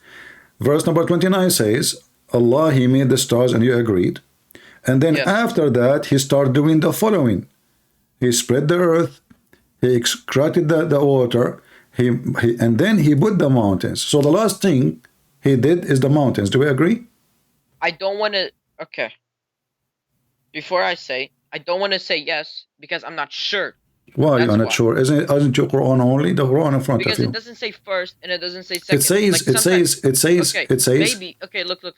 Maybe I can read from this and then I can say, oh, okay, well, he built the stars before the mountains, and then I can look at someone who explains it better than me, and then I can disagree with him. How you can explain? You are Quran only. Are you a person who follow explanation? Well, of course, I sometimes follow explanations. So why when I showed you that? So how come when I showed you the interpretation, you said this guy's an idiot?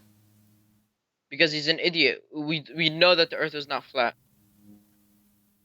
So that's why he's an idiot, because he's a jahil and he's. So how you know, as long the verse mentioned the word flat, and he said it's flat, and all the scholars agree about the flat. So how you know? Who's all? All the scholars, all the big names. Who are you? You just named me a person that was alive 500 years ago. Oh, so if he should, okay. What about Ibn Abbas? So what if it's 500 years ago? It's mean he's a bad person? What does that mean? So it means maybe he was are you saying to me? Are you saying to me that a person who is from Pakistan like Yusuf Ali can explain the Quran better than the one who lived in the time of our prophet? They speak better Arabic? Well, we're more educated. Yes, we are more educated. So now you are saying to me, read and write. So you are saying to me now, your prophet, he's an ignorant. He cannot explain the Quran because he's not educated. When did I say he's an ignorant? I said he cannot read and write. He can say that he can understand the Quran, but maybe the specific verse. Okay, now you can read and you can write based on the chapter we did read. Why you don't want to give me the answer? Is that an embarrassing question? No. Okay, give me the answer then. You are smart. You are educated. You are educated. You can read. You can write. So now give me the answer. Chapter 79, verse 29 because says. I may say no, and then I can see an explanation to the verse, and then it would change my mind. Well, if you give me no, you have to give me no. No problem. You can say no, my friend. You can say no. You can say yes, based on your understanding. Why you cannot give me understanding? Your understanding, based on your understanding, is the sky, the stars. finished and He done. darkened its night, instructed its brightness, and then after he spread the earth, he extracted from it its water and passed in them. Okay, I agree. Yes, the stars were created. He darkened its night and extracted its brightness. But it doesn't say the stars were created. It just says that he extracted its brightness from the stars. Well, that's mean there was no dark, there was no night, there's no day before that time. That means there wasn't any night and stars. Where are you getting that from? Because now it's happened, and he darkened the night. You see, he's given you order. 2 days. He created the heaven. He created the heaven, and then he rifted up the heaven, and then he darkened the night and made the day. And after that, so all those things is done before the word after that, correct? Okay, so now all those things happened before. So whatever here he did, it is about the day and the night. And to have a day and night, we have to have the sun. We have to have a... Yes, that's true. Okay, now... We have the moon and the sun. Okay, and then here, and then after that, he made the earth, spread the earth, as the translation is saying. And then he made the water It come. doesn't say and then, it just says and. But this is then is here. That's it. In Arabic, we don't keep saying and after and after and after. You say it once. Okay. Okay, and the mountains he set firmly. So what is the last thing is done here? The mountains, correct? He extracted from it its water and pasture, and the mountains he set firmly. Okay. All right. If we go to different verse in the Quran, what we will find? We will find the opposite. We will find the opposite. Let us go. Chapter 41. Okay. We will find totally the opposite. Remember, you agreed already. Here it says. In what verse? Hold on. You can read it from verse number 10, 9, 10, 11, 12. Okay, and then he turns towards the heaven, where it's not like smoke, saying to or submit willingly or only, and then they both responded, we submit willingly. And he completed them as 7 heavens within 2 days, and inspired each heaven as command, and we ignored the nearest heaven with lamps and as protection. That is the termination of exhale the night, the knowing better they turn away than say, weren't you about the thunderbolt? Okay. So it said he placed on the earth firm mountains standing high, showered his blessings upon it, and ordered all its means of substance, totaling 4 days exactly for all who ask. Then he turned towards the heavens when it was still like smoke, saying it to the earth, submit willingly or unwillingly, and they both responded, we submit willingly. Okay. So which one here created first? As you see, the mountains in chapter 41, it says in verse number 10, after Allah, he created the earth in 2 days. Okay. Then he placed mountains, and then he went up to the sky, and he started working in the sky. The sky was nothing, smoke. And then he made 7 skies, and the last thing he did, he created the lamps, the stars. Okay. Okay. But the other chapter is the opposite. That was the last thing. It says here in front of you, verse number 12. Then he completed and finished the 7 heaven. It says then. It does not say. This is your translation. This is your translation. It says he completed it. It doesn't say then. It's in the front of me. It says then. Well, it doesn't say then for me. Well, in front of me, it says then. And my friend, you claim you speak Arabic. It says فَقَضَاهُنَّ. The fa is about then and after that. Fa. Fa means and. Doesn't say then. Okay, and I mean and after. And after. Fa. My friend, there's a Muslim, he make videos in YouTube. Or thumma. Look, thumma means then. Fa does not mean then. It means and. Right? Okay, so thumma mean what? Then. Thank you very much. Okay, is a thumma now here confirming that everything happened after is after? Yes. We do not even need then, but the fa is to continue is what is before it. So here you mentioned the word thumma. In fact, the word thumma mean long period of time, not right away. So he made the mountains ثم, and took time, and then he went to heaven and they start walking in the heaven, and then after that he finished the unfinished creation of the heaven, and the last thing he did, he created the stars. The last thing. Okay. Okay. So if you go back to 79 and 31. It's the opposite. Before, like I said. It's the opposite. It's not the opposite, because I'll tell you why. You agreed already. You told me, everybody heard you, that based on chapter 79, Allah, he placed the mountains, as you see here, after he created the stars. But in chapter 41, it's totally the opposite. So like I said, I would have to look into explanations to that. We can read interpretation. Here we go, guys. He needs explanation. We can read interpretation. You see, you are a Quran only. So based in Quran only, it's obvious the Quran is not made by God. So what do you do now? You need explanation. So like, are they smarter than you? Are they? I mean, you are Quran only. Here we go. We have the Quran in front of you. You said to me, you need certain translation. We open certain translation. But Quran only or explanation only? Quran only, you depend on yourself. I said, Quran only. Can I finish what I'm saying? Because Quran only, I depend on myself. I didn't finish. Then you should not say Quran only. You should say Quran and explanation of some people. And I didn't finish. Mm.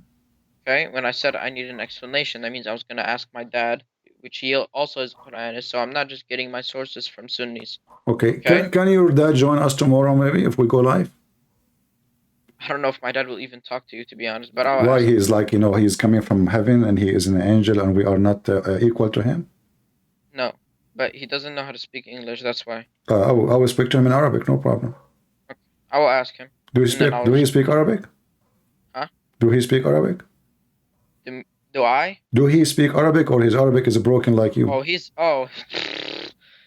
Bro, he will be anyone in Arabic. He was, yeah. I would like that because the Quran is full of Arabic mistakes, so maybe he can fix them. Yes. Yeah, sure, buddy. We will see. Okay, so now the Quran is messed up. And hold on, let us stop here now. As long as we are talking about Allah, he placed mountains in the top of the earth. All right. Why Allah, he placed mountains in the top of the earth, according to your knowledge? Who said he placed it on top? Where's the top? So where he placed it? He said it firm on the ground. Isn't that in the top of the earth? Well, would you say on top? Well, it is on top. Well, it's kind of hard to explain, but yes, like you bring. It's like hitting on a table, right? When you hit something when you hit your hand on a table, you place it firmly. Is that what the Quran says? Is that what the Quran says, or you are making things up? No, I'm saying an explanation. Why, what do you mean? But why? How you can explain? How you can add things to the explanation? Because when you say he said it firmly, it means like you said something firmly. It's like it means it's fixed. Like I said, it's like slamming your hand on the table. It means it's fixed. It's not moving, but the fact it's moving. But your hand moved. The fact the mountains is always moving. Okay. Okay. Yes. Is the reason what is the reason Allah he placed the mountains in the top of the earth? I don't know the reason.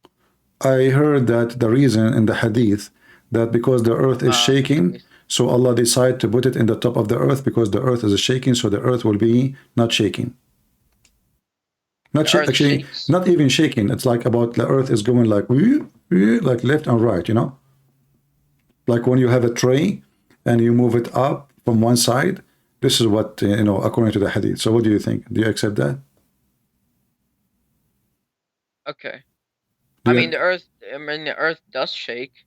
I know, but why? Do you accept the hadith saying that because the earth moved from up and down, so Allah he placed the mountain to fix it, so the earth will not move? Because to fix it, I'm not sure about that. To fix it, I'm not sure. According to, like, you went to school, right? What they teach you about mountains? Why is the mountains really? The reason for the mountain is to stop the earth from shaking, or it is a result of earth is moving? And pressures and volcanoes and. Let's search up why do we have mountains. Oh, okay. Why we have mountains? That's a good question. I thought you are Quran only. The Quran says, وَأَلْقَ فِي الْأَرْضِ رَوَاسِي أَن تَمِيدَ بِكُمْ. So he put down, he throw it. You see, you said to me. Where did it say throw? Okay, now you're just making it up. No, it There's says nowhere that say no. It throw. says the throw. Where does it say throw? It says the throw. I saw it in the hadith. You saw it in the hadith. Uh-huh. Okay. Why you are laughing? Are you laughing at the hadith now? Yes, I am actually. Well, this is in the Quran, actually. I was just joking with you. Chapter 16, verse number 15. And shame on you to laugh at the Quran. It says, وَأَلْقَ فِي الْأَرْضِ رواسي. And you claim that you know Did it Arabic. actually say to throw? Yes, alqa means throw. Can you give me the verse in... Chapter 16, verse number 15.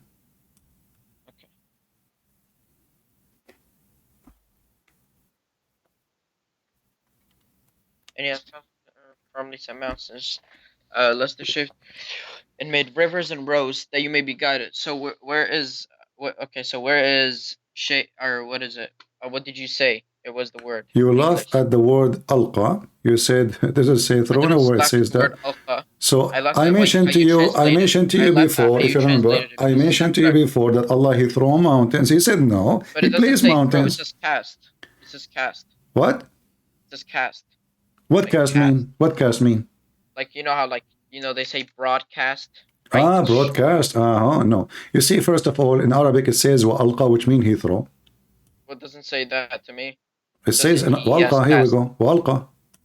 Okay, well, it says to me. That Okay, what cast mean? Okay, let's just sort of, like, I can explain it, but I don't know the actual genuine definition. I thought you know Arabic. Suddenly now you need. Did I say I know full Arabic? You do not know now. Okay. What the word alqa? What the word alqa? The first thing that I came into the call and I said my Arabic. What the word alqa? What the word alqa in Arabic mean? It means, well, the genuine definition is to throw. Throw. Thank you very much. So where is no cast? No. This is this guy obviously using Google translation. I can say alqa khutbah, which means he made a speech. He did not throw it, But this is about mountains, physical thing.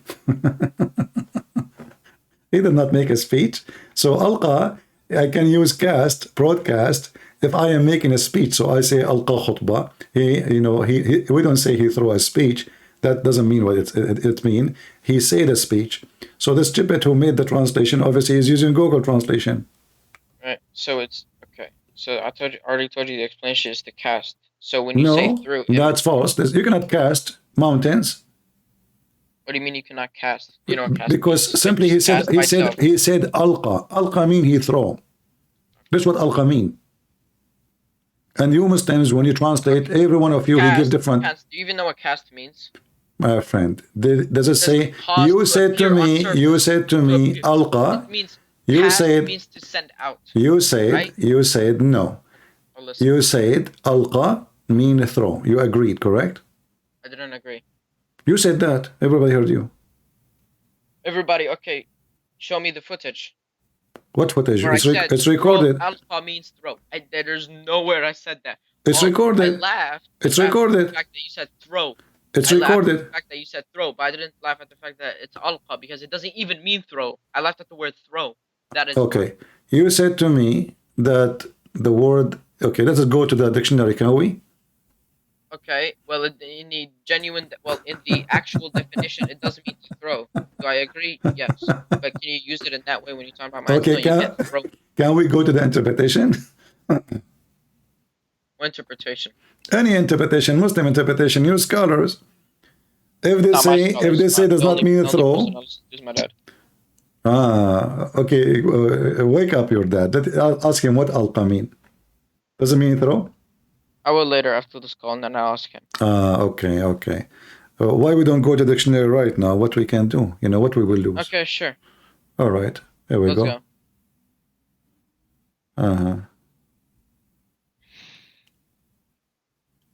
Let us see. It can also mean send out. There's many English translations to that word. My friend, the mountains is coming from the sky. So what send out? Allah, he sent down. Can you tell me the verse again? I lost it. Chapter 16, okay. Verse number 15. Okay. 13. Yeah.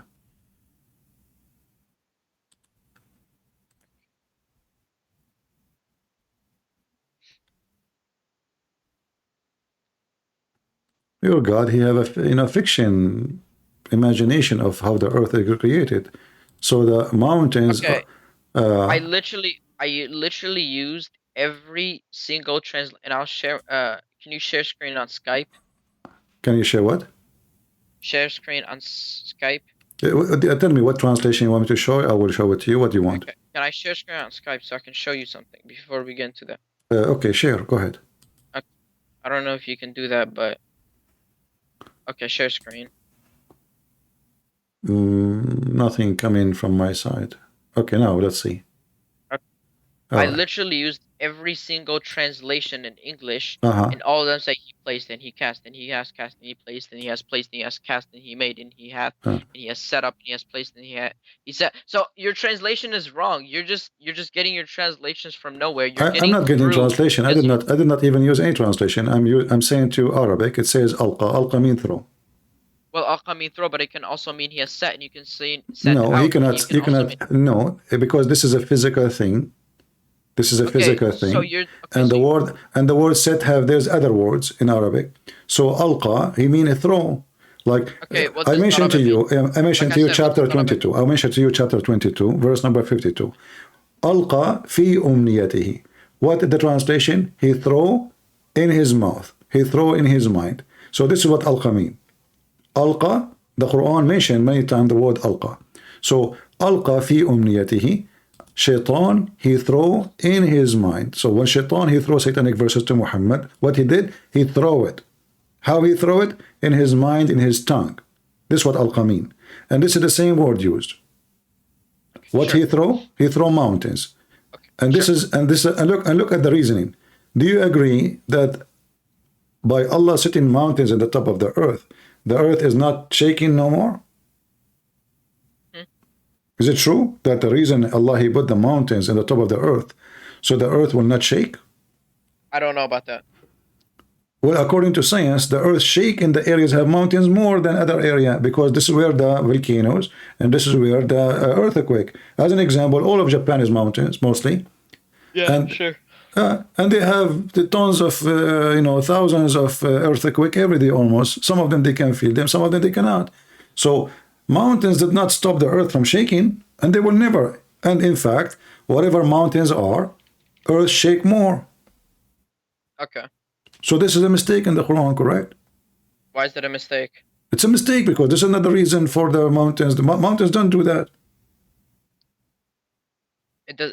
Yeah, okay. Well, it does. So it does not shake with you. Okay. It says so he can stop. He put the mountains at the top of the earth for a reason. What is the reason? So the earth will not shake on you. With you. With you, yeah, with you, with us. We're living in the earth. Okay. Okay, but the earth is shaking always.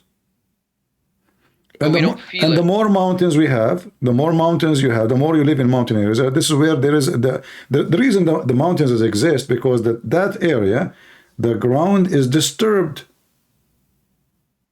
As simple as that. Okay. As an example, even mountains, they grow by size. Okay. Every year they grow like maybe a few millimeters. Why? Because the pressure or a volcano can grow faster, way faster. The tectonic plate where it's happening, like the Himalaya. So the Himalaya keep growing because the earth is pushing, and then it go up more. So all the mountains is coming from inside the earth, not somebody place it in the top of the earth. Okay. This is a mistake in the Quran. What do you think? Wait, can you repeat that sentence? I actually didn't listen. But if you agree with me that the mountains is coming from inside the earth, not something thrown in the top of it or somebody put it. The mountains don't come from inside the earth. Earth's core is from the inside the earth. What are you talking about? Okay, so where are the mountains coming from? They were placed. They are placed. Yeah. So the Himalaya, Allah he put the Himalaya there. What is the Himalaya? The mountains, Himalaya. Oh, where'd you get that word? What is that? This is the mountain, if you go, aren't you an Indian? I'm not Indian. I'm Syrian. Well, I am from Bangladesh. So I was there and I went to the top of the Himalaya and it's very high mountain. And I found that according to science, that this is a mountain coming from the ground. That's why you find layers of the mountains coming from deep in the ground. Okay, so it says he placed it. Does that mean that he placed it on top? Does it say on top? Yes, Or does it yes, say it says he placed it on earth. It's you who said to me he cast it. Now it's suddenly it is not. It's you who said to me he cast it. I said. It's you who said to me he set up. Okay. Okay. On the earth. Does it say in the earth or on the earth? It says on earth. On. So it's not in. If you say something is on, that means it could be from anywhere. Okay, that means it's in the top, correct? Okay. If I say I put the coffee on the table, does that mean in the table or in the top of the table? It says on earth. On earth. That means it could be from the top and it could be shown from the bottom. On earth. Really? So now suddenly it's coming from the bottom? On top of earth. So now it's coming. So, so now. It says on the earth. Does it say, okay, how do you know if something is from the inside or outside? Your God, he said, you are the one who said to me, you insist you want the word cast. Earth, bro, I don't think you understand. Earth doesn't have a top. Earth is just earth, right? From the bottom. There's no top or bottom. Earth is just a round. No, I thought we have, there's the core, and there's layers above layers above layers, okay, and then in the top there's the crust. And the top of the crust, and the top of the and the top of the crust, it's us who live there. What do you mean there's no top? There's top. But but you cannot say that there is something that's in, because the earth is just earth. It's a round place. So when you say on top, I could say that there's a core on earth. Is there a core? If the earth is round, how you can pray in the direction of the Kaaba? Because we look at the west and east and north. What else? You never had the direction of the Kaaba. Doesn't matter what. This is all fiction, because simply wherever you go, you are not hitting anywhere. The earth is not a flat. The only way for somebody to believe he can pray in the direction of a city, if he think, especially if he is millions of miles away, if he think that the earth is a flat. So your God is an earth flat God. How is he an earth flat God, bro? There is no one. I will guarantee. I'm not sure. I don't want to lie, but I guarantee you that none of these people will ever say that on this exact verse that it means that the earth is flat. Can I go to the verse? Wasn't it 79? What? You don't know what verse we are talking about? Chapter 79. Verse 10.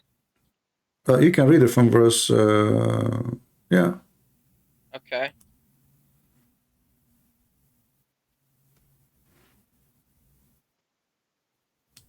You have to go to verse number 30, where Allah, he made the earth flat. Okay.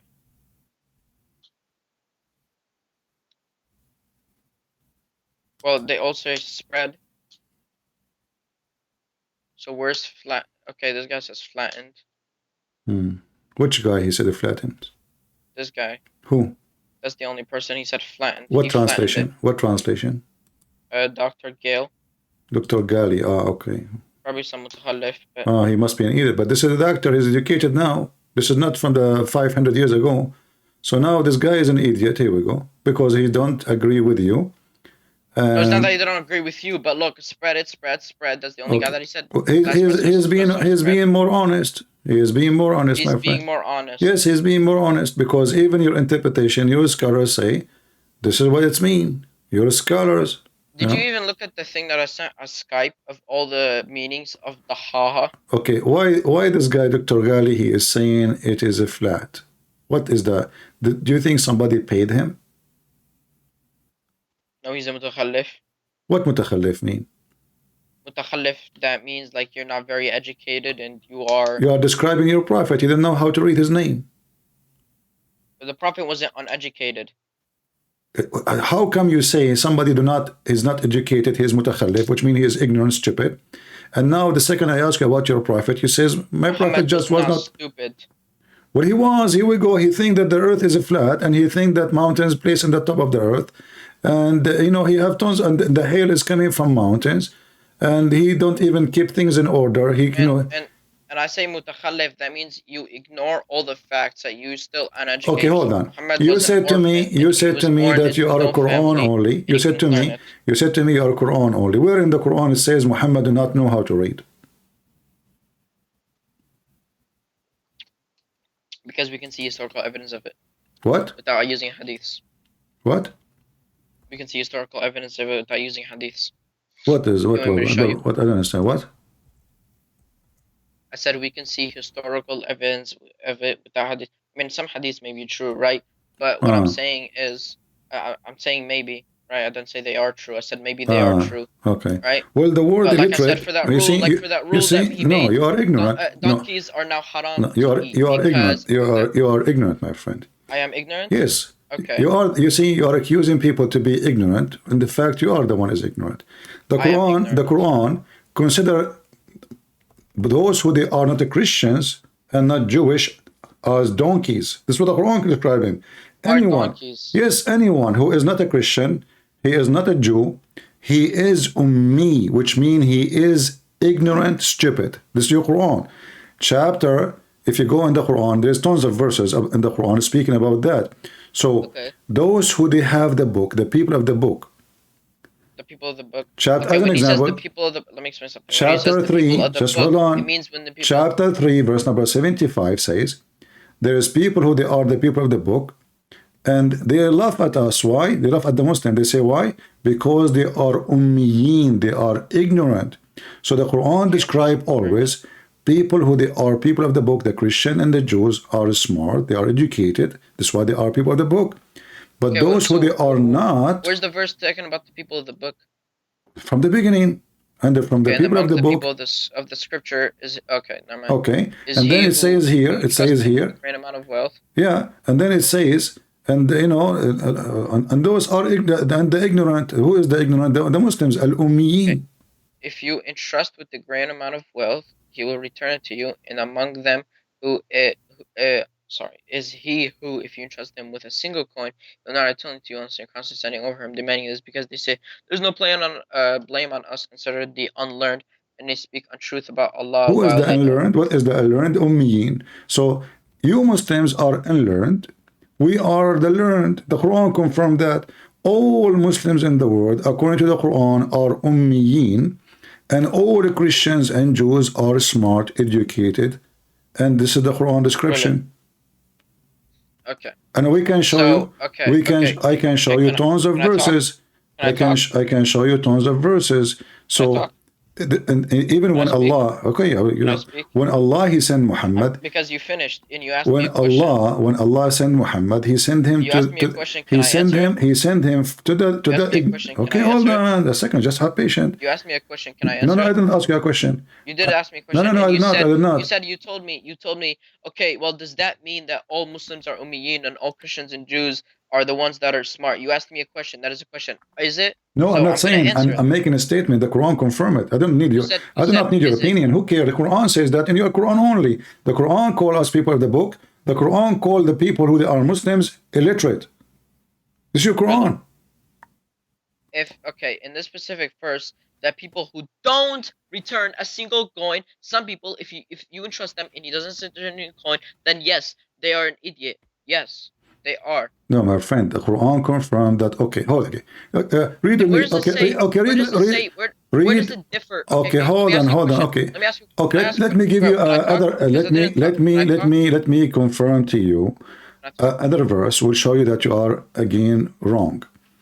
Chapter 62 says, "It is He, Allah, Allah He sent from the ignorant to the ignorant a messenger." Talking about who?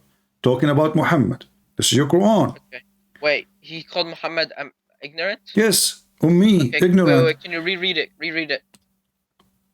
هو الذي بعث في الأميين رسولا منهم. Reread the verse. I just did. Okay, no, reread it. Reread it again, like. هو الذي بعث في الأميين رسولا. It is him who sent منهم. It is him who sent from the ummiyin, from the donkeys, one of them. So those are ummiyin, they are donkeys, they are ignorant. Huh? One of them was ignorant, or does it say that he sent a prophet for No, he says one of them. No, he is one of them. It's you who said to me, remember, it's you who said to me, you do not know how to write, how to read. Correct? It's you who said that. Okay. And now, the word, what is the word for not to know how to write, how to read? Ummi. So now it's saying in the Quran, it is him, which means Allah, is the one who sent to the ummiyin, which means the ignorant, the idiots, from them a messenger. Ummiyin does, okay, but just because you're an Ummi does not mean that you're an idiot. It's you who said that. It's you who said to me, this is an idiot. The guy, you said to me, I mentioned his name. You said to me he's an idiot because he's ignorant. You said that. I'm not using your words. So your Just words, because you don't know how to read and write does not mean you're an idiot. my friend, it's you who described Dr. Ghali. It's you who described As-Suyuti. It's you who described Jalalain as idiot. Why? Because they are ignorant. When did I say that? You said that. It's recorded. And okay, show me. Just a second. A minute ago, you told me that Dr. Ghali is an idiot. Oh, okay, this guy. Yeah, okay. And that guy who said the earth is a flat, you said to me he's an idiot too. Okay, he's an idiot, yes, because the earth is not flat. Why? You said because they are ignorant. What is the word ignorant? What is the word ignorant? Ummiyin. So the Quran says Allah He sent from the ignorant, from the idiots, one of them to be their messenger. What does Dr. Gale have to do with Ummiyin? My friend, you are the one who used it against him. I did not say Dr. I said mutakhallif. Okay, mutakhallif. What mutakhallif? I asked you. I said you do not know how to write, how to read. Uneducated, someone who's dumb. Exactly, not educated. So the Quran saying, here we go, read with me. Allah He sent from the illiterate, the unlearned people, one of them. Okay. So he is unlearned, and they are unlearned. So a blind leading a blind. What a nation. This is why Islam is messed up, and it's only for... Islam is messed up. Okay, yes, let's talk about the Christianity. What kind of God He promised you virgin in heaven unless he is messed up? What is that? Okay. Is that true? Just because someone who does not know how to read, Dr. Gale can read and write, and yet he's an idiot. Okay. Muhammad cannot read and write. Okay, so why the Quran? Why Allah saying Allah He sent from the illiterate, the ignorant, one of them to be a messenger? Where are you getting ignorance from? Illiterate does not mean ignorant. This what I mean. This what mean ignorant. Okay, can you show me the verse? Because I still don't know the verse. Chapter 62, verse number 2. Okay. Ba'at al-Ummiyin. Okay. Okay, the unlettered. Okay. What kind of God He sent ignorant to the ignorant? How that work? How ignorant can guide ignorant? He's ignorant. How a blind can guide the blind? And why Allah did not teach him? Is it true that when the angel came to Muhammad, he told him read? Okay, so where are you getting the word ignorant? It's just illiterate. This what the word mean. Gomai. This is coming from the Hebrew. Gomai. The pagan. Actually, this is not. This is not only ignorant. Actually, it is ignorant pagan. Okay. This is why the Quran. This is why the Quran. This is why the Quran. No, this is Arabic. This is Arabic because Arabic is coming from Aramaic and Hebrew. Arabic is not Arabic by itself. So listen. Do you see? It says it's always mentioned two words: people of the book and ummiyin. So those who have a book, they are not ummiyin. They are not ignorant. They are not stupid. That's not true. This is what it says in front of you. It divides between two people. The group, people of the book. And people who it's in front of you. You keep saying to me, show me the verse. Chapter 62, verse number 2. Okay, yes, it's in front of me. Where does it divide the people of the book and the ummiyin? The verses we gave you already, isn't it about the people of the book and the people who they are illiterate? I just showed you verses before it. You forgot? Okay.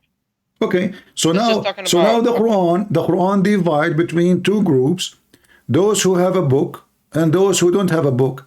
Those who have a book are called people of the book. Do we agree? Okay. All right.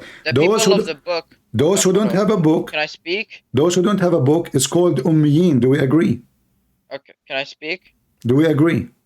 Can I speak? No, we don't agree. Why? Give me the answer from the Quran then. Okay. Illiterate does not mean that they are ignorant. Are the people? Okay. Can I? Before I finish, so you don't cut me off.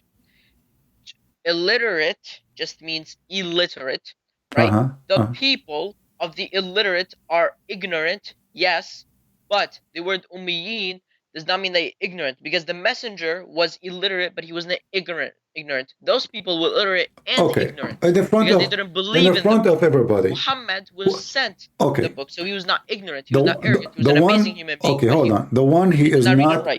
The one who is not following the true God, is he dal or he is not? Is the one who doesn't follow the true God, yes. like Allah? Is he dal? Dal. Okay. You What know does what? dal mean? Do you know what dal in mean? English? No. Fasiq. Lost. Fasiq. Scumbag. Scumbag. Okay. Lost means There's a guy. He have a video. I just lost means khasir. According to the Muslim Lantern, guys, what his name? Muslim Lantern. We saw his video. He said that the word dal means fasiq. Okay. Can you spell it out for me? Dal. Yeah.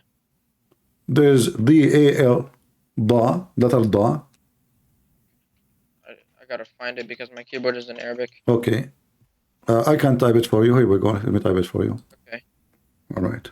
Is it like this? Here we go. Dal? Like this? I just gave it to you. Okay. It doesn't. It means unjust, but okay. Okay, unjust. What else? Okay. Yeah, I typed it correct. Okay. Muslim Lantern, he said dal mean fasiq.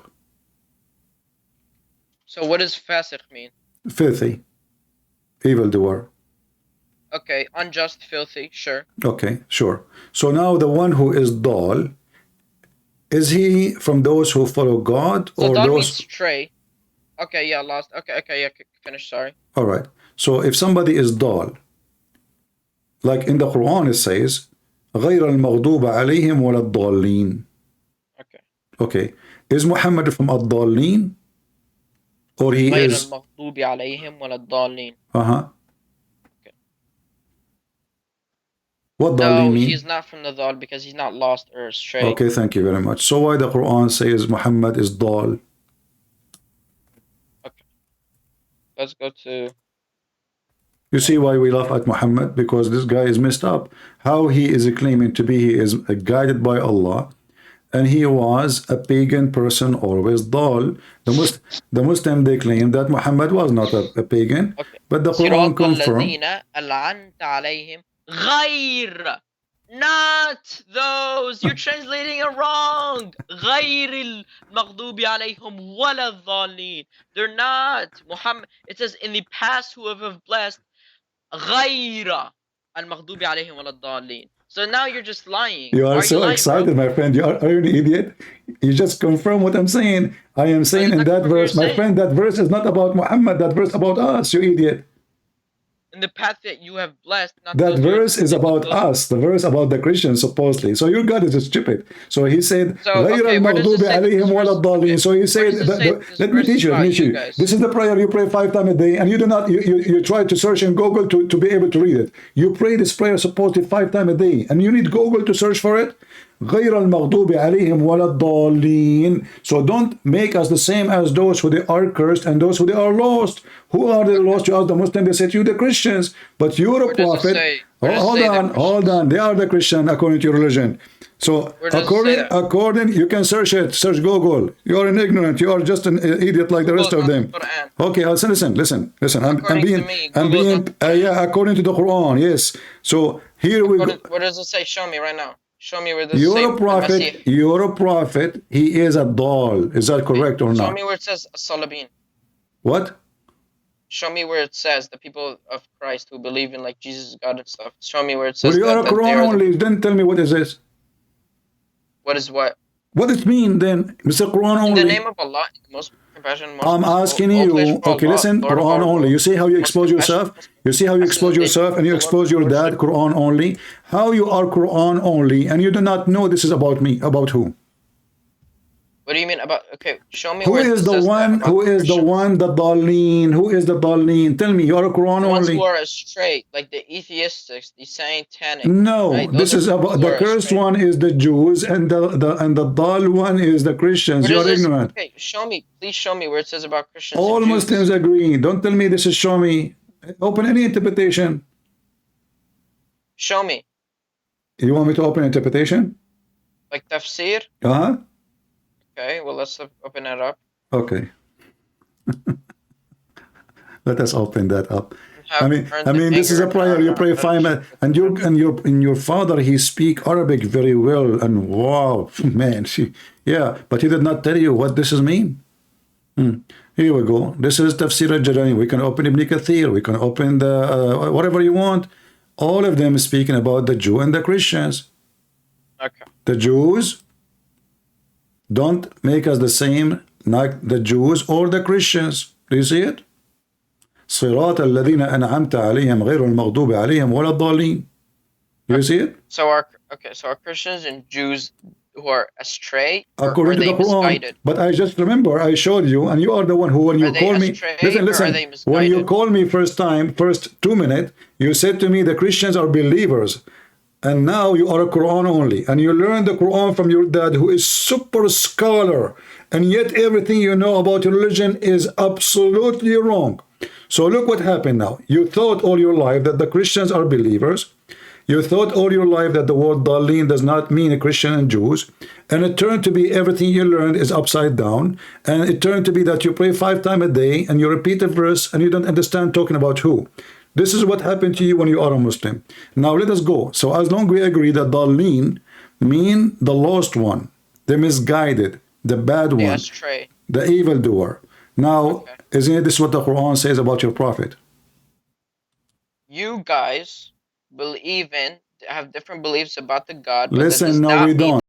No, we don't. Can I talk? Because no, I've we don't. listened Don't to change it for like topic. 3 Don't change minutes. topic. Is Can I it? talk? Is it true? Is it true? The Quran? Is it true? I'm gonna leave this call if you don't let me talk. Isn't it true? You can leave. It's up to you. You want to run? It's up to you. No, because I want to talk. So the Quran and the Quran confirm. I would have to leave the talk if you keep No, the Quran confirmed that all of us, we have one belief. The Quran confirmed. You are a Quran only.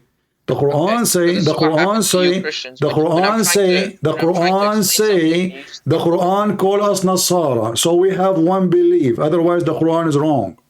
Okay, so this is what happens when I'm trying to make a point. You Christians just talk over me because you don't want me to. You are trying to change topic, and now you cannot refute no, I'm not trying it. to change topic. You said we have. You said we don't agree about God. This is not true. The Quran says all of us we are Nasara, and all of us we believe in Trinity. This is what your Quran saying. I believe in the Trinity. No. The Quran says that all of us we have one belief. That's why he called us Nasara. And not only that, the Quran says all of us believe in the Trinity. So you said to me you don't agree about God. This is a lie. It's against the Quran. Okay. I said we don't believe how God is up because you didn't let me finish. The moment that I said we don't believe in the same God, you just talked over me. I said, no, we don't. We agree with you. Absolutely. Okay, no, we don't because I didn't finish my sentence. That's why you let me finish my sentence. Okay, go ahead. So you don't take things out of context. I was going to say this is why we don't believe of how God, right, on God, how he operates. I was about to say that, but then you just talked over me for some reason, right? Because you're disrespectful. You don't know how to handle. But we don't have the same God. I said how God operates is different. No. We don't believe in the same God. Not operate.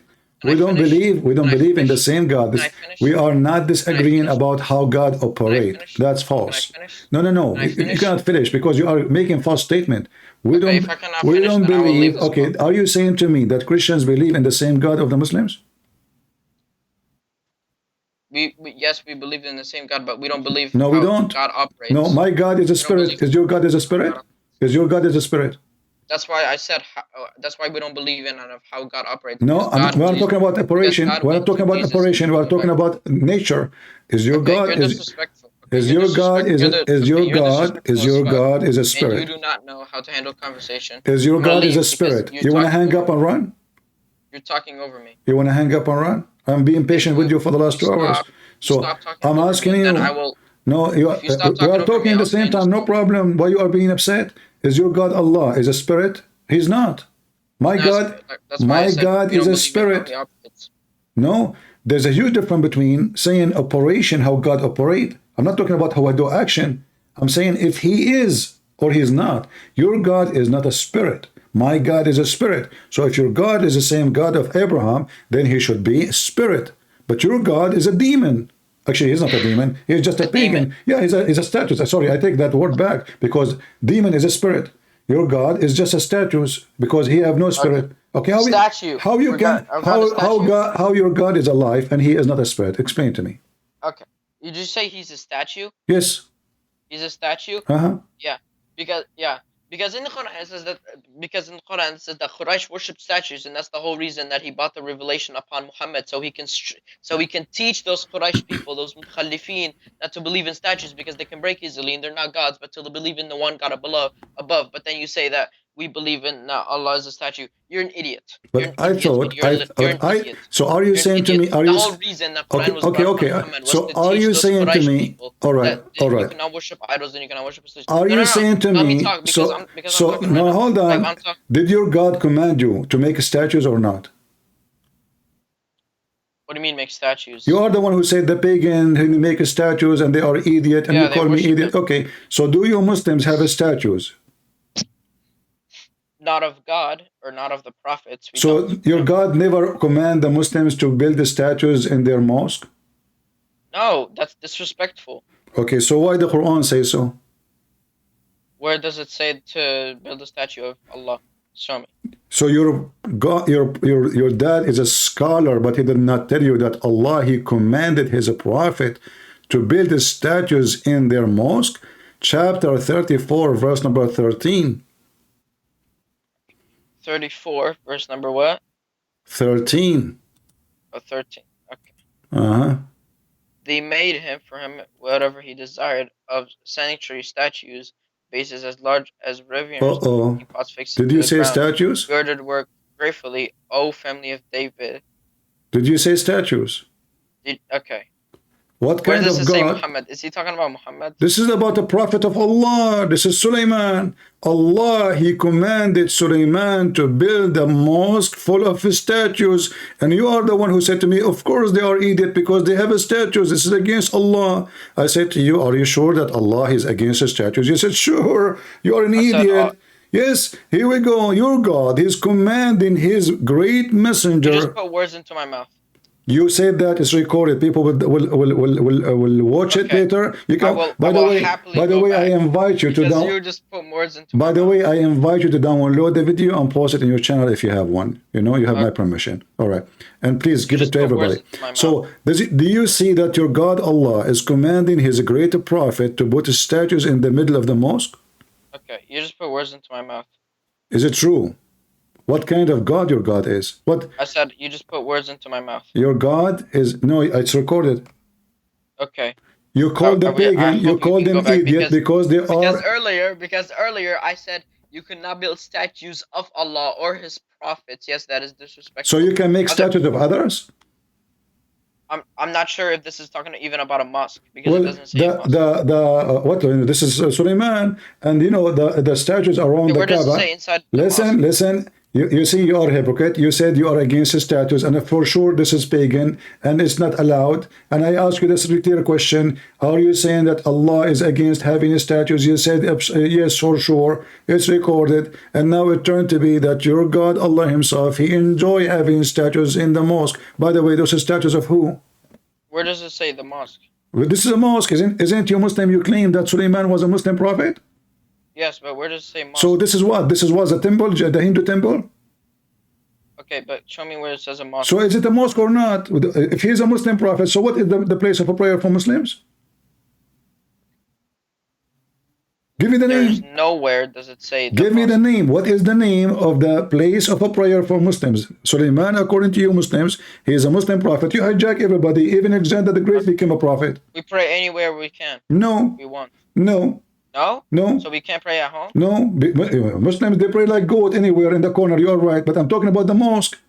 Is that a mosque or not? Can you show me where it says mosque? It says here, you know, it's this is about what? It's about building a temple of prayer.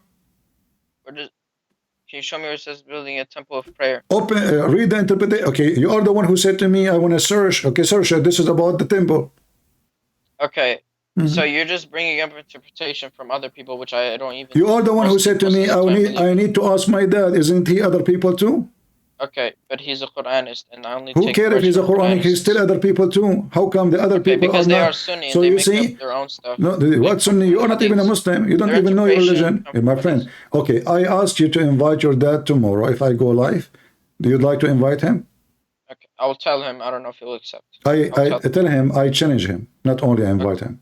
I will tell him. All right. Thank you very much for calling. Thank you. Now let's talk about because you're saying mosque when it says nowhere does it say the mosque. Okay, we can open the interpretation. We can open the interpretation. This is I'm not about gonna open interpretation because they believe in Sunni and I don't even can believe we? in Hadith. Okay, my that's friend. first of all. My Second friend. of all, What Sunni mean? What Sunni You're mean? saying- What Sunni mean? You said they believe in Sunni. What Sunni mean?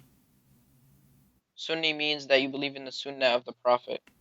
What does that mean? Like the Sunnah, like to follow him, Okay. to follow how he lived. When you do ablution, you learn that from where? What's ablution? Ablution, like, you know, you put water in your nose and your ears and those stuff. Like wudu? Yeah? That's in the Quran. In the Quran, it says you put water in your nose? Well, it doesn't say, but it says how to do wudu, yes. It says how to do. Okay, can you show me the verse? It's about. Yes. Okay, I good. got you. Okay. Do you think that we can't do wudu based on the Quran? I don't think so. Go ahead, show me. No. You have to Say do. yes or no. You have to do the whole wudu with nothing is missing, all in the Quran. Yes. Okay, go ahead. You're gonna get caught, so. All right. I feel bad for you. Oh, okay. Yeah. Can you tell me the steps of the wudu? Well, let me show you the Quranic verse. Yeah, but tell me the steps of the wudu before you show me. So, first you put water into your wushak, which is like your face, and then you go around the arm, right, until the elbows, both arms, and then you do the head, and then lastly the feet to the ankle. Okay. Okay. You're gonna get caught. So there's no nose? Huh? There's no nose? Doesn't say it. But this is what the Muslims do. Well, they could do that if they want. You said to me, everything in the wudu is there. Yes. Okay, where? Okay, but the nose, they made that up.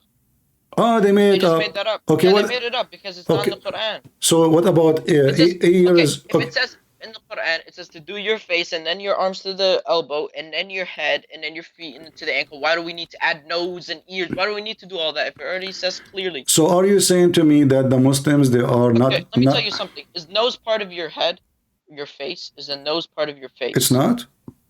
It is. Okay. So yes, you do your nose, but you don't need to specifically nose and ears and what? What does it say next? How to do shatafe? How to clean your ass? Is that what it is? Okay. Like, you don't need. I have in front of me all what it says that you do like when you wash your face, correct? Yes. Okay, and your hands. All right, your hands to your elbows. Okay, How many times? Let's go to 5, 6. How many times? I know Sunnis do 3 times. Yes, I know that, but that's made up also because it's in the Sunni. Everything is made up in Islam, my friend. Everything is made up if it's See, not so everything you are not adding. everything, but sometimes things can be true. But Okay, right, I see. Oh, believers. Okay, can I read? Oh, believers, when you raise up to prayer, wash your faces and your hands up to the elbows, wipe your heads, and wash your feet to the ankles. That's all you need. So what if your private part is dirty? What you do? Is it okay? What do you mean private part is dirty? Your penis. Well, you have to do ghusl. But you mentioned to me here, it says here, وَإِن كُنْتُمْ جُنُبًا. What does that mean? Read for me. What you do? Hold up, let me find the Arabic word. It says here, if you have masturbation or you had sex. Okay. It says purify yourself. What does that mean? How you purify yourself? You take a full bath. That's it? What do you mean that's it? Well, yeah, you do ghusl. So if you take a full bath, then why you need to do your face? You don't. If you take a full bath, you could take a full bath and it will count as wudu. Yeah. According to all Muslims, this is false. If you take a full bath, this is not accepted. Okay, no. Actually, even the Sunnis believe half of them, right? Around half of them. Yeah, half of them believe. Which half? Which half? Well, you can ask most Sunnis. If you talk to 10 Sunnis, can we, according to the Quran, you are a Quran only. Can we take this shower with dead dogs and women blood from period and garbage? If the water have those things? No, because this is not a bath. Because it's not water. You just said to me you take a shower. Yes, take a shower. Okay, and you said if you take a shower, you do not need to do the rest. Yeah, you don't need to. All right. So if I take a shower, if I take a shower with dead dogs and women blood from period and garbage, am I accepted to be praying for Allah because now I'm very filthy? So it says when you're in a state of impurity, what does impurity mean? I don't know. I'm asking you. If I take a shower with dead dogs, I will tell you. It's not allowed because if you're in a state of impurity, that means you are dirty, and then you take a full bath. So obviously it has to be water. You don't need a scientific astronomist to know that. So if there is dead dogs and one blood from period and garbage, it's not accepted? Of course it's not, because this is Well, impurity. this is what your prophet and all the Sunni you mentioned to me, they believe that your prophet, when he do ablution, he do wash his hands and his face and his testicles and his nose, and he put water in his nose and his ears from water have dead dogs and women blood from period and garbage. Okay, this is well, what you're telling me is garbage. That's what I'm going to say. No, I'm not saying it's this what they say. It says garbage. Okay, that's what they say. That's what I'm saying. It's garbage. It is garbage what they're saying. Oh, it's garbage what they're saying, but this is what your prophet say did. There are witnesses. I don't believe in it. Well, there's witnesses. Who? The companion. And do you know that the companions actually have eyewitnesses over that? Well, the Quran itself is coming. The Quran itself. The Quran itself. The Quran itself. The Quran itself is coming to you from the companion. So if you don't accept what the companion witnessed, you don't accept the Quran.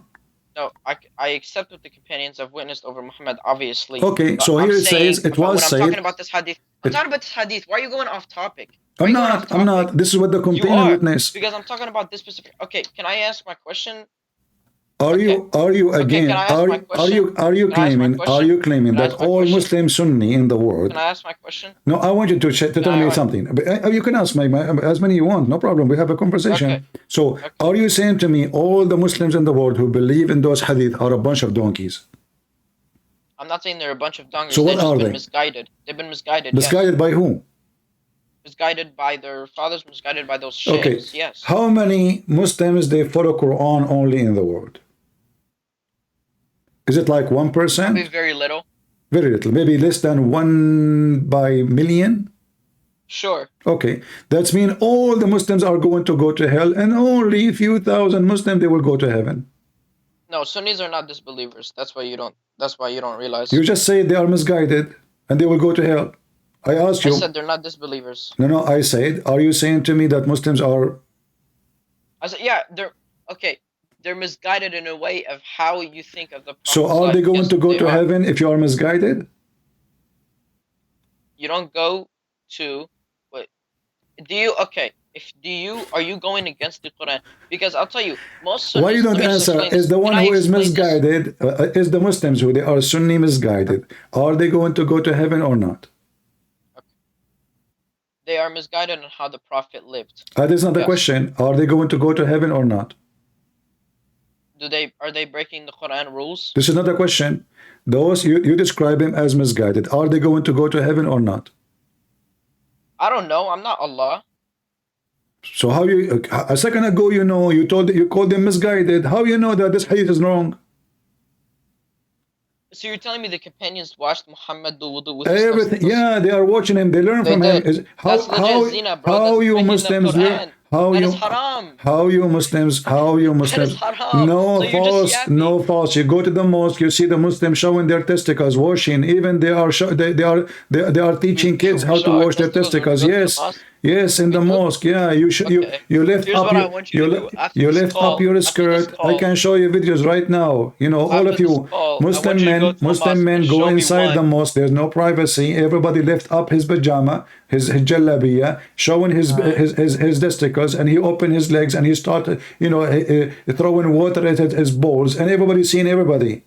Okay. I grew up in a Muslim country, my friend. I used to go to the mosque every day to piss. Okay. This is what you use the mosque for in the Middle East, not to pray actually. You see, it's so busy during the daytime because everybody want to go to piss. There's no public place to piss in the Middle East. So the mosque is a perfect place. Where do you live? In the Middle East. Yeah, where? Bangladesh. Oh. Yeah. Bangladesh is in the Middle East. Hey, by the way, is it true that Adam he came down? Listen. You are a Quran only. You are a Quran only. Okay, based on what you learn from the Quran, who is Muhammad? The Prophet of the Messenger of Allah. But who is Muhammad? The Messenger of Allah. Okay, who is Muhammad? The person. The Messenger of Allah. Okay, this is his job, but who is he? A human who lives. How you know he's a human? How you know he's a human? Because it says in the Quran that he's a human and he's prophet. And It says he's a human? yeah, it does say he's a human, yeah. It says he's ignorant from the ignorant. Where does it say ignorance? Oh, are you going to bring up the... Yeah, I just showed you. Okay, there's a human who is, his name is Muhammad. Shouldn't we know who? How come the Quran says Isa ibn Maryam? How he can say the Quran says Maryam, the daughter of Imran? How come the Quran don't say Muhammad is the son of who? Why do you think, what is the reason the Quran ignore who is Muhammad? Not important. Why is it important? Because Nobody knows who Muhammad. There's no such a person. Even according to the hadith and the history of Muslims, the hadith, your prophet was born 4 years after his father's death. There's nobody, his name is Muhammad. This is fake name. This is a fake name. Okay. Your prophet name is Ahmad or Muhammad? It can be used as both because he's How you can be both? Muhammad. You cannot be both. You have a name. What is your name? Okay. So this means... I agree. So it's a meaning. It's not a name. So Ahmad or Muhammad is. Can I give you an example? Yeah. See, or Mustafa. Mustafa, is it Mustafa's name too? Can I give you an example before I continue? Give me an example. Okay. So my brother's name is Muhammad. Like, that's literally his name. And we call him Hamuda. So what is his name? But this is a nickname. This doesn't mean is it? This is a different name. Okay. Exactly. Are you saying your prophet have a nickname? Okay, which one? Okay, which one is which one of them? What is that stuff gonna do? Like, okay. Which one is the name of your prophet? Mustafa or Ahmad or Muhammad? Which one? So why are you saying Mustafa?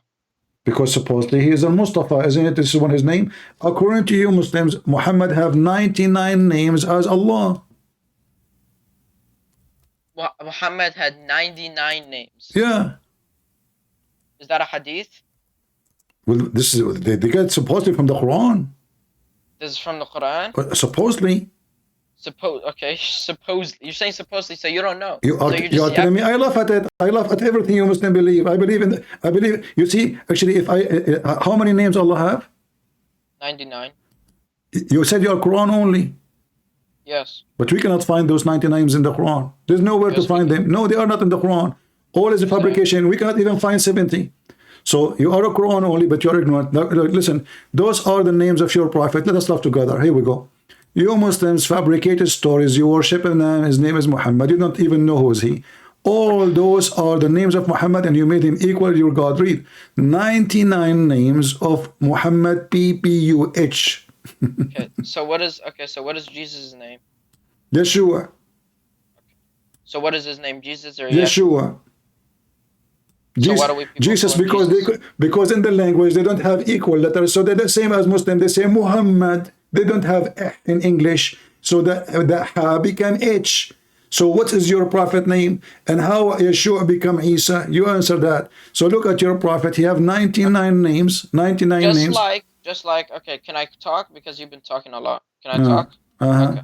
So just like how Muhammad has a nickname, has a name, another name for Ahmed, Yahshua, right? Which is Isa's name. Actually, they shortened it to Isa, right? Which is Isa. No, there is no such a thing. Isa is the name of a camel. I told you. Isa is not a name of a camel. It's a camel. You're just getting this stuff from your ass. Okay, we don't talk about us. We talk about us. We talk about us. Here we go. According to the Quran, is it true that Allah will insert in your ass 99 dragons and chain? What? What? Why you are laughing? Are you laughing at the Quran now?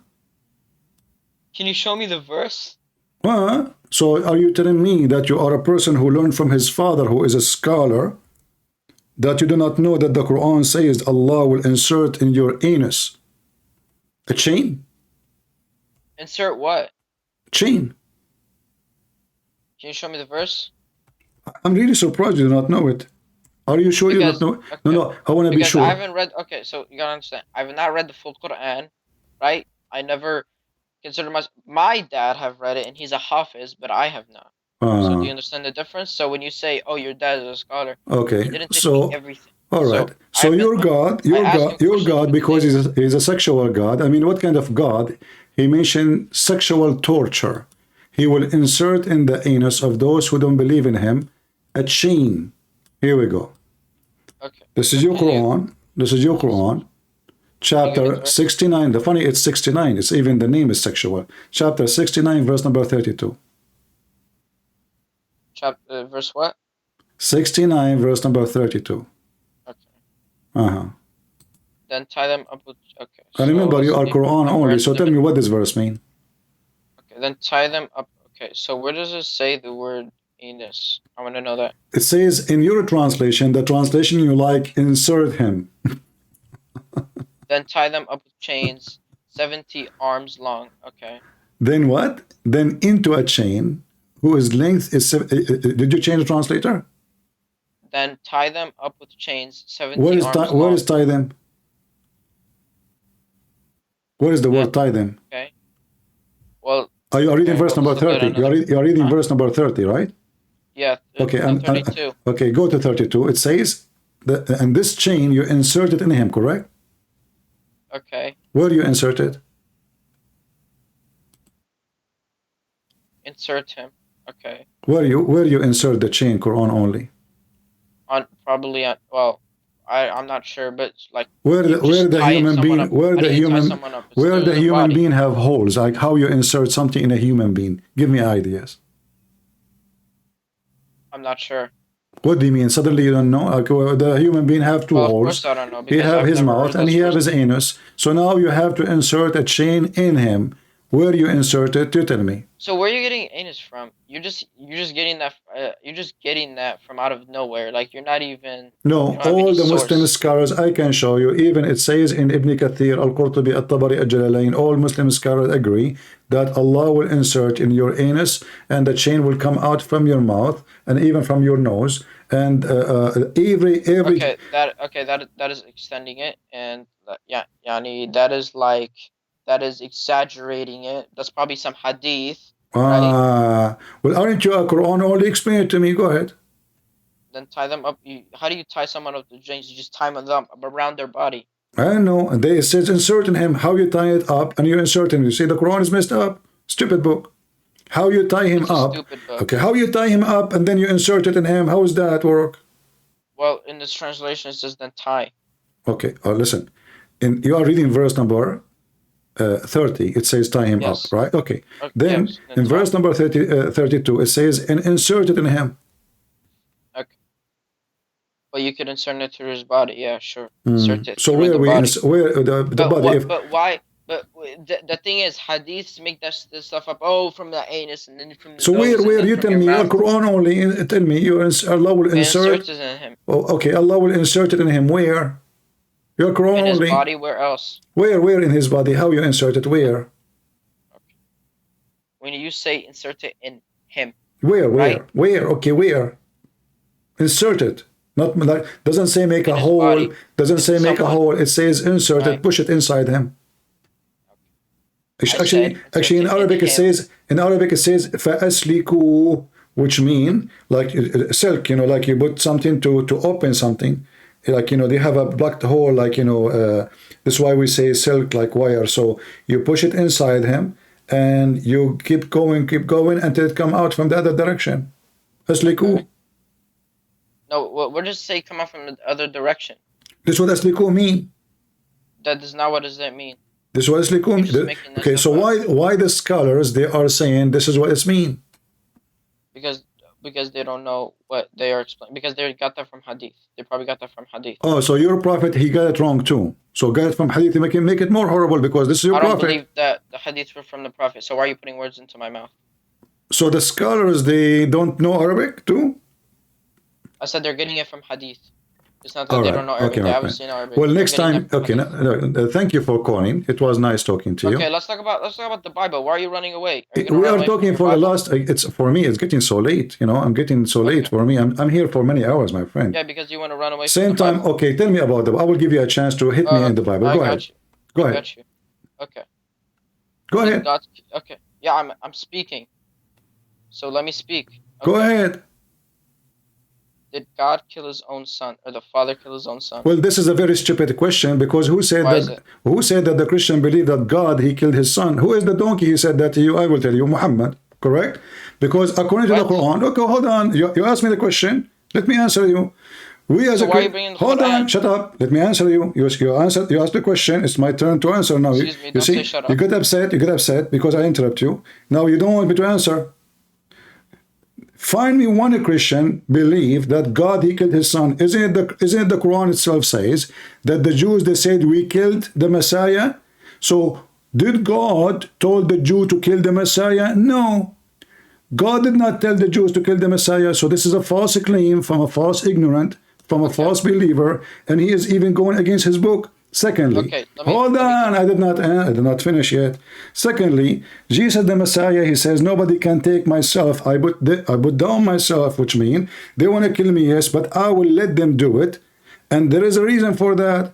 He want to show us first that he loves us. Secondly, that he can overcome death, because human being, you kill him, he die, he never come back. The Messiah, he overcome death. They killed him, yes, but who can kill God? Nobody. The Messiah, they killed the flesh. He said, you can destroy this temple and I will rebuild it in 3 days. So the Quran confirmed that nobody can kill God, which is Jesus. And the Bible confirmed that nobody can kill God because Jesus, he overcome death by death.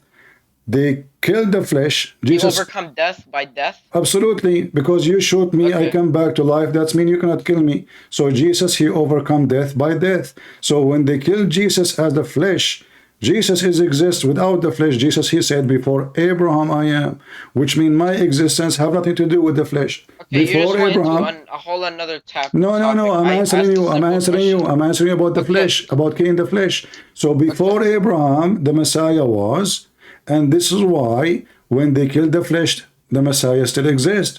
Nothing changed. The flesh was not exist before. Before Abraham before he was born between us. So killing the flesh does not change the fact that the Trinity is still there, the Messiah is still there, God the Father is still there, God the Son is still there, the Holy Spirit is still there. Go ahead. Okay. So, you're telling me the Father created a creation and then he brought him down on earth, right? Give me the name of the donkey. Give me the name of the donkey who said to you that the Father, he created the creation, he sent him down to earth. Alright, I'm back. Could you ask that a question again? Give me the name of the donkey who said to you that God, he created the creation, he sent him down to earth.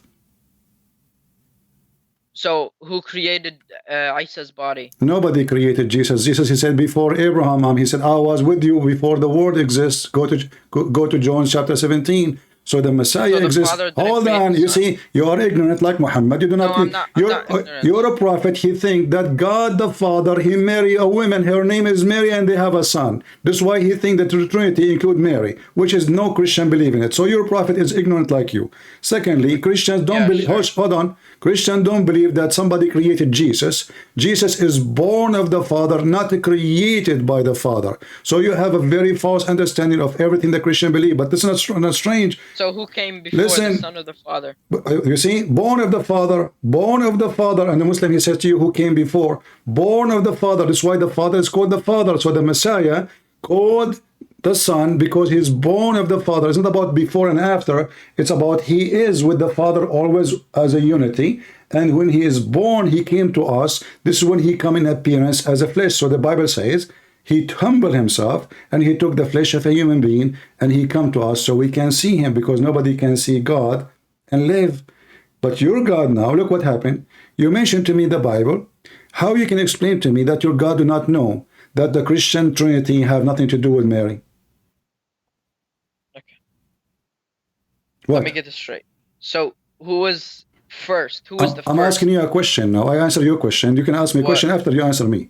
How come your God do not know a very simple knowledge? A Christian kid who is 7 years old know that the Trinity. Do you know what Trinity is? Yeah, the Trinity, the three. Okay, what are the three? The Holy Spirit, the Father, and the Son. Okay, right. How come the Quran mentioned that the Christian believe that the Trinity is Mary? Where does it say that the Trinity is Mary? Isn't it the Quran says that Allah, he said to Jesus, did you tell your people to worship me and my mother as gods? No, he did not say to worship me and my mother as gods. No, I thought I heard that in the hadith. La hawla wala. I don't give a fuck about hadiths, to be honest. Oh, you are speaking dirty now. Right. So, Well, Okay, because okay, you because I don't already give. have Okay, it hold said on. it a million You times. said Because you I've said it said a you million don't give times. I the don't believe in F. You hadith. said you don't give the F about the hadith. Why? Is that because this statement is an embarrassment about your God? Because I've repeated it a million times and you still don't get it. So giving me an argument of something that I don't believe in is childish from you. Right? So you That's are like saying to giving me you an because argument about okay. the So Torah now when let you us don't make even believe in it. let us make it clear because the hadith about claiming that Jesus, Allah, he asked Jesus if he asked people to worship Mary and him as gods is stupid. That's why you said the F word to the hadith, correct? Right. Okay. So no. But this is that's in not the the reason. Quran. But this is That's in not the the reason. Quran. But this is in the Quran, which means now you are saying the F word to the Quran. This is in chapter 5, verse 116. So go ahead and say, I don't give the F for what it says there, because now this is in the Quran. Everybody heard you. This is in the Quran. I don't give a fuck about the hadiths. Just shut up. You are filthy. Your mouth is dirty. Don't call me again.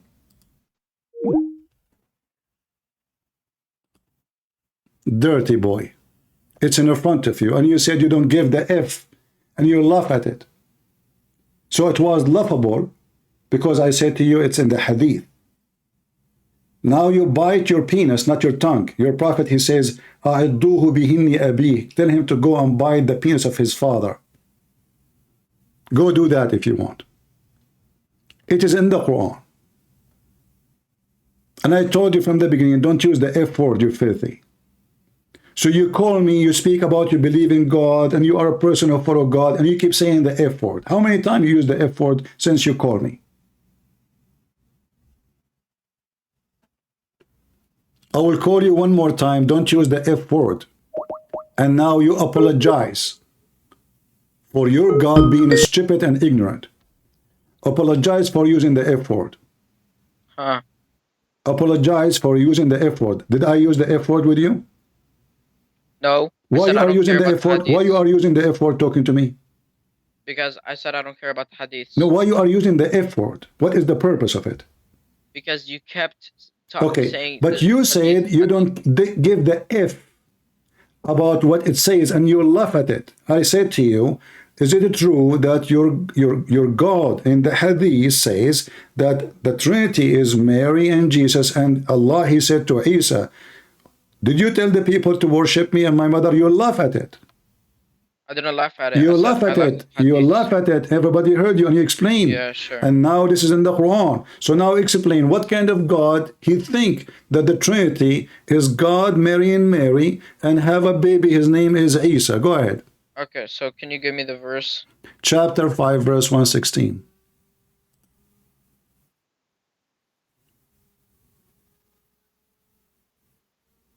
Okay. So it's on the okay. You're stupid. You know why? I am the one who's stupid. Who was the one who was laughing at the Quran a second ago. I wasn't laughing at the Quran. I was laughing at the You did. You did. Everybody heard you. You said this is on the day of judgment. What in the day? Who care? Your God, he is saying that Jesus, he is questioning Jesus about the Trinity. Did you tell your people to worship me and my mother? He said, Allah will say, "Oh Jesus, son of Mary, did you ever ask the people to worship you and your mother as gods besides Allah?" He'll answer, "Glory be to you. How could I ever say that? I have no right to say." So Jesus is saying that how can I ever tell my people to worship me? This is saying to the Christians when he said Allah will say, I know he is saying to the Christian, but Allah is asking Jesus, did you say to them to worship me and my mother? Where's the Trinity? The Trinity is Allah, Mary, and Jesus. How is that a Trinity? Okay, so how Mary she become the God? Where does it say that Mary is God? It says there, did you worship me? It says, did you tell to your people to worship me and my mother instead of Allah? So there's three gods now. There's Mary, there's Jesus, and there's Allah. So instead of Allah, and by the way, if Allah is not to be worshipped, so who is the Trinity in Islam? Tell me the names. Who are the Trinity? The Christians, they worship. They worship the Holy Spirit, the Son, and the Father. So why is saying here we worship Mary? Because probably people at the time, they sometimes There's no worship Mary, and they properly. believe There's no properly. Christians are only called the Christian if they believe in the Trinity as God the Son, God the Father, God the Holy Spirit. Anything else is not Christian. okay. Do the Jewish say that Isra is the son of God? Not a single Jew. He said that. This is a lie. You cannot find it anywhere. Any book, any book of history, any rabbi book, even the stupid Talmud, anywhere. You cannot find anything like this. This is But they did. No, But never, they did. never. They did. Never. That's false. Don't change the topic now. That is So now your God do not know if Mary is part of the Trinity or not, and he think that we Christian, we think the Trinity is Mary and God, and he married from Mary, have a son. Is it true that your God think that God have sex with Mary and they have a son? Wait, can you repeat that question? Is it true that your God he think that the Christian think that God he have sex with his girlfriend? What are you stuttering at? Huh? What are you stuttering at? I'm asking you, is it true or not that your God, he think that the Christians, they believe that God have a girlfriend, he have sex with her, her name is Mary, and they have a baby, his name is Isa. Did Christians at that time believe that? I don't know which time. I'm asking you, this is what your God believe? I'm not sure. What do you mean? Aren't you a Muslim? Yes, I'm a Muslim. Well, according to your God, the Christians, because why Allah don't have a son? Allah don't have a son because he doesn't need one. Why would he have a son? Okay, why he don't need one? Because he doesn't need to make a son just to die for Do his Allah need creation. He doesn't Muhammad? need to create Do Allah need Muhammad? Huh? Do Allah need Muhammad? He doesn't need him. He could have brought the Do revelation Allah need to someone else. do Allah need angels? He doesn't need them So why he created them? because he created them to help the humans. Like for example, in the Battle of Badr, he Oh, helped. so he need them then. He doesn't need them. He Huh? wanted them. Okay. He wills Let it. us prove He that wills Allah he it. need them. He Okay. doesn't need something. If He you're a wills prophet, it. okay, I will go with If you. Allah wills to bring the revelations to Muhammad, then it will happen. If He wills to bring angels and help the Muslims, then All right, it I will will happen. go with you. Let us Because prove. whatever Allah Let us wills prove will that happen. everything you said is false. If Muhammad he have a fight with his wives, is it enough to have a protection from Allah, or he need the protection of the angels and the believers and Jibreel and everybody because Allah cannot protect him? Is it Allah enough? Of course, Allah is enough. Are you sure? Allah brought angels to I have help. a hadith. I have a hadith approved by all those who believe in Quran only. Every single one of them. I can play even the videos for you. They believe in this hadith saying that Muhammad, the Messenger of Allah, he needed help of protection, not Allah only, because that will not work, from Allah and the angels and every single believers. Is that a hadith? Very authentic. Can you show me? Okay, here we go.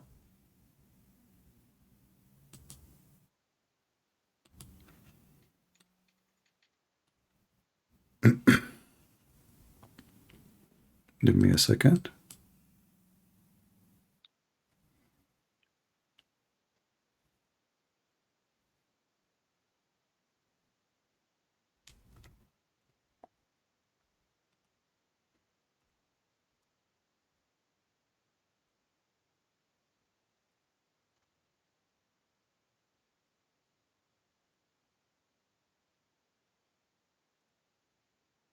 Don't Christians believe that Mary was holy?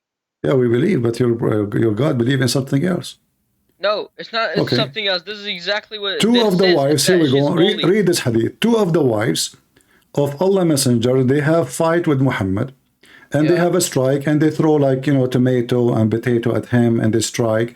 So then those two women, given warning by Allah, according to the hadith, if they don't repent, Allah, indeed, Allah is a protector, and Gabriel, and the righteous, and furthermore all the angels. You said to me, What hadith is that? What's the number? this is Al-Bukhari, hadith number 012020. Okay, Bukhari 0. This is Quran, my friend. This is not hadith. I'm just making fun of you. You're an idiot. This is Quran. You claim that you know your book, and your dad is a scholar. What's wrong with you? This is a chapter 66, verse number 4. Okay. If your God can protect Muhammad and he is enough as you claim. And you said he do not need anyone. Well, here we go. Allah is his protector. Okay. And Jibreel. Okay. And all the believers. And furthermore, the angels. All of this to what? To protect Muhammad from two women. They are not even 5 foot tall. Okay. So how Muhammad need all of those to protect him if Allah is enough? Does it say need? It says that because Allah and It said that yes, they are on his my friend, side, but listen. that does not mean that Allah. No, this is not in his all of side. them. No, not in his side. Don't lie. Not don't lie. Not in his So side. Allah No, isn't on his not side? his side. Protectors. All of them. support. All of them. They are his protector. If Allah alone is enough, then there is no need for the rest. It says assistant. What assistant? What is the word assistant? The translation. What translation? You claim that you know Arabic. Dahir is assistant What, or supporter. listen. What assistant? What assistant mean? Assistant in what? The guy is fighting. The guy. Okay, I will go. You guys. So Allah assist Muhammad is not enough. I will go with you. Here we go. Let us go follow the lie. Why is it not enough? Because it says, and Jibreel and the believers and They are his furthermore supporters, all the but does he need angels. them? No, all of them. Okay, it's the saying that they are his supporters. Doesn't mean that he doesn't. No, just need no. Allah. It says They if are you his don't, it's a threat. If you don't repent, then you should know that Allah indeed is a protector, and Jibreel protector, and the righteous protector, and every angel is his protector. Yeah, because all his creations are the Muhammad's protectors. So what's wrong with that? I don't see anything. But I thought Allah alone is enough. It turned to be no, because if Allah is, you see in the Bible it says, if the Lord is with me, who could be against me? I do not need the angels. If the Lord is with me, that's it. I'm done. No, we are not done. We're not done. So now we go. Your God cannot have a son. Is it true? Because he don't have a girlfriend? God cannot. What do you mean he cannot? He can create one. Okay. But it's in not his, You in see, his nature. can It's not I in his say, nature. But I didn't. Okay, so why are you moving on to another topic? we are not. We are on the same topic. We are on the same No, we're topic. not. No, we're not, We because are you're asking me proving. We something are. about God having a son. We are proving that Allah do not know what He is talking about, and He cannot, and He need. This is all is about His needs, and Allah cannot have a son because He have needs. He has needs. Yes, He have needs because I can have Not a his son. nature. I have a need. I am a man. I'm single. So God doesn't need a son. okay, hold on. Okay, so are you sure? Okay, so let me ask you a question. Why would God create his son and then kill him? You see, you asked me the question. I answered you already. Are you an idiot? No, I didn't ask you the question again, but you didn't answer it. I did. You didn't. You're laughing because that's only a statement. I spent 5 minutes answering you, and you said to me enough, and now you are asking me the same question. You go back to zero. Same time, are you saying to me that if Allah He wanted to take a son, He cannot do that? He could, but it's not in his nature. Why? Because God is God, and I don't believe that God can come down as a human being. I don't think God would go to the bathroom. Okay, hold on. First of all, nowhere it says that Jesus went to the bathroom. That's your fabrication. But he Secondly, was a human. But he was a human, so he did okay, eat food. well, and he needed your God sleep. Allah is your God Allah have a body? Isn't it the Quran says Allah He will show Allah have hands? Your Quran only.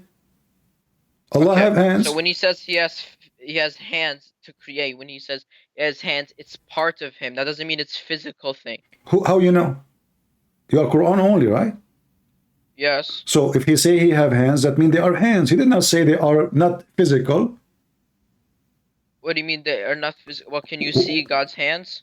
If I can see or not, he said I have hands. Okay, isn't it? Say, I Okay, have hands. okay. So in the hadith, in the hadith, it says that Allah. So stop lying, because every time you say hadith, you're saying the Quran. So stop lying. Okay, we will see if it's in the Quran or not. You see, you are scared now. So in the hadith, it says that when Allah He come down to earth, He will show His shin. Is that a physical shin or metaphorical shin?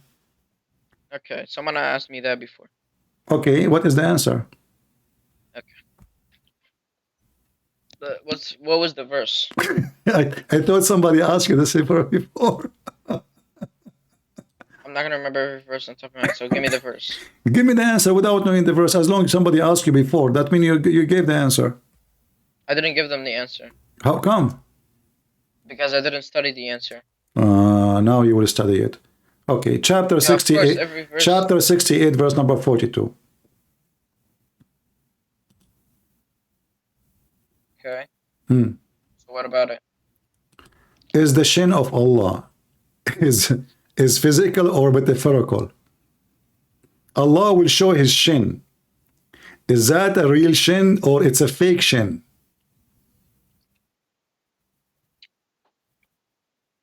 Hold on. It's a fake shin? Okay. I don't really explain shit this verse, that's why I cannot answer you. Okay, I will give you time to invite your dad and ask him and support yourself, like get some vitamin D and let your dad join us. But next time when you call me, don't use the F word. Yeah. All right, take care. You do not know. Allah hand is a fake hand. It's a metaphorical hand. Metaphorical for what? Okay, the shin of Allah, it's a metaphorical shin. Oh boy.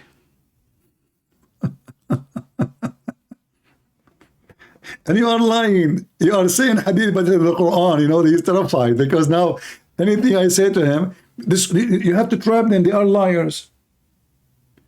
If you tell him it's Quran, he will not laugh at it. You tell him it's hadith, he die laughing, and he say the F word. Do you see how stupid this cult is?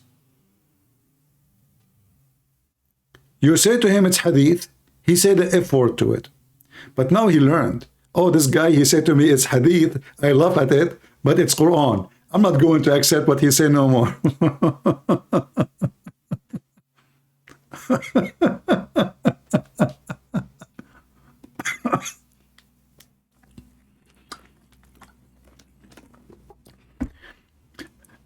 Even your Quran describe you Muslims as idiots. And the Quran describe us as educated people of the book. This is your book. We are people of the book. You have none. You don't even have a book. You don't. Even the Quran, they call it Mus'haf. You know what Mus'haf means? Pages. Collection. This is what Mus'haf means. It's not even a book. Pages. Who made it? Who wrote it? Nobody knows.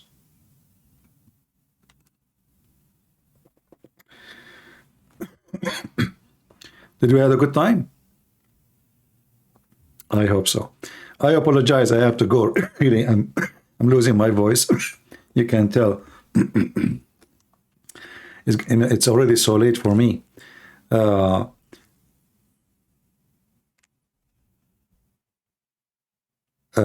He will ask his dad. Ask his dad. Yeah, his dad will never dare to join because that will even make him look so stupid. I mean, come on, imagine. Yeah, his dad is a scholar, you know, he's a big shot, you know. Yeah. All right, don't forget, guys, to subscribe in case you did not yet. And please inform your friends. As you see, we are not going in YouTube because YouTube always censor what I say, my videos. At least here we can keep our videos. And actually, I like it here. Don't we?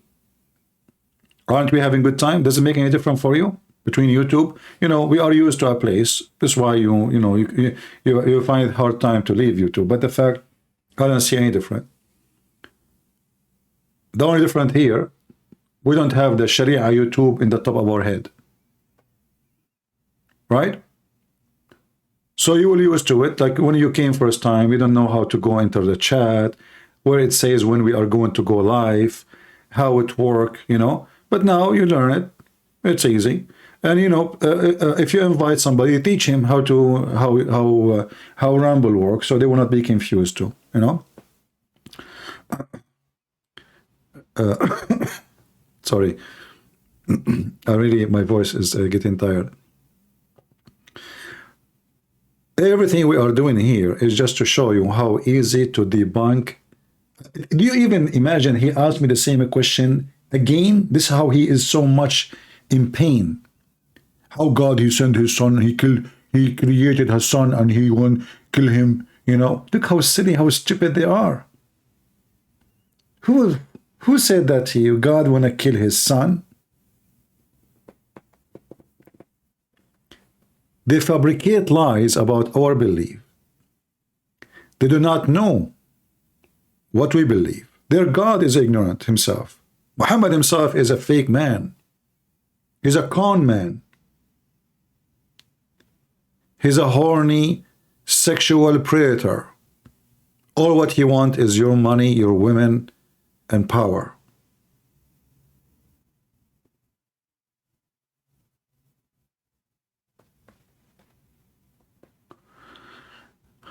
I cannot even reply to the post. No, you can. Why you cannot? I mean, everybody can. How come you cannot? Anyway, I want to say thank you all for being here. May the Lord bless you. And I hope we will have a good time tomorrow if I can come again. I hope my voice will help me. I will do my best to be here. Please subscribe, share the video, and don't, you know, just forget about it. Share, share, share. We want more people to come, more people to learn, and we want especially young Christians to learn and to graduate from this school so they learn how they can defeat liars. You cannot debate liars. I'm telling you. Nobody can debate someone he lie. Like, you know, you speak about Biden, they say to you the economy, the borders is fantastic. I mean, liars, you cannot debate them. Everything is screwed. And yet, the Speaker of the House, she say everything is perfect. You cannot debate liars. Can you? But we can get them busted. Nobody can debate liars. It's like debating debating a thief. It's impossible.